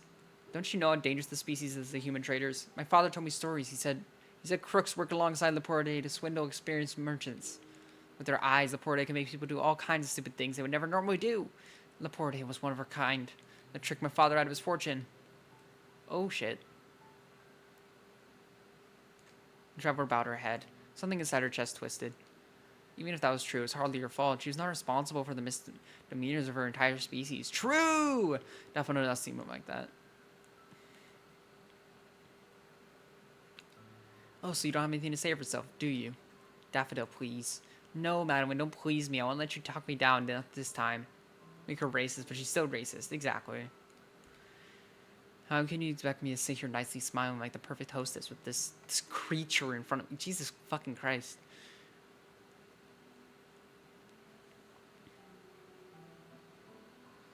Creature, was it? It's better than monster, but only by a slim margin. It still hurt. This was why the traveler had not wanted to remove her cloak. Humans do not trust the Porte, but maybe your species had brought it upon themselves. There was a reason why they were renowned as a race of tricksters and scam artists. Everything Daffodil had said was true. Perhaps it was because they lived underground in subterranean cities beneath the earth, but all the Porte were born with extraordinary eyes. These eyes were able to see through the darkness as though it was nothing, but they could see even more than that. They could even see the shapes of human hearts. With their pale pink eyes, the Porte could mesmerize susceptible beings easily. The traveler herself could do it with minimal effort. After all, she had spent her enchanting childhood enchanting moles and foxes. A human was not that much more complicated. The Porte were largely disliked by most of the population. The prejudice was so strong they rarely left their underground homes to interact with the outside world. Traveler was an exception, and she was always traveled with her face hidden. That was less suspicious than being exposed as the Porte. Traveler could understand after it was disliked perfectly. Not the first time this had happened to her, she had grown accustomed to it. That did not mean it didn't hurt. It did. Traveler could hypnotize humans, but she never would have. Merchant herself, she had too much pride in the quality of her products to resort to such dirty tactics, and it wouldn't be worth the resultant fallout. Ooh! Yeah, Squid. I don't think that's what you meant, but I'm just gonna do it just in case. That's derogatory term towards African American people. I don't think that's what you meant, but it's like, given the context of this, it kind of looks a bit gulp, you know. I see. Yeah. I don't think that was your intention, but it's just like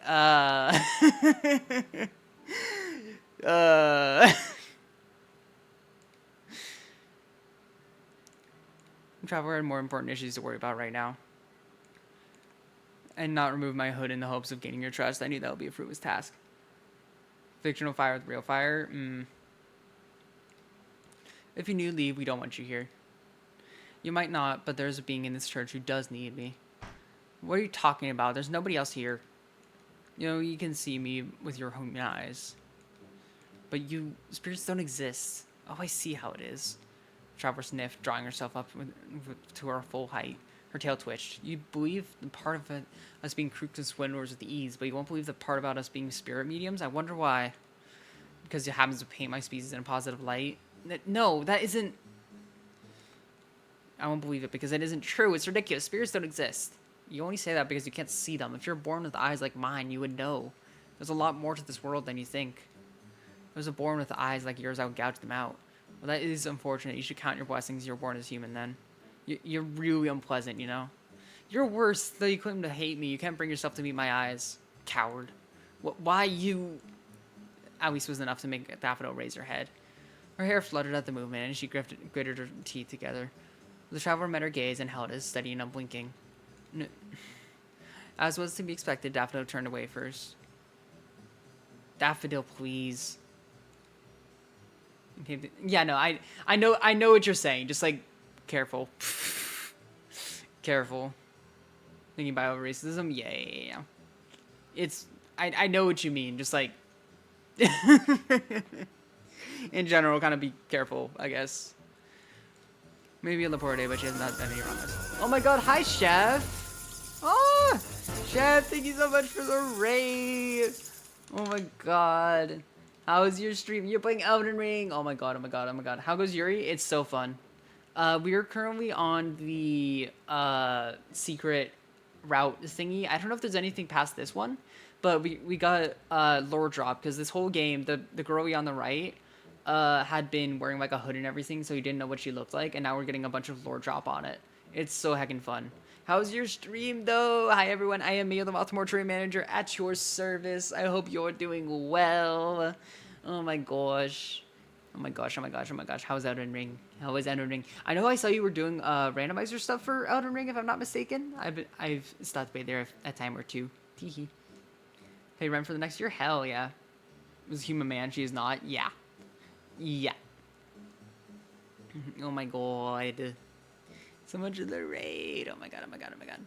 Also, obviously, if you need to rest or take your time, please feel free to do so.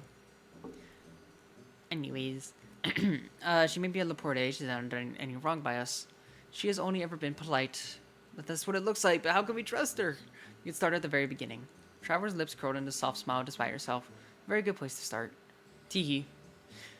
Please excuse my rudeness, for I did not ask you this before. What is your name? Pondered for a few moments, her fingers linked together at her front. Tail twitched again. She made a point of not revealing her name to others. Sharing names established a connection, and the traveler was not interested in connections. She was a traveling merchant, and she never stayed in one place for too long. Making acquaintances was nothing more than a hassle. It would have been more pain than it was worth even if she was no normal human. But when Madeline asked, her blue eyes soft and gentle, she felt compelled to answer. And people said the poor Deas had enchanting eyes. They had obviously never met Madeline. My name is Minuet. Cute name, Minuet Cadenza. Minuet, what a beautiful name. Or pretty name. It was not fun. Final boss was Miter into Putrescent, and Melania was Valgard. Melania is guarding the glintstone wet blade surrounded by enemies. I managed to beat Putrescent, and I had to respect News Mimic to stand a chance. Awful.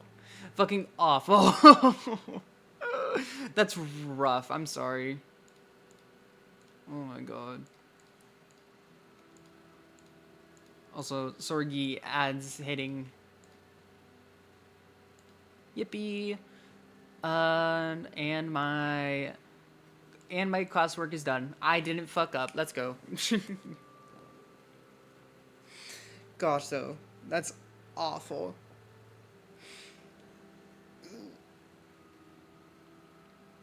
Big stretch. I'm just gonna let the ads hit.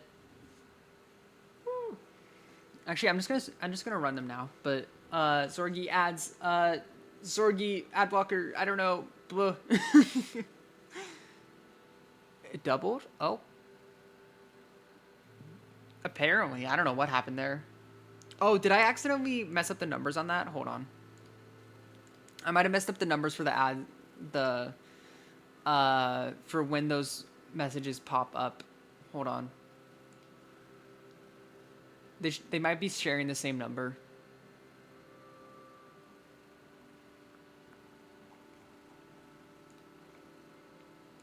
Yeah, they're sharing the same number. Whoopsie.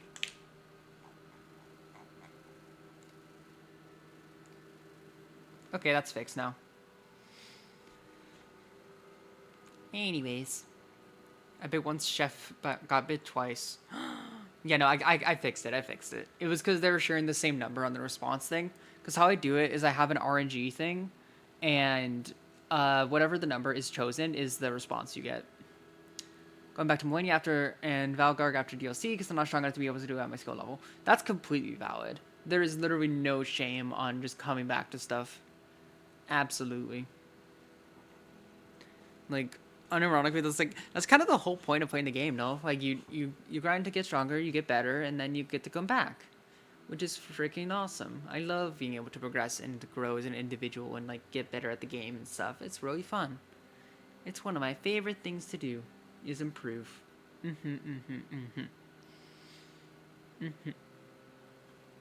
Hee. That sucks that you had a rough time with Elden Ring though. I'm sorry. I'm sorry.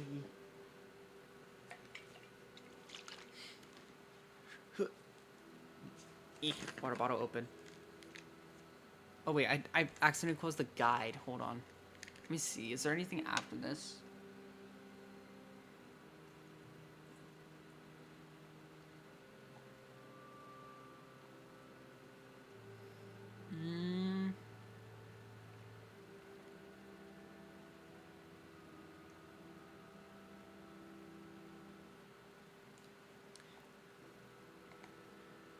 You gonna send a movie Black 2? Oh, absolutely. I'd be so down. Black 2 randomizer nuzlocke sounds amazing.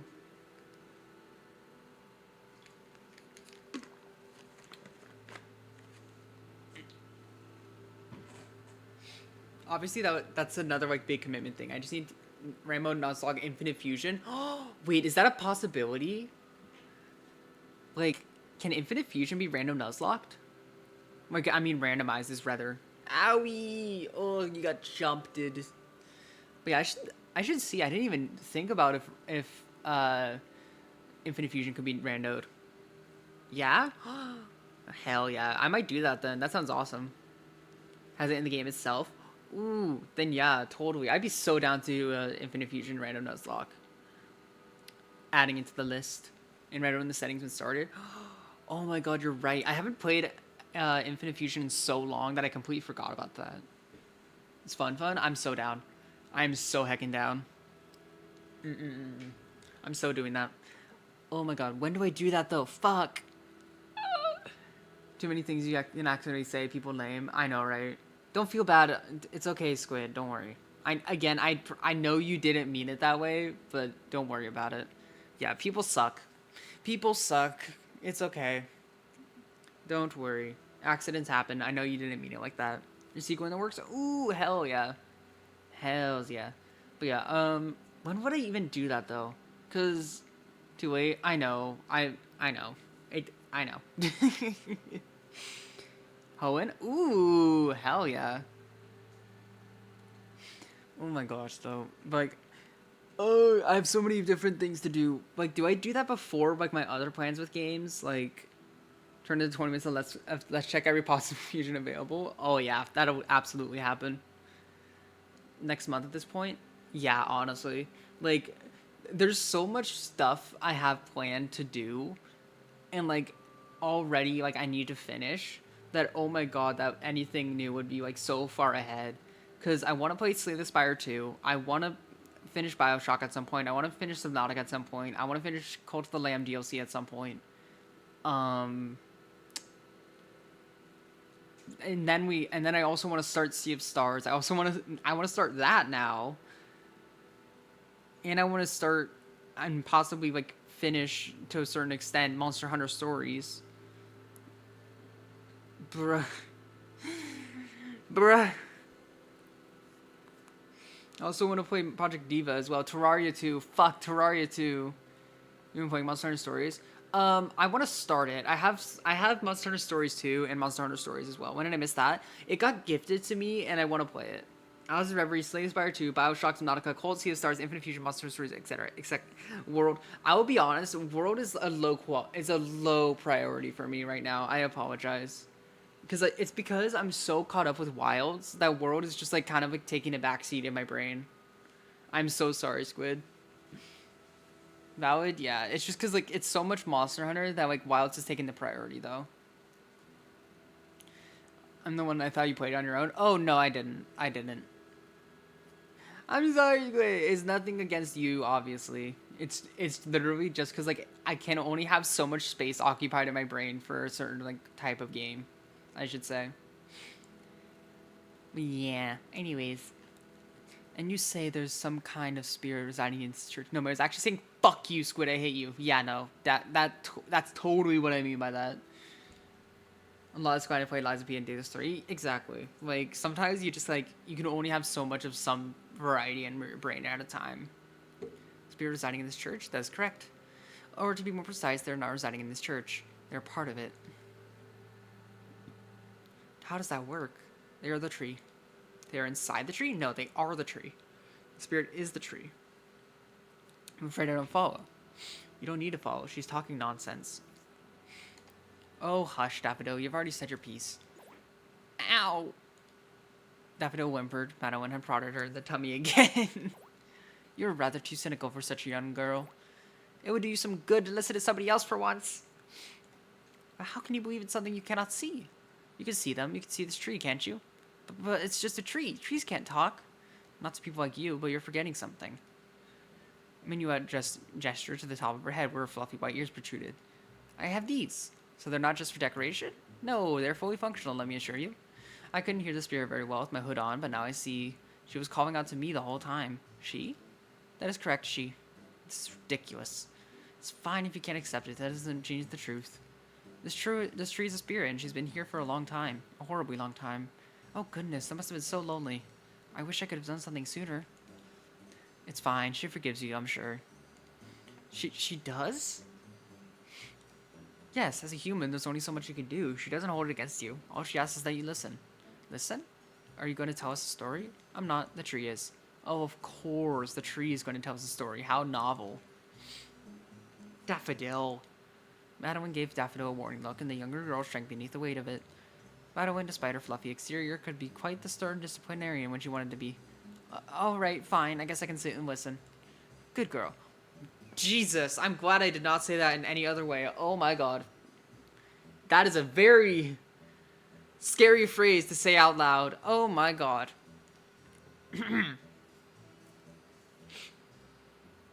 I'm glad I didn't say that in any other voice. My god.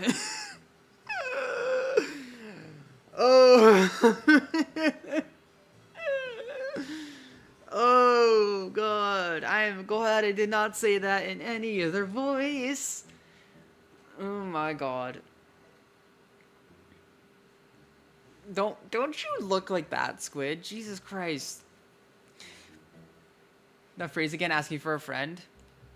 This phrase, it's this. It's this phrase. I'm not repeating that. I can't read. That's a shame. It's a damn shame. Madeline patted Daffodil on the head. When I caught her once, not again, you'll never get me again on that. My god. Daffodil glowered. For me, no.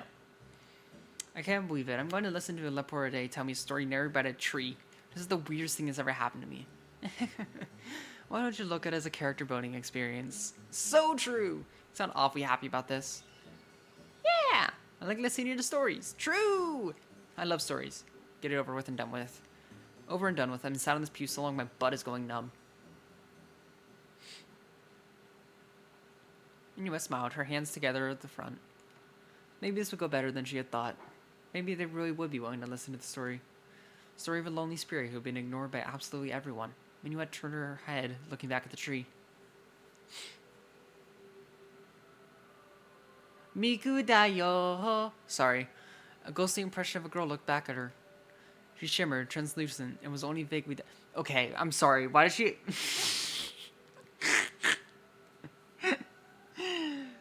I'm sorry.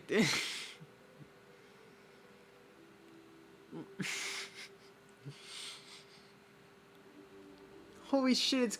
Okay, Gumi, you're right. Every Miku is canon. True! Oh my god. Sigh. Am I wrong, Az? Am I wrong?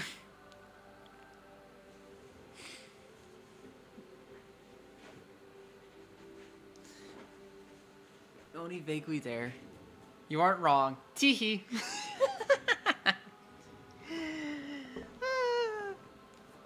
Existence was thin, even to a Laporte like Minuet, and it seemed like a single gust of wind would be enough to scatter her.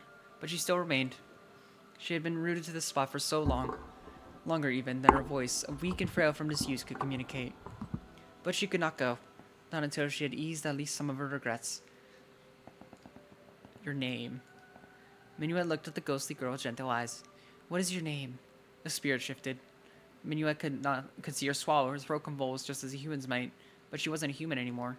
She had been dead for far too long, but death did not stop the girl from answering Minuet's query. There was a sizable pause, filled with the sound of falling rain and howling wind, until the girl spoke.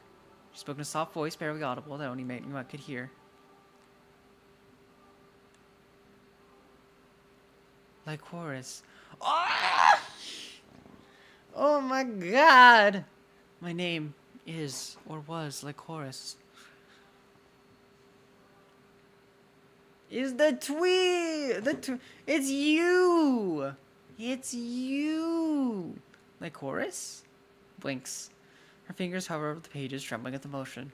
Her breath escapes from her lips in soft gasps audible over the crackling of the fire. Is it her? Maybe? The wood snaps in the heart and is consumed by the flames. Invisible sparks dance in the grate. There's no way. This is impossible. She cannot be called Lycoris. I'm Lycoris! But they're not one and the same. You can tell as much simply by pursuing the words written inside the story. Lycoris in the story is soft and shy, almost painfully awkward. This is Lycoris who welcomed you to our libraries and seemed guessed as anything but. You're not the same girl. Cannot be the same girl. Why then did they share the same name? She never read this far into the story before? No, never. I've never encountered a character in this tale who shares my name. Your heart pounds in sympathy for her, squeezing inside your chest like a dirty rag. All of a sudden, you want to comfort her. You want to rise to your feet, unsteady though they are, and sweep her into your arms. Who cares if she isn't really Lycoris? You care about her all the same. But why? Why should you care? She's a stranger, isn't she? Isn't she? Lycoris' china teacup rests upon the saucer. The tea inside is undisturbed, a small circular pool. It smells of mold. Everything smells of mold and dust and decay. This library is wasting away. You're wasting away too. Who are you? Who is she? Almost afraid to hear the answer, but you know you cannot stop now. Come too close to the end. You need to listen to the rest of the story. But what if we keep reading and my insistence begins to waver? I can feel it wavering already. If she's like Chorus, I cannot be like Chorus. So who am I? The girl without a name. Please tell me, who am I? Oh, good,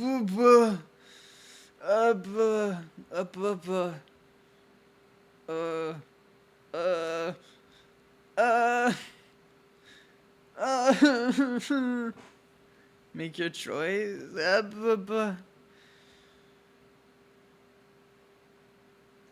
I mean, I feel like this is probably right.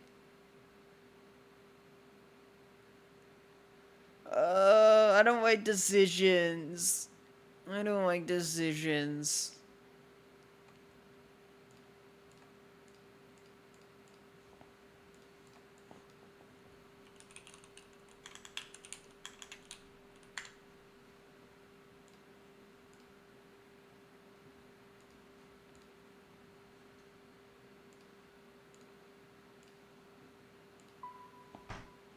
No!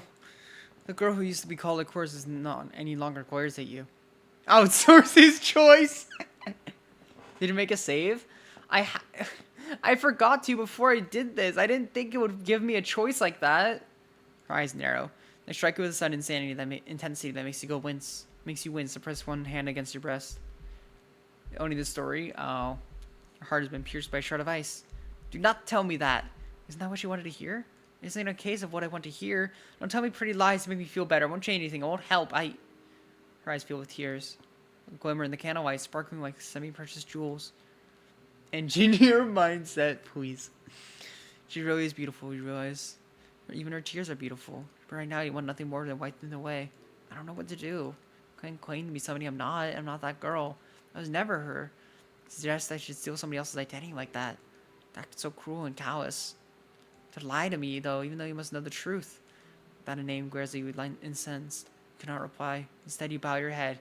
You know she's right. You're perfectly aware of your falsehood when you spoke it. You're trying to deceive her. You want to apologize, but it's too late for that. Your heart clenches inside your chest as though squeezed by a porcelain fist. The muscle feels deadly cold, calcified. It's hard to breathe, and you choke on the particles of dust that dance about the air. Everything hurts. It hurts, but you do not know why. Why do you care so much? The girl without a name is glaring at you, mistrustful. You do not know if you will ever find out. She needed you. In that one moment, her composure slipped, and she needed your support, your guidance, your help. But you let her down. Worst of all, you lied. You have hurt her again. You're always hurting people. You really are the worst. I cannot trust a person like you. It's fair enough. It's fair, but I may not know who I am, but I know I do not trust you. I do not like liars.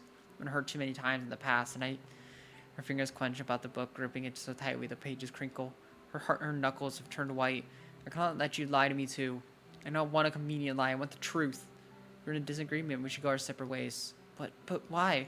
What will she do without you? She doesn't know her own name. You're right, I don't.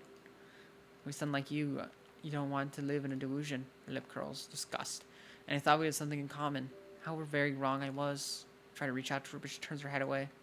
Hairs flutter, though there's no breeze to ruffle it. She's rejecting you.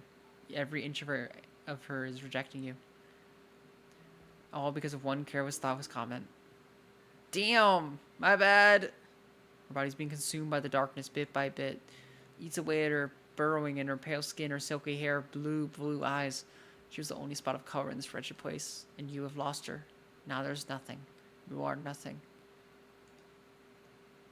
You have no name. Nothing to cling to. Nothing to hope for. Nothing to care about. In that case, what are you? You could be anything. I could be a woman. I could be a man. I could be... It's a cat or a dog and a amoeba at the bottom of the ocean. You are not any of those things. You are a liar. And that is even worse. But really, isn't that what you deserve? Spoken for? Yep. Bring the story to a premature close. You've always been a coward. This is why Moth can't get a girlfriend. Hey! Oh. Game crashed. I went Daffodil on both routes again. From here, I think we can skip. Oh, god damn it. God damn it.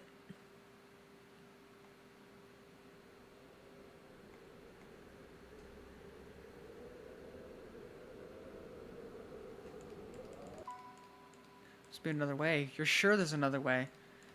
Just like turning the pages in the story. Hey, Mayo, what happens if I try to smite you? Nothing. Because the thing is, the smite is a timeout. So me being a streamer, it's not going to do anything. You can try, but you might get smitten yourself. Hi, Kit, by the way. Being lied to? I mean, yeah. But yeah, you can try. Just know you probably will die too. There's always that chance.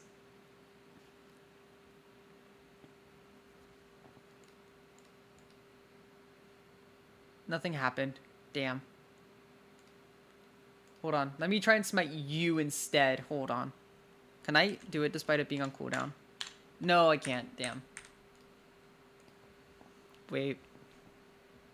Oi, oi. I mean, what? I would never. I would never do such a thing. Little me? Aww. Same result, realistically. I mean, yeah. That's true. That's true. You can always try again.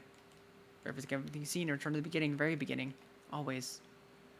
Could grow in the voice? Absolutely not. Oh. Mods no streamer? True. I mean, the mods can get timed out by that. That is true. Serial can get blasted from it. It does work on mods.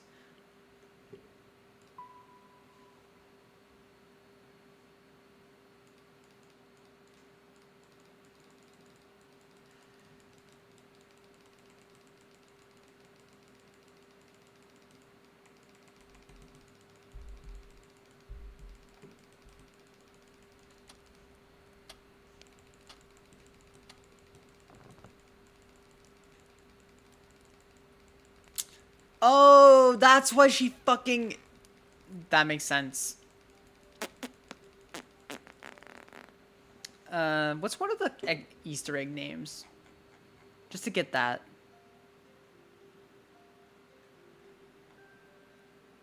Let's see. We can do Airy, Lycoris, Wisteria, Noel, Amu, Daffodil, Madeline, Minuet. I'll do Minuet. Minuet, Take the traveler's name for your own. It's actually... Oh, it's the funniest? Well, it's okay. Name sounds rather familiar. I cannot quite put my finger on it. On their head so you can see it shifting. Do you know where you are? Do you just give it an identity crisis again? If you do like Horus. Yes, that's so funny.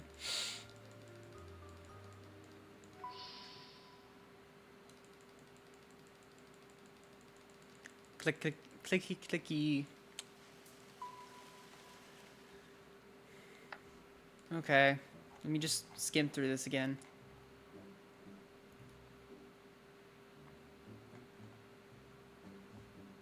Examine the tree.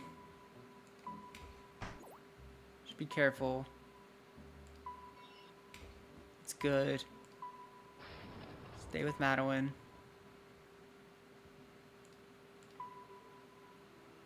Bedtime story. Inspirational. Yippee! Start the story again. No, that's my name, you liar! Leave! And the game closes. That's so funny. Bouette fan arts? Oh! Yeah, I think I've seen those before, actually. I always liked how those look. They always look so cute. Maybe that's just me, but I thought they were cute.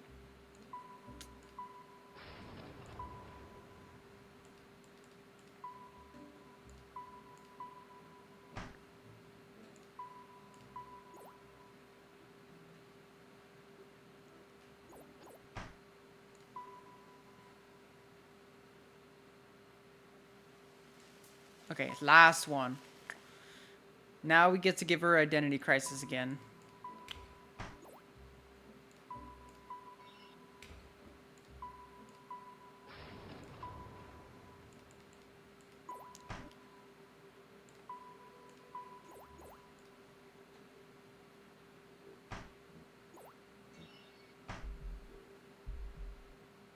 Okay.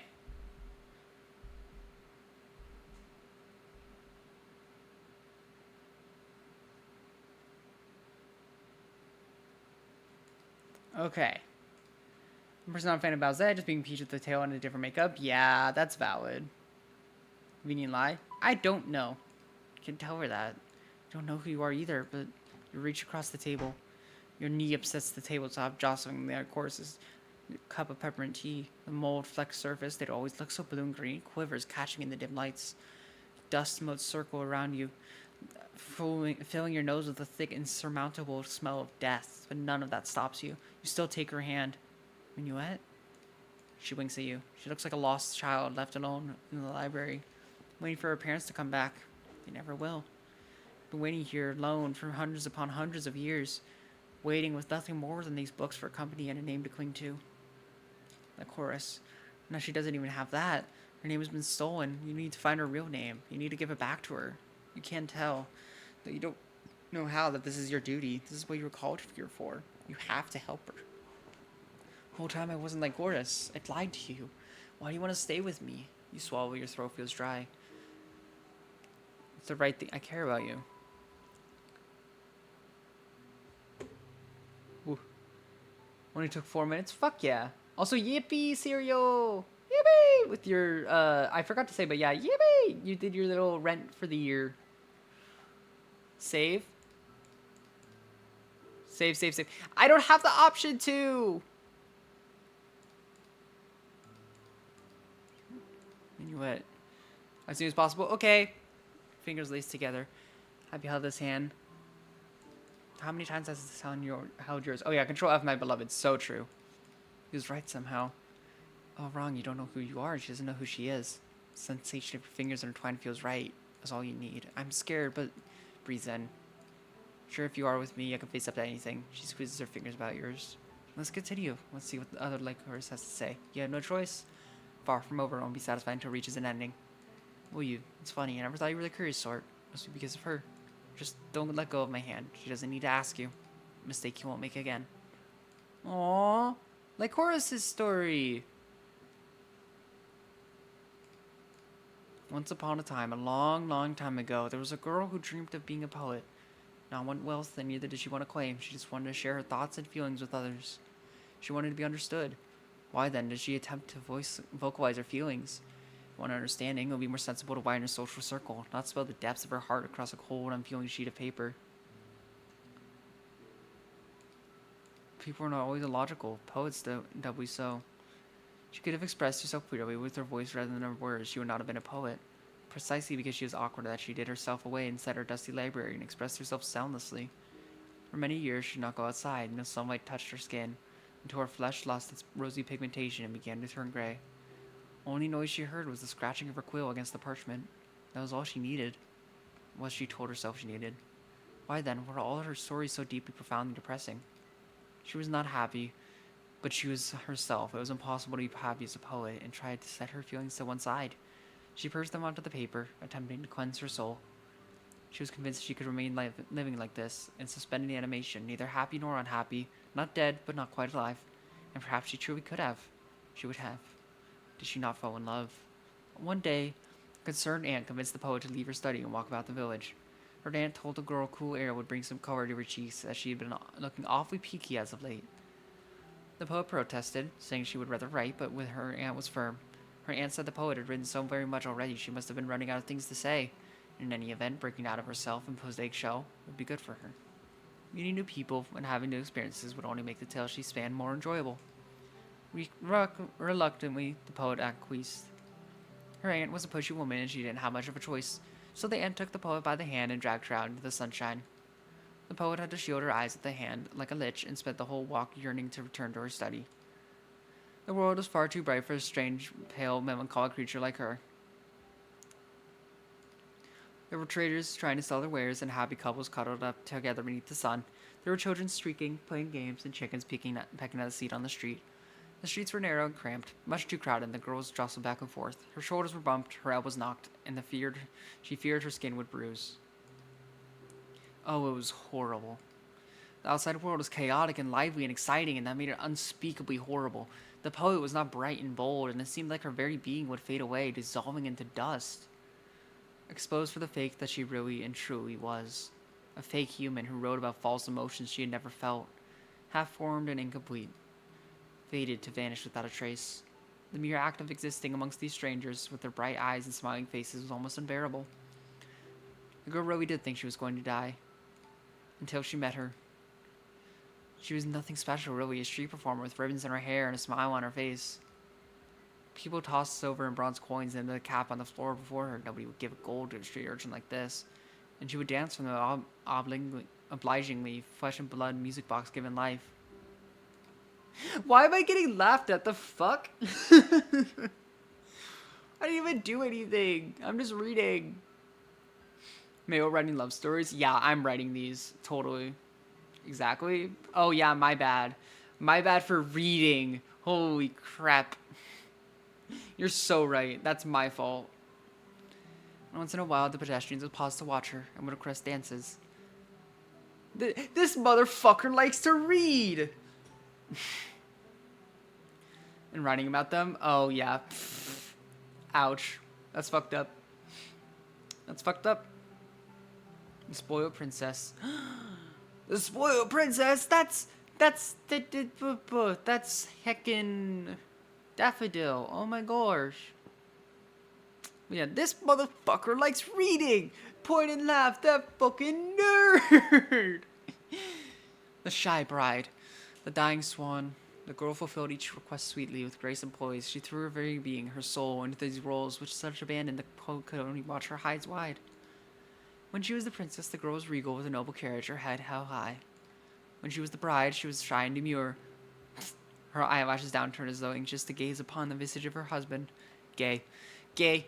When she was the swan, her face twisted into an expression of deep melancholia, and her fluttering arms may as well have been two white feathery wings. The poet was in awe. How could one girl take on so many roles, yet finish each performance with that self-same smile and a neat little curtsy? Oh yeah, side note, if you ever see my cursor go off the screen, it's to scroll down on the chat because for some reason it doesn't always scroll down. So like I have to like randomly like go over to the side and scroll it down so it's not like half red. Finish each performance with that self-same smile and a neat little curtsy. There's barely enough of the poet to constitute one complete character, yet alone three, but it seemed the dancer could swap between personas at her will. Was that because she was full of life? The poet did not know. All she knew was she could not tear her eyes away from the girl. The crowds continued to shout and jostle, and one elderly woman carrying a sack filled with potatoes knocked into the poet, but there she remained, rooted to the spot as though by magic. A strange feeling had begun to blossom inside her chest, one that she could not quite place. Gay! Envy, perhaps? But, oh, never mind. This emotion didn't have the bite of envy. It was not bitter, but neither was it sweet. Gamee the poet was happy for having experienced it. Could only have been in love.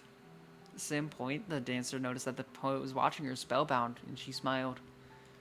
She walked towards the poet, her feet falling against the ground in a series of feather-like taps soft enough to be inaudible, and peered at her curiously. Would you like to dance for me? Would you like me to dance for you? She asked. The poet was quite overwhelmed by all this and did not know what to do. She did not understand the feelings that were growing inside her heart, and being in such close proximity to the girl, it sparked them was dangerous. It must have been dangerous. Her heart was a powder keg, and this girl's smile was brighter than the flames that flickered in her fireplace. If she allowed it, her poor heart would explode. I'm sorry, but the dancer repeated mischievously. The poet was so enamored, she nearly bit off the tip of her own tongue. It had been such a long time since she had spoken to another human being, and it was all too much for her. I'm afraid I do not have any money, said the poet apologetically. But the dancer merely rolled her eyes and tone dismissive. You don't need to give me money, silly. I'm offering. This was not enough to placate the poet, however, first she demurred. But I would be real truly. I do not expect you to dance for my sake for free. You look at me so reverently, though, like I'm some kind of goddess. I think that's payment enough.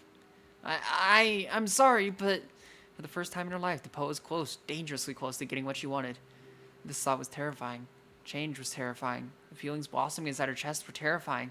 So she left. She had no other choice. That was what she told herself, but her heart was pounding. The rest of the day, the poet wandered. We know who the topic is. Not why she loved the dancer so, she hardly spoken. The poet was a distant person by nature. She was not the sort to fall for perfect strangers. Indeed, she had always scoffed at fairy tales with their neat, happily ever after endings. Oh, my headphones are low, god dang it. Because these princes and princesses often married without knowing the first thing about one another. That was not love, that was obsession. Maybe the poet did not love the dancer then. Maybe it was obsession, sick and twisted and unhealthy. Maybe it was because throughout the day, the dancer was the only one who paid the poet any attention. She was the only one who seemed to care. But that was nothing more than foolishness. If the dancer cared, that was because she wanted the poet to give her money. That was the logical conclusion. When the general dislike and mistrust of other humans atop the poet, and yet, I am afraid I do not have any money. You don't need to give me money, silly. I'm offering. From that day on, whenever the poet tried to compose any poetry, her thoughts would invariably return to the dancer. Now love, or if it was not love, obsession, could do strange things to people. Though the poet was the shy, retiring sort, and hitherto would never have ventured into the outside world of her own volition, she was now driven. It was almost as though she had been cursed. You found your muse! Cute. Had to see the dancer again, otherwise she feared she would die. Following week, the poet found herself wandering the streets. She walked awkwardly with the gait of one unused to the outside world. Her hands were held at her front. She glanced about as though expecting to be set upon by any moment. She made her way to the square where she had first seen the dancer, but to her immense disappointment, the dancer was not there. Perhaps that was to be expected. Street performers did not have fixed schedules, and often they did not have fixed address. The girl may not even have a permanent resident of the village. What if she was already left and was now sharing her skills with the villages of Charlotte or Venezuela? That was not only expected, really, but this thought hurt more than it should have done. The poet turned, defeated, ready to make her way back home when, "Oh my!" a familiar voice trilled. "Were you waiting for me?" The poet could only stare in shock, as well she might. You would have done much the same, standing before you with the very object of your affections. The dancer with her striking makeup and long silken hair. "You know," said the dancer, "I've been doing street performances for years, but I've never had a fan before." A fan?" asked the poet, blinking at her shyly. "My blorbos from my shows." "That's right, you are a fan, aren't you?" I don't know what you mean." "Of course you don't. This is just a coincidence. We just so happened to run into another." "Mm-hmm," said the dancer, nodding her pretty little head. "So my number not one not fan. Would you care to watch me a while?" The poet looked at her anxiously. She could hardly believe what she was hearing. You want me to?"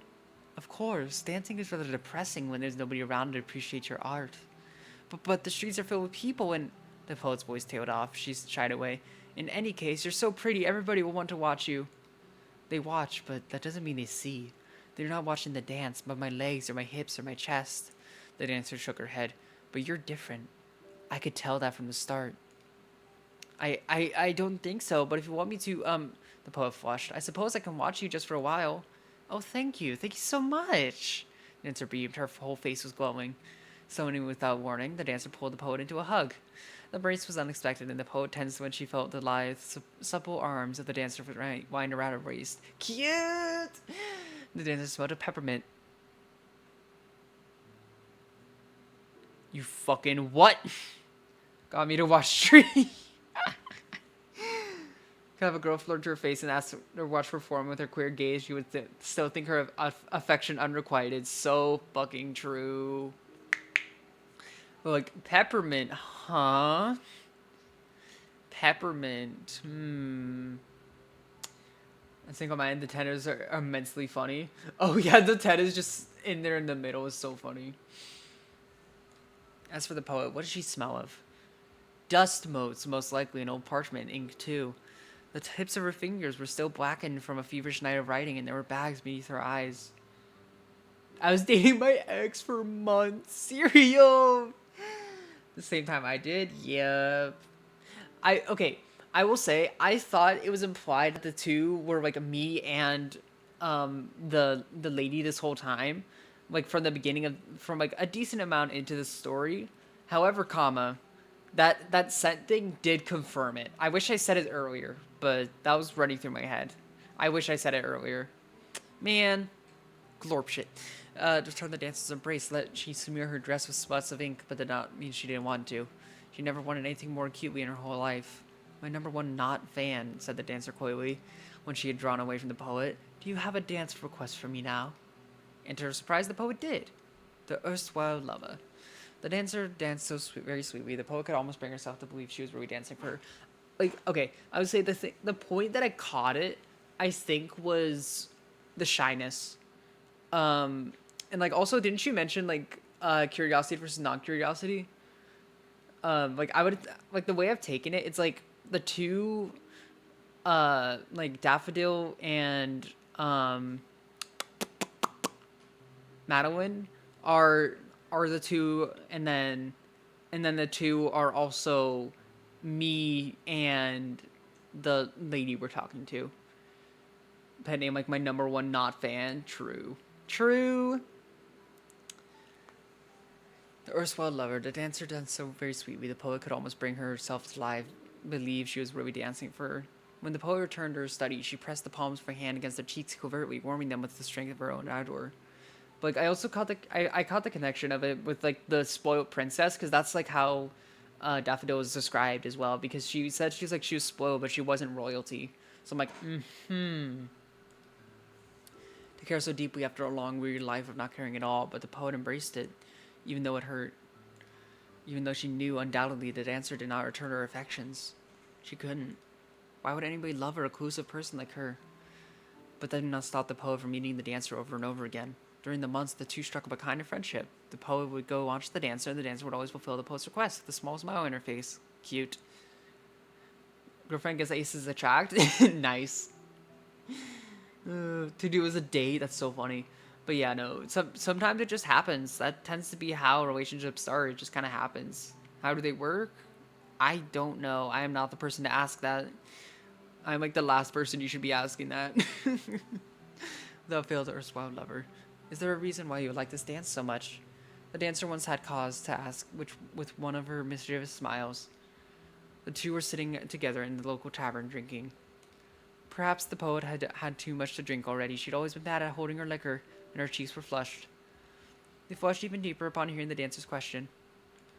What do you mean you're the last person to ask that? You know, that's a fair point. I mean it in the sense that I don't even have the want to like be in a relationship. I am like far gone from that. Oh yeah, I forgot. Grandma just doesn't exist either.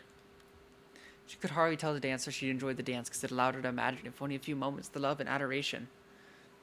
Excuse me, resplendent upon the dancer's face was meant for her and her alone. Being an artist herself, the poet understood the dancer's true motivations. The love that shone upon her face during the dance was not meant for her. And that was the last 6 months. Yes, that is exactly the case, Serial. SMH, SMH. Oh my god. I just think it looks beautiful, that's all. But the dancer was not placated by this obvious dodge. Oh, is that all? She said, nudging the poet in the ribs. Uh-huh. Similar to how Madeline would poke Daffodil in the tummy. Oh my gosh. It is the truth, the poet squeaked. The dancer peered at her, smiling that mischievous smile the poet had come to know even better than her own. The Gorleys. Tee-hee. Tee-hee. The poet knew the dancer smiled more intimately than hers. She never smiled herself, after all, and even if she did, she's not the sort of person who cared to look at her reflection in the mirror. She was far too pale and sickly. If that is so, then why is your face red? Asked the dancer.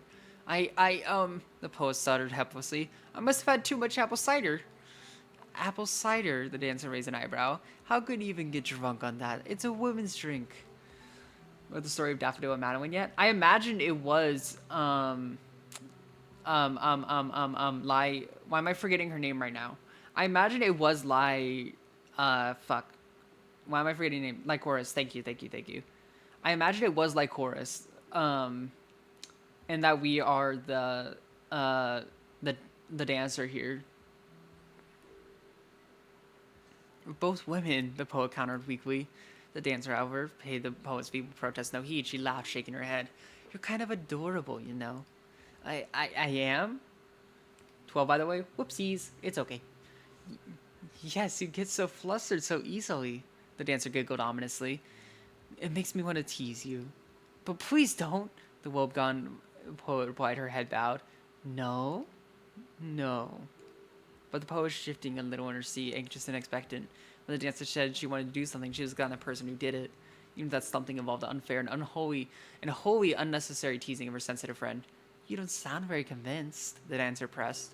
Well, if it's you, the poet flushed, abashed by her own honesty, maybe I don't mind being teased, just a little. Friend, yeah.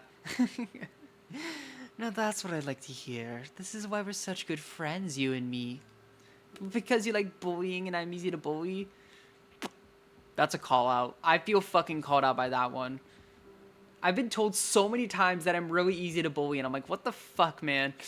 Granted, the poet was not well versed in human relations, but it did not seem like the most stable foundation to build a friendship on. But there was more. Of course, there was more. The dancer made a show of thinking, one finger tapping against her lower lip. Her fingernails, the poet noticed, were a pale peachy pink, neatly filed and cut into perfect crescent moons. For some reason, those perfect fingernails were depressing. And you're incredibly cute, the dancer suddenly exclaimed. What? We would never? You would never is more specific. A lot of other people absolutely would. Like, literally, me was pointing and laughing at me for no reason, like, not too long ago. She was not drinking. If she had been fine, I'd find spray of apple cider would have gone everywhere. Now that would have endeared her to the dancer, she did not think. But please don't tease me, the poet begged. Who says I'm teasing you? Who says I'm teasing you? Chet does, that's true. Hi, it's me, I would. True. True. It's so unlikely, I'm not cute. R2, the dancer insisted stubbornly. I'm singled out? Yeah, because you made a point to intentionally not bully me, so that's why. Looked at her dubiously. You said cider is a woman's drink, but I think you're drunk too, she said. Nonsense. But you said I was cute. You are cute, and I'll prove it. How? Like this. Is she gonna kiss her? Quicker than lightning, the dancer bridged the gap between them and pressed her lips against the post streak. Oh my god. Oh. The poet squeaked. Predictably, she flustered, her eyes wide as gold pieces. With a trembling hand, she brought her fingertips to her right cheek and let them rest there. Totally platonic cheek kiss, huh? Yup. She was so awkward, uncoordinated, she very neatly managed to knock her tankard of apple cider over in the process. Could you really blame her? The dancer, her dearest friend and the object of her affections, had just kissed her. What did it mean? Oh. The poet did not know. She was happy at this display of affection, of course, but at the same time, she was horribly anxious. What if their relationship now? What if it changed? What did it mean? I know, right? Girl. So the poet had been unbearably lonely. She did not even realize the full extent of her own loneliness because she'd been lonely all her life. Loneliness had become a dull background hum like falling rain. Her constant companion. And not the poet knew what it was like to not be lonely. She did not know if her heart could handle the deep, unchecked loneliness of her past. Her heart was a frail, fragile organ, intense in pain when she was parted from the dancer. Some nights she would clutch her chest, her eyes woven shut from pain and whimper. Loving somebody was one of the most wonderful feelings in the world, but not being loved in return was agony. Being toyed with was worse. It felt like her heart was being lacerated by glass, and the mere act of breathing hurt. Sometimes the poet wished she had never met the dancer. Then she would never have learned what it was like to love, and subsequently she never would have learned what it was like to suffer. But she knew that was folly. Even if she had a chance to go back in time, she would not have done anything differently. She would have met the dancer again, over and over, across thousands of different lifetimes. If only she could have told the dancer that, but her lips remained sealed shut. All she could do was pine and pour the depths of her heart into her poems. The dancer herself seemed curious in the poet's work and asked her numerous questions about her profession. What is it that you do? She clamored. Tell me. Invariably, however, the poet replied with, it's a secret. Does that mean you don't trust me? It's not that, but I don't know if it's a very respectable job. The dancer only scoffed at these replies, saying, in case you hadn't noticed, I'm a street performer. I dance in public, hoping against hope some kindly men or women will give you some spare change. Well, you have no reason to feel embarrassed. You can tell me, the dancer pressed. But your dancing is beautiful, whereas the poet bowed her head, closing her eyes. I've only ever used my talents for selfish purposes. What talents? I want to know. Aren't we friends? Well, poet hid her face, admitting that she was a poet. It was excruciating, as it is so often for those who wish to make a living through written word. It's far too personal. At the same time, the poet wanted the dancer to know. I write poems, I suppose. She made her cheeks pale pink. To her relief, the dancer did not scorn her chosen career. Instead, she clapped her hands together, her face shining. Clapped her hands together? I swear to God. Poems? Oh my, that really does suit you. You think? Yes, you seem like exactly the kind of person who would exist in some dusty library poring over old books with a quill in your hand. I'm not sure if I'm flattered about this assessment or not, said the poet. It's a compliment, said the dancer, but a poet, I wonder. Girly and popping, so true. Also, sorry, not to interrupt it, but this entire time, I've been too fucking deadlock brained. I've been imagining the poet and the dancer as Celeste and Paige from Deadlock. Hold on. Hold on. I've been imagining it as Celeste and Paige from Deadlock this entire time. So, like, Celeste as the dancer, and then Paige as the poet. I've been imagining it as these two this entire time. Paige tracks? Yeah. But yeah, I've been imagining it as these two this entire time. Aw, yeah. Yeah, I think it's really cute. Anyways. What was she wondering exactly? The poet was curious. At the same time, she was a little anxious. Even so, she still asked, What are you wondering? The dancer's eyes lit up. With a wide smile, she took off hold of the poet's hands in her own. Her fingers were soft and warm. Have you written any poems about me? The poet backed away, though it did little good, given their fingers were still entwined. Like, well, cider and soup, I say winning. Lucky motherfucker. You have? Asked the dancer. No? Don't lie to me, my number one not fan. I can tell, said the poet, waving one finger in a reprimanding manner. If you have been profiting off my beauty, why don't you let me look? I want to see what you've been writing about me. The crush on you that written about you? Don't do it. I feel like that's speaking from experience, huh? The poet could not. Open and close her mouth, but no voice came out. It was too embarrassing. As a writer, spare us. Uh-huh. Poems can be rather revealing, crafted by stripping back layers upon layers of the heart and arranging them prettily on a piece of paper. The poet did not want the dancer to see the true depth of her feelings. She would rather die. She would refuse. She had to. Known as reverse psychology, please. Well, the dancer... I actually don't even know if this reverse psychology or not. That actually might be genuine. If you don't trust me. But that wasn't it. No! Well, that answers that question. Trust the dancer. God, please, no, I swear to fucking God. Though her poetry had never been more evocative than it was now, that only made the poet even more defensive of her works. Falling in love seemed to have a positive effect on her poetry. Though the poet had published a handful of poems before, they met with little acclaim. They were too morose and melancholy, with no softer moments to break them up. Writing about fish is the pinnacle of writing? True. Fish. A long endless slog.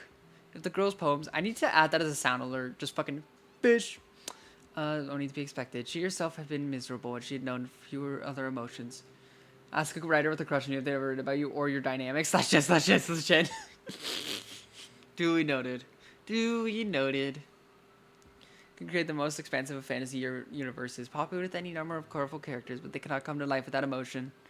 Upon meeting the dancer, the poet's heart was suddenly seized with any number of curious feelings she had never had before.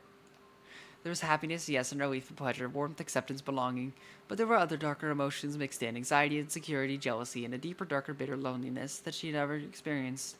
With these emotions, the poet created new works, and they were well received.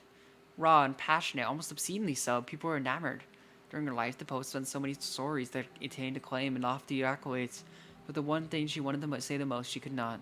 She could not tell the truth. She could not tell the dancer she loved her. She could not even let the dancer read her poems. Time passed, as always does, and the halcyon days the poet had spent with her beloved dwindled away like long autumn leaves. The dancer told her the new one's day when they were in the local tavern sipping at tankards of apple cider. The same apple cider had been drinking together, the dancer giggling tipsily while they served the first and last kiss. A chaste kiss on the cheek, scented with sliced apples. The dancer hadn't been serious, or had she? The poet didn't know. She never asked, and now it was too late. Oh no! Fucking doomed Yuri! I'm going to get married soon. In that moment, the poet's heart shattered. She had always known such a day would come where the dancer would be torn apart from her forever, but she not wanted to accept it. It hurt too much. Now that it finally happened, however, she had no choice but not to nod her head. She was that kind of person. Oh, is that so? I'm happy for you, said the poet. Then to look at her, brushing a few strands of hair behind her ear. Are you sure? Her eyes were large and imploring, pleading. Are you really sure? And the poet had never been sure. It was not all right. She was not happy. Her heart had already broken and its shards were embedded inside her ribs, her stomach, her liver, her lungs. The mere act of breathing hurt. She had to try and smile. She didn't want to ruin the dancer's happiness. A dancer had played the role of the erstwhile lover for the poet so many times in the past. That was more happiness than a useless girl could hope for. Now she would dance for it for her husband. And so it was, though it hurt more than anything ever. The poet was able to say with conviction, I am sure. But, surprisingly, it was the dancer who faltered. Her fingers trembled about the handle of her tankard, and her eyes began to swim with tears. Why was she crying? Happiness? It did not look like it. If I get married, you won't be able to be my number one not fan anymore. Girl, fucking tell her. I won't? No, my fiance does not approve of me being a dancer. He says he cannot bear other men to look at my legs or waist or hips when I dance. He's only saying that because he loves you. Did she really believe that? I love dancing. I love dancing more than anything. I love it when you watch me. Fucking I'm gonna morb. The dancer stared at the poet, imploring. Her lips trembled. So did her eyelashes wet with unshed tears. Please. The poet did not know what she was pleading for. The poet's throat convulsed, and all she could say was congratulations. Being a poet is almost funny. She could not think of any words. Wasn't that her job? But words had forsaken her now. It was hard to say that who that ill place instead of congratulations hurt more. The dancer's face twisted with more grief than she had borne when dancing the role of the dancing swan. This was her final dance, reserved only for the poet.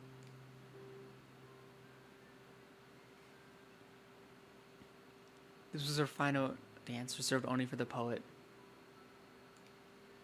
Her number one not fan. The heartbroken maiden. The poet hated herself for it. She hated herself more than she already did. Why hadn't she told the truth? Why hadn't she never told the truth? She claimed to care for the dancer's company, but everything she said to her had been a lie. This is why the girl wanted to become a poet ever since her childhood. She could not say the things out loud. The truth only manifested itself when she held a pen, but writing of her affection would be useless. She had never let the dancer read her poems, and now she never would. And just like that, the dancer left the poet's life. Her absence cleaved an ineffable hole inside the poet's breast, as though her heart, which had been lying dormant for years, had suddenly burst into being only to collapse in on itself. Only she had told the dancer now how she really felt, instead of relying on a cold and unfeeling piece of paper. It was too late now. The poet returned to her secluded library. Once it seemed like a sanctuary, now it was a prison. With a trembling hand, she picked up her quill and dipped it in her ink pot. A thick drop of ink fell from the end of the quill, and it hit the clean, fresh sheet of parchment, stained, spreading outwards in a circle the size of a marble. The poet did not try to brush it away. There was no point. For the first time in her life, she could not think of anything to write.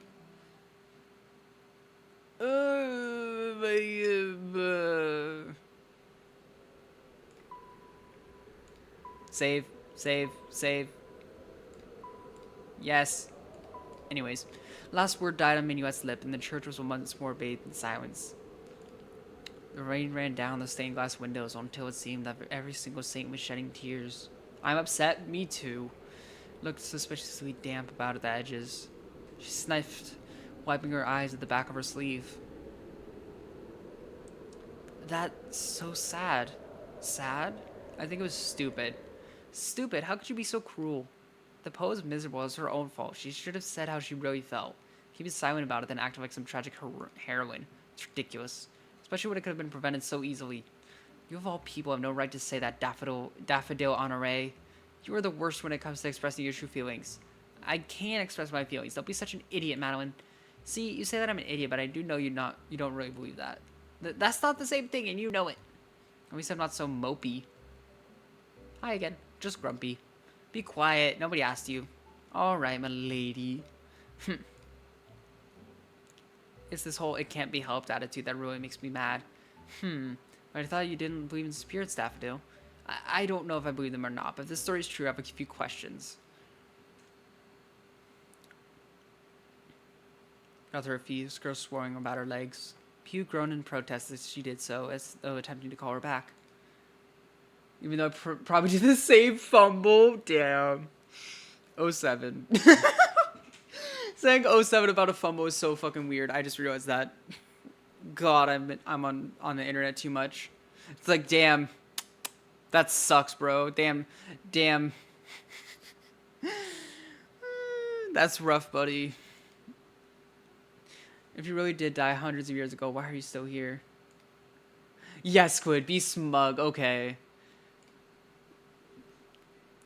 Careful when she says very straight up with mine. Understandably. As you should be. Suck to ass, cannot recommend. Oh.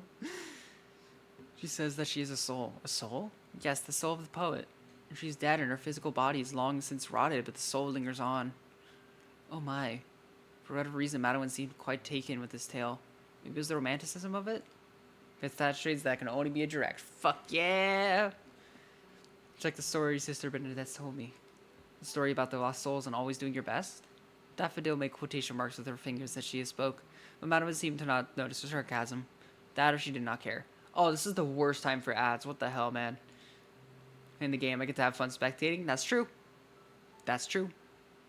Burdened with regret, cannot transcend to a higher plane and will remain in the mortal realm. And if they are unable to find inner peace, they will become one with the earth. Oh, please. That's just a story. It's written in the Book of Marjolaine. It's not just a story. It's a parable, a teaching of the goddess. So you're saying this tree is actually a soul? A soul made manifest. Yes, a physical representation of regret. Madeline blinked shyly at the tree where perhaps supposed Lycris was residing. Free game if you want to play. True! Fucking explodes. She's been here for longer than she could remember. Maybe 5 or 6 centuries. Centuries? That's an incredibly long time to pine after a street performer. I'm sorry to say you're not very romantic. And this isn't very practical. Living alone while I'm watching stream and baking a cake at 1:22 a.m. Dude, I want to bake a cake so badly right now. That sounds so fun. I should make a box cake tomorrow. I should do that. Just because, like, it's simple. I want to bake an actual cake from scratch at some point, but I can make a box cake pretty easily. Honestly, this is even more unbelievable than souls. Aren't nuns supposed to believe in souls? Hardly. I'm a modern girl. Moist strawberry box? Fuck yeah. Yummy, yummy, yummy. Something are uniquely irritating. Is that like Horace's opinion or yours? A little bit of both. This is impossible. You, she stabbed a finger at Minuet, needs to know your place, and you, down a finger at the tree, don't belong here. You've been dead for hundreds of years. It's time to move on now. Jeez, rude. Yep, that's right. It's time to move on. Huh? I mean, she's going... Isn't that what you wanted? But I mean... Oh, ads, Sorgi. Bad timing. I will let it run. Overturn break. I'd use either hiking, camping, or rock hounding on the coast. That sounds so delightful. Have fun. Have so much fun. Oh my gosh. Do I have the stuff to make cake? I mean, I would need eggs, right? So I just need to get bananas. I don't have vegetable oil. I don't think. I know there's a way to make the box cake better that's just not using like the standard vegetable oil egg stuff, but I forget what it is. Please not come to the house. I made a monster of a cake. Yummy cake. I love cake. Cake's so yummy. 3 weeks away. Oh, good. But it'll be fun when you get there. It'll be so fun. More to it, but it's funny to call it that. Fair enough. Give me cake. Yeah, give me the cake too. Share with the class. 1 extra egg, milk, not water, butter, not oil. There it is. Thank you, cereal. That's exactly it.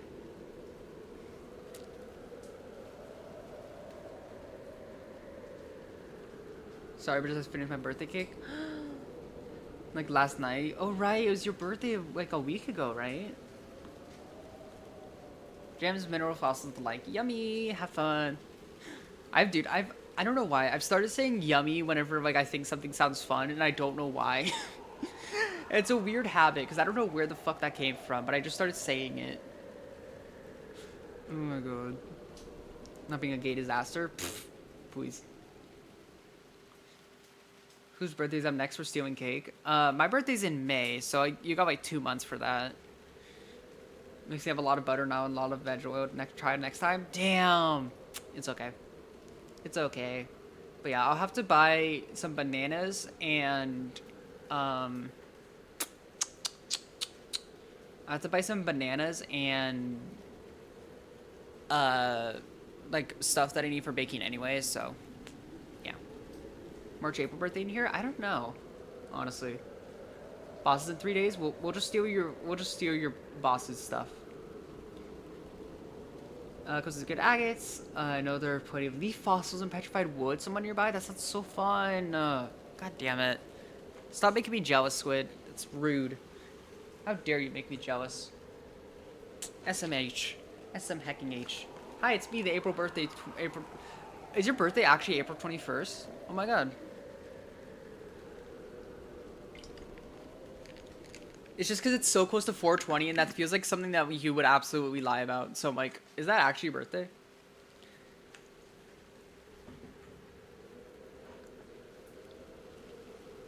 You already know mine? I do.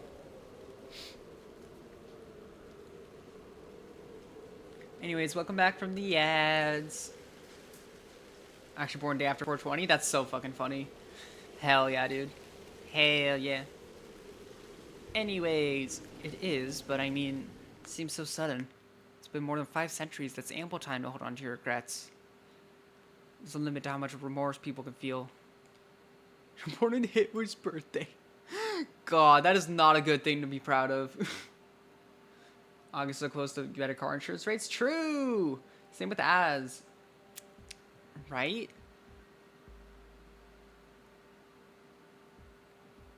Miku dayo. Like horse nodded, her head bowed. Her hair was so long it seemed to be weighing her down, applying an unhealthy amount of pressure to the base of her spine. But it was pointless to worry about such things. She was already dead. Physical body was dead. Oh, those lyrics now. Nina fixed Minuet with a gaze so penetrating her very being convulsed. She spoke, her words were unintelligible to save all save Minuet. And yet at the moment, Minuet was sure Madeline and Daffodil could understand her. Her soft, tremulous voice, unheard for more than 500 years, was given new form on the breath of wind, the falling rain.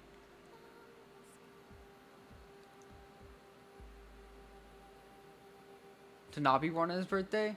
Oh, you're not born. Oh, I thought you said congrats, you're born on Hitler's birthday. No, that is absolutely proud to be not born. My bad, I misread. Way down your spine? It's not unheard of, but yeah, no, absolutely. Sorry, I misread though, Reg. It is absolutely something to be proud of. More 420? Oh, I didn't know that. Lingered here for far too long. I don't remember what the dancer looked like anymore. I don't remember her face or her name. I hardly even remember how she made me feel. I just remember how much I wished I had told her the truth to her and how much I regretted that I never did. I still have so much regret, but it's too late now. I should put it behind me. She brought one hand pale and ghostly up to her cheek, as though trying to catch tears, but she could not cry. Apparently my hair is really light. Oh yeah, no, mine is very, very thick. I'm not, like, whenever I take a shower, I can literally, like, feel the hair, like, weighing me down. It's crazy. Now, down to her knees. That's impressive. Incredibly thick? Yeah. Just like me, for real, for real. Could not cry. There was no liquid left in her body. Just phantasms. I've been lonely my whole life, but it's my fault. It's because I shut myself away. I shouldn't have tried to use somebody else to heal my heart. Oops, misclicked. Selfish, unforgivably selfish. It took me hundreds of years to come to terms with that. Yeah, only at your ass. That is so long. What do you mean? Maybe that's wrong. Yeah, that's wrong. You shouldn't need to hate yourself for that. Everyone acts selfishly from time to time. If we didn't act in our best interest, we would only make ourselves unhappy. I really am glad. It's strange. What is this? I never really had any friends when I was alive. I don't think I've ever spoken to anybody about my feelings. Not honestly. It's odd I should laugh during my death. Guess it's never too late to change. I really am happy I was able to meet you. I was always a softly spoken person during my life. Probably why I never had any friends. regretted it, but I told myself it's just the way life was. You know, I'm gonna say it now. I wouldn't be surprised if, like, Horus is like some sort of self-insert, because the dev of the game made a mistake where they didn't like tell someone how they felt, and just constantly regrets that. Part of me wonders if that's why. Just what the life was. It was easier to hide away, and so I hid. Does a lot of tragic Yuri? Oh, I got it. That makes sense then. That makes sense. Hung up to you, I was scary. I was so frightened, but in the end, you heard me. You had a trim so much. Do it. Do it now. I know. I need to get it. I need to get a trim as well, just so like my bangs can get refreshed. Because the issue is, I have like really curly, like, or wavy hair. I guess is more accurate. I have really wavy hair, so there's no way in hell I'm gonna trim my own bangs, because that's gonna look horrible. I need like someone to actually do it. You know. I wish my hair was like super straight so it could be easy. Poor hair. Oh god, you're right. My hair looks always really good in the rain though. But in the end, you've heard me. Yeah, I heard you. Kind of hard not to with these. Minuet gestured towards wide ears, and that was noted. You heard me, and you listened to me. For the first time, somebody listened. For the first time, you bothered to ask.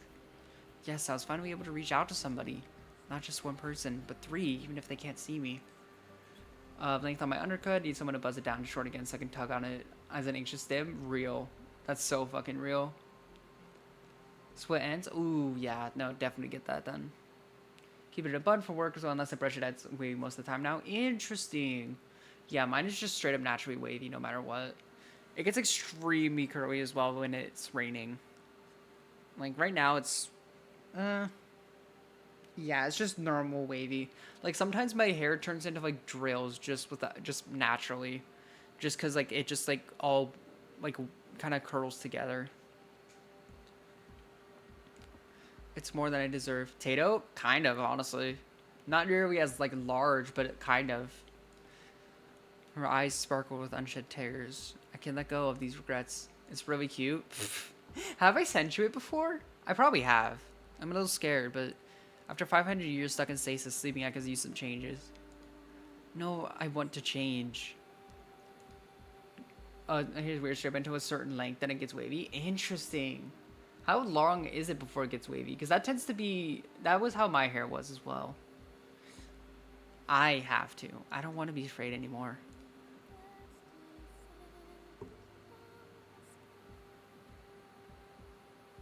And so, saying the course's form, Unseen, all save Minuet began to disperse. Her body started to fragment like waves against the rocks, and until there was nothing left. Your shoulder length? Oh, wow. Then, yeah, that's much longer than me for that. The girl had vanished, but she had left something behind. We go drill sometimes? Fuck yeah. We some MAGA morons been years since of yikes. What on earth? Oh my. Minuet turned, her ears twitching. It was the tree. Dead withered tree had sprouted from like horses' regrets, was no longer quite as dead and withered it had once been. The tree looked firmer, thicker, fuller than it ever had. Right before Minuet's eyes, she could see the most remarkable transformation taking place. There was fruit. This old, crooked tree, which seems to have actively repelled life, had borne fruit. Apples, bright red, the skin's almost divine luster. Completely and utterly breathtaking. I thought this tree was supposed to be dead. It must be a miracle. That can't be. Miracles don't happen so easily. You're still trying to be cynical even now. You're awfully determined about the strangest of things, Daffodil. Stuff and nonsense. If it's nonsense, why are your eyes watering? They're not. It's like I'm getting emotional. Liar. Liar. I thought I took care of it and tried to give it a white fro. I don't care to take care of that degree. Yeah, absolutely. Lashes fronting as she's left the playful bickering of two nuns watch over her. But the rain no longer seemed more morose or melancholy. Instead, it was soothing, purifying. You see, like Horus, Minuet held her hands to her chest as she looked up at the tree, the green leaves, the bright red apples. Change doesn't have to be scary after all. The end. Yippee! Aww. Cute.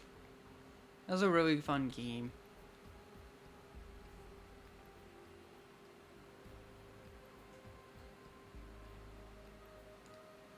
There's more? I figured. Because you said the only achievement that's in color is the, yeah, the true ending. Yeah. Let me see. Trickiest achievement in the VN. You have to quit the game when the panel with the two characters next to each other holding hands appears. All F4 and be cautious not to skip the entire thing. Ooh.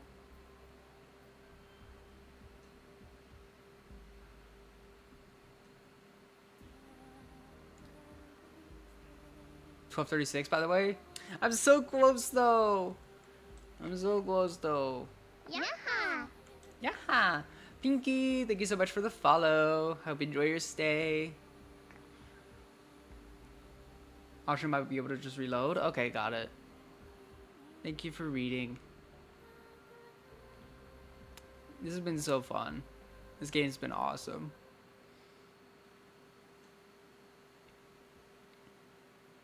Your eyes widen. Whole body's trembling. Remember, all of a sudden you remember. I write poems, I suppose. In any case, you're so pretty. Oh my, were you waiting for me? You look so irreverent. Blah, blah, blah. Ah, blah, blah. Ah, words. I'm going to get married soon.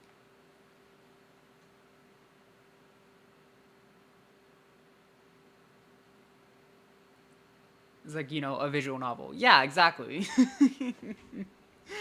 I just read an entire book to you guys. Haha. Minuet? You're not Minuet. You know that now. You were never Minuet. Instead, you were and always were. You remember who you are.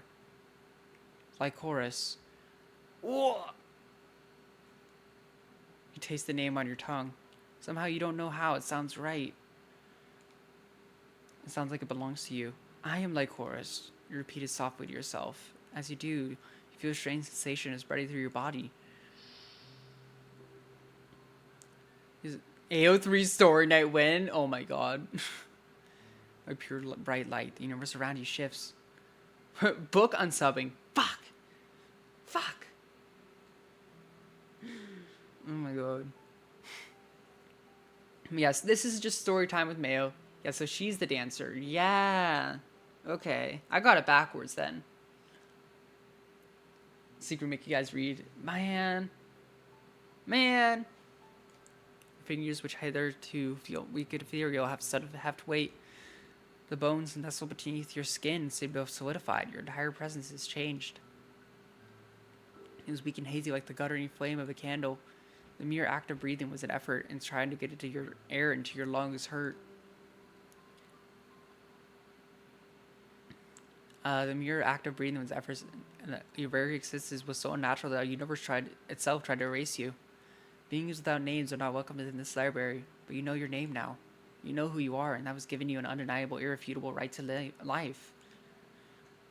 You have fingers you can use to touch, a nose you can use to smell, and ears you can use to hear. Arms and legs, a head. You're a person after all. Your own person. Body claimed right. This is the lines that we had at the beginning, but not belong to you. This body, however, all yours. You've achieved existence, but at what cost? What? Library later today. Do it. Read. Stares at you, unblinking. You just look like a girl in the story. She swallows her white swan-like neck, convulses. The whole time you were like chorus. You nod your head. You feel your hair shifting and pulling about your shoulders. You missed your hair, your long, long hair. When you felt lonely, which was often, you sit in your bed and brush it 100 strokes before you went to sleep. The regular monotonous motions were soothing, relaxing, gave you time to think. But your thoughts were always inevitably about her. Aww. So my number one not fan. Do you have a dance request for me now?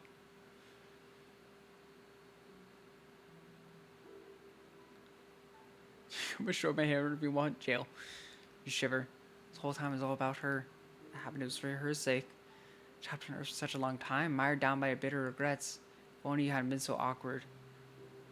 And you finished Journey to the West? I'm unfamiliar with that, but do it anyway. Written any poems about me? Fortunately. Ball until we meet again. Fuck.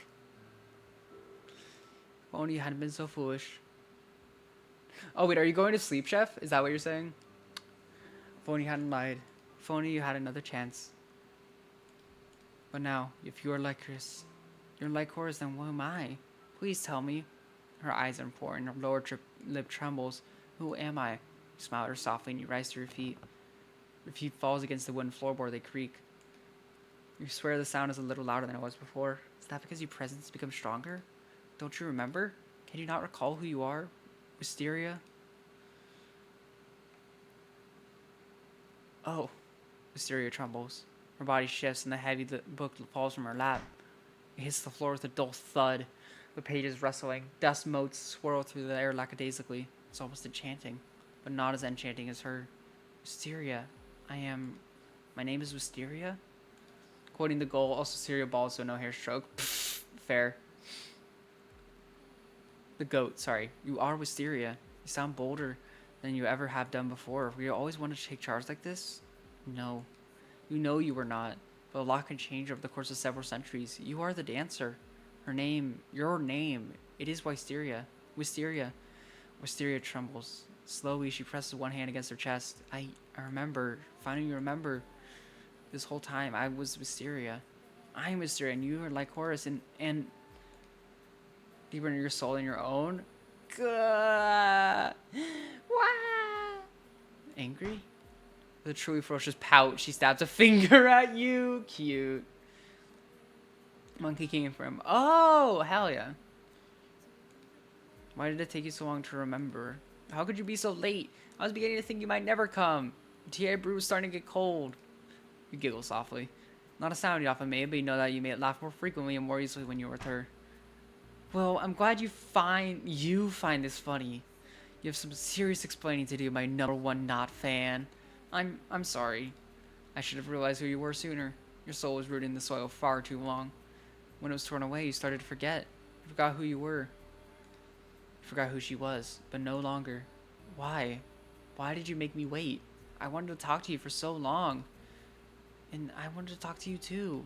All this time, I wanted to see you. I wanted to apologize, but it seems that miracles can't occur after all. You sniff. All of a sudden, your eyes feel watery. I'm sorry. You duck your head and wipe the corner of your eyes at the back of your hand. Hey, why, Horace, why are you crying at me like the time of this? Aren't you happy to see me again? I am happy. I'm so happy. I can't stop crying. Aww. You've always been so weird. I know, and I'm sorry for being such a coward. I should have told you how I really felt, but I didn't want to impose, not when you were going to get married. Oh, that? I was never going to get married, silly. What? You weren't? No, I don't like men. Did I complain about them staring at me? Then why did you say that? Because I wanted to see how much you liked me. Fucking mind games. God damn it, Wisteria. Just tell her how you feel too. Tell me in your own words that you love me. Wisteria. Don't look at me like that. She flusters, her cheek burned brightly like oil lamps, even the gloom of this secluded library. I could have told you myself, but I was afraid too. I didn't want you to reject me. Your voice catches in your throat, you choke. This whole time, you told yourself it was impossible over and over until you could no longer imagine any other outcome. But that was foolish. As a poet, you should have known. Reality can, in some cases, be even stranger than fiction. Don't yield results? What the hell? Apparently not. Seems even a strange, reclusive, awkward girl like you can be loved too. I would never reject you. Wisteria, I love you too. Like Horace? That's right, I love you. This whole time I loved you. Ah. You step towards her. She rises to her feet. Her legs are unsteady like a newborn lamb's. Your fingers find hers. Hers find yours. They fit together so perfectly as though they were always meant to be. This is how things should be. They could have been.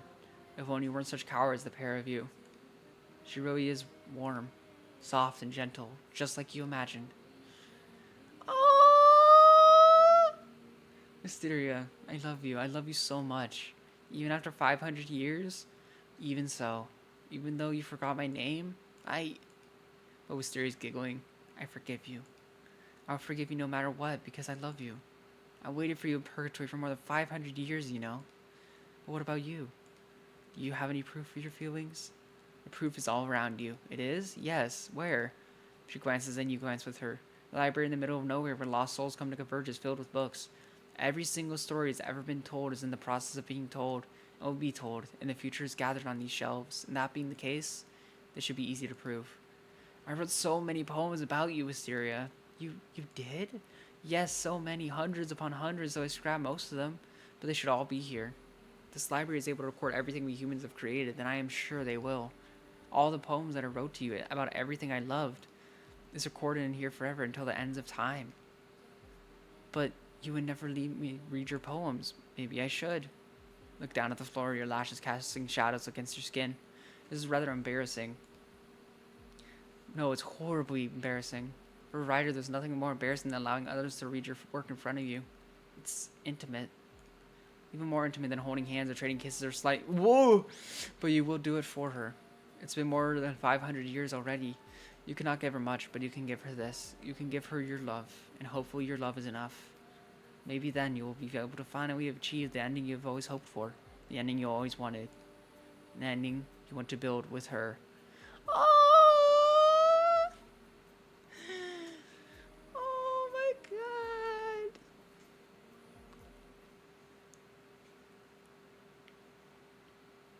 And then the game crashes.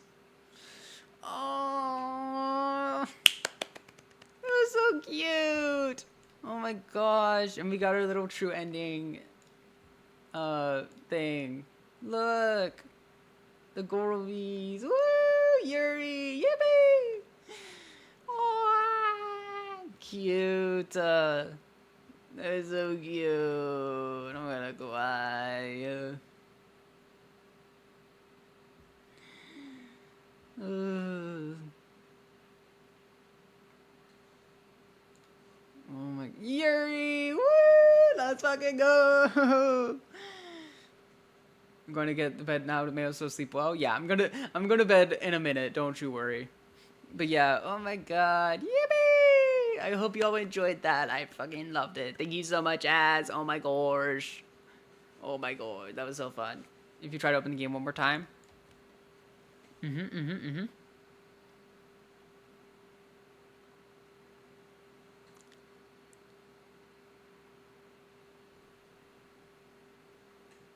blink your eyelashes fluttering.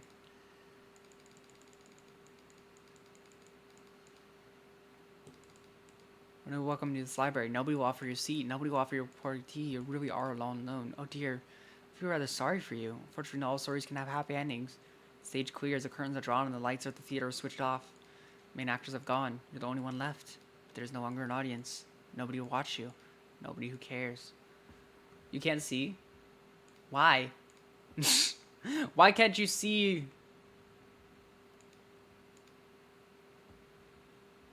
Narrator. Now what are you going to do? Why? What the heck? There you go. Hiding the game because she hates us. No, I don't! Well, I suppose you could always stay here. Stay here forever until the darkness eats away your bones and you sleep into a deep, endless slumber. Don't go. You can't go. I won't let you. Not anymore. Oh. Jesus. Nope, I'm doing it one more time. Heck you. Your mother. Your mother. I'm opening it one more time. There's nothing left for you here. Unless... Did you get your achievement? Yes. Do you wish to read the story again? I can make the actors resume their roles at any time, even when the story is over. It's not showing again. God damn it.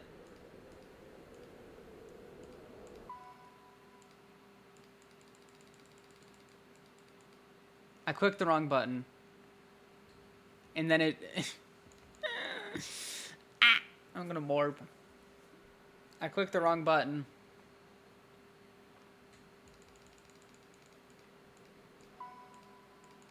I've had enough with my characters easier. enough of those already. Incorrigible sadist. Arrange the actors back on the stage. Crueler than you look. I like it. Once it tells a story, one must have a certain amount. Mother fricker. Don't you agree, my wonderful reader?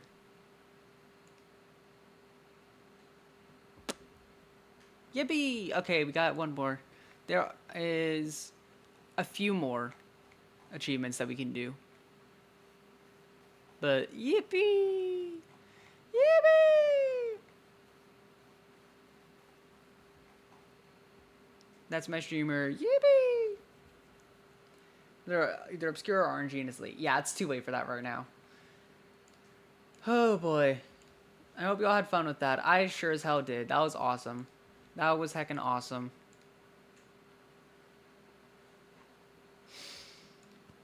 Yippee.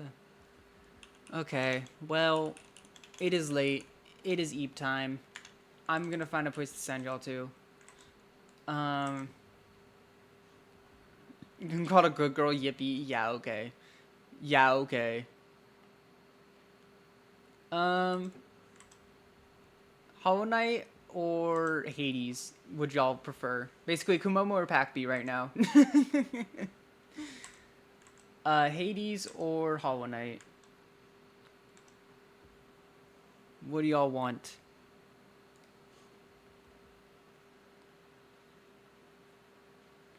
Awesome psychological horror. No move advocate. Would you like to say it gone? Maybe. I want you. Jail. Jail. I'm gonna flip a coin.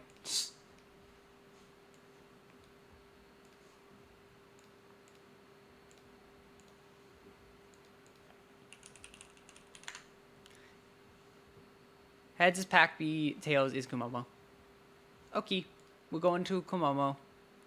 We are going to say hi to Kumomo, who is playing Hollow Knight right now. Don't bully her too hard. She's doing her best. She's fighting Greater King Zote or whatever the fuck his name is. I'm forgetting. So, yeah.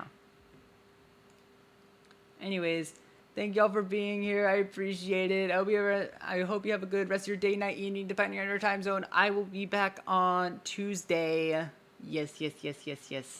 Y'all take care. Have a good rest of your night. Bye-bye.